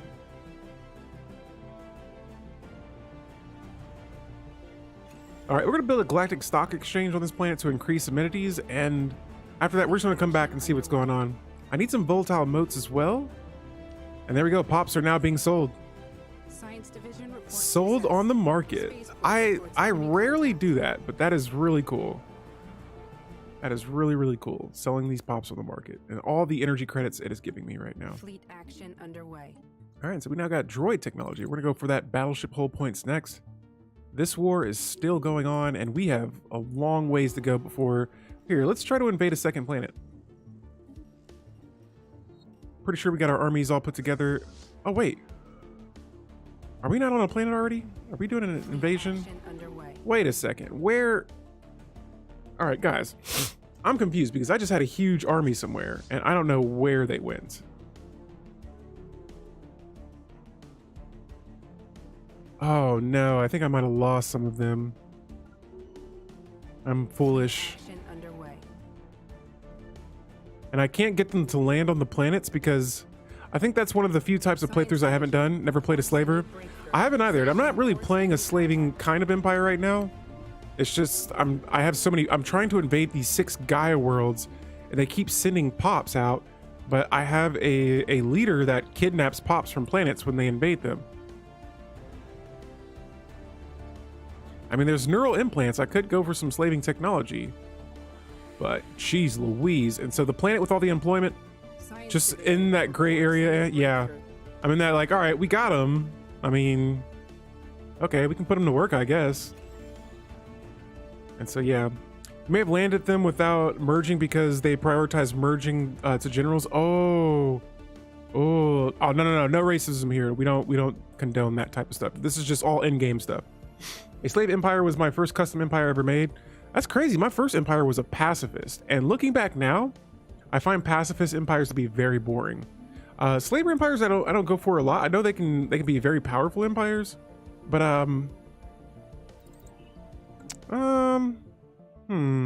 yeah, just I just prefer like more neutral empires.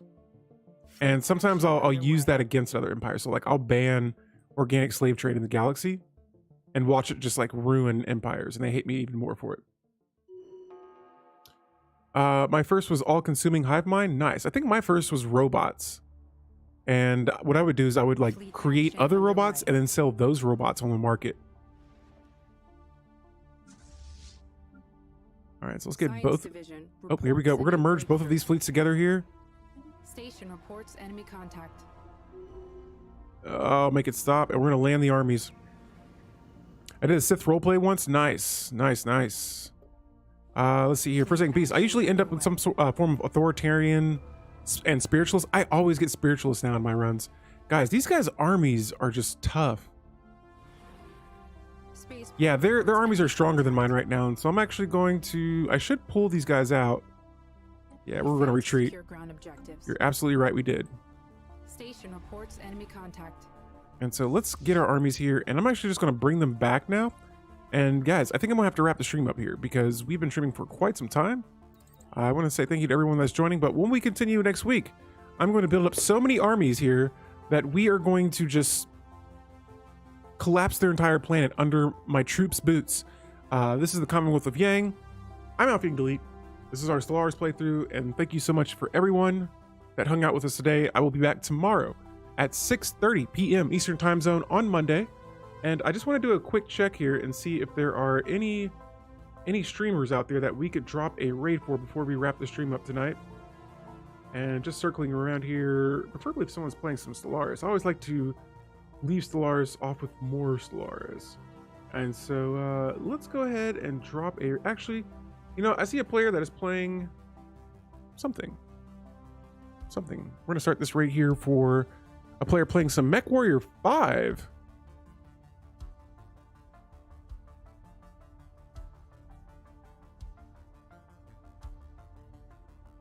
All right, there we go. Guys, again, I'll be back tomorrow. I will see you all then. Until then, tune out. Alfie out. Have a good evening.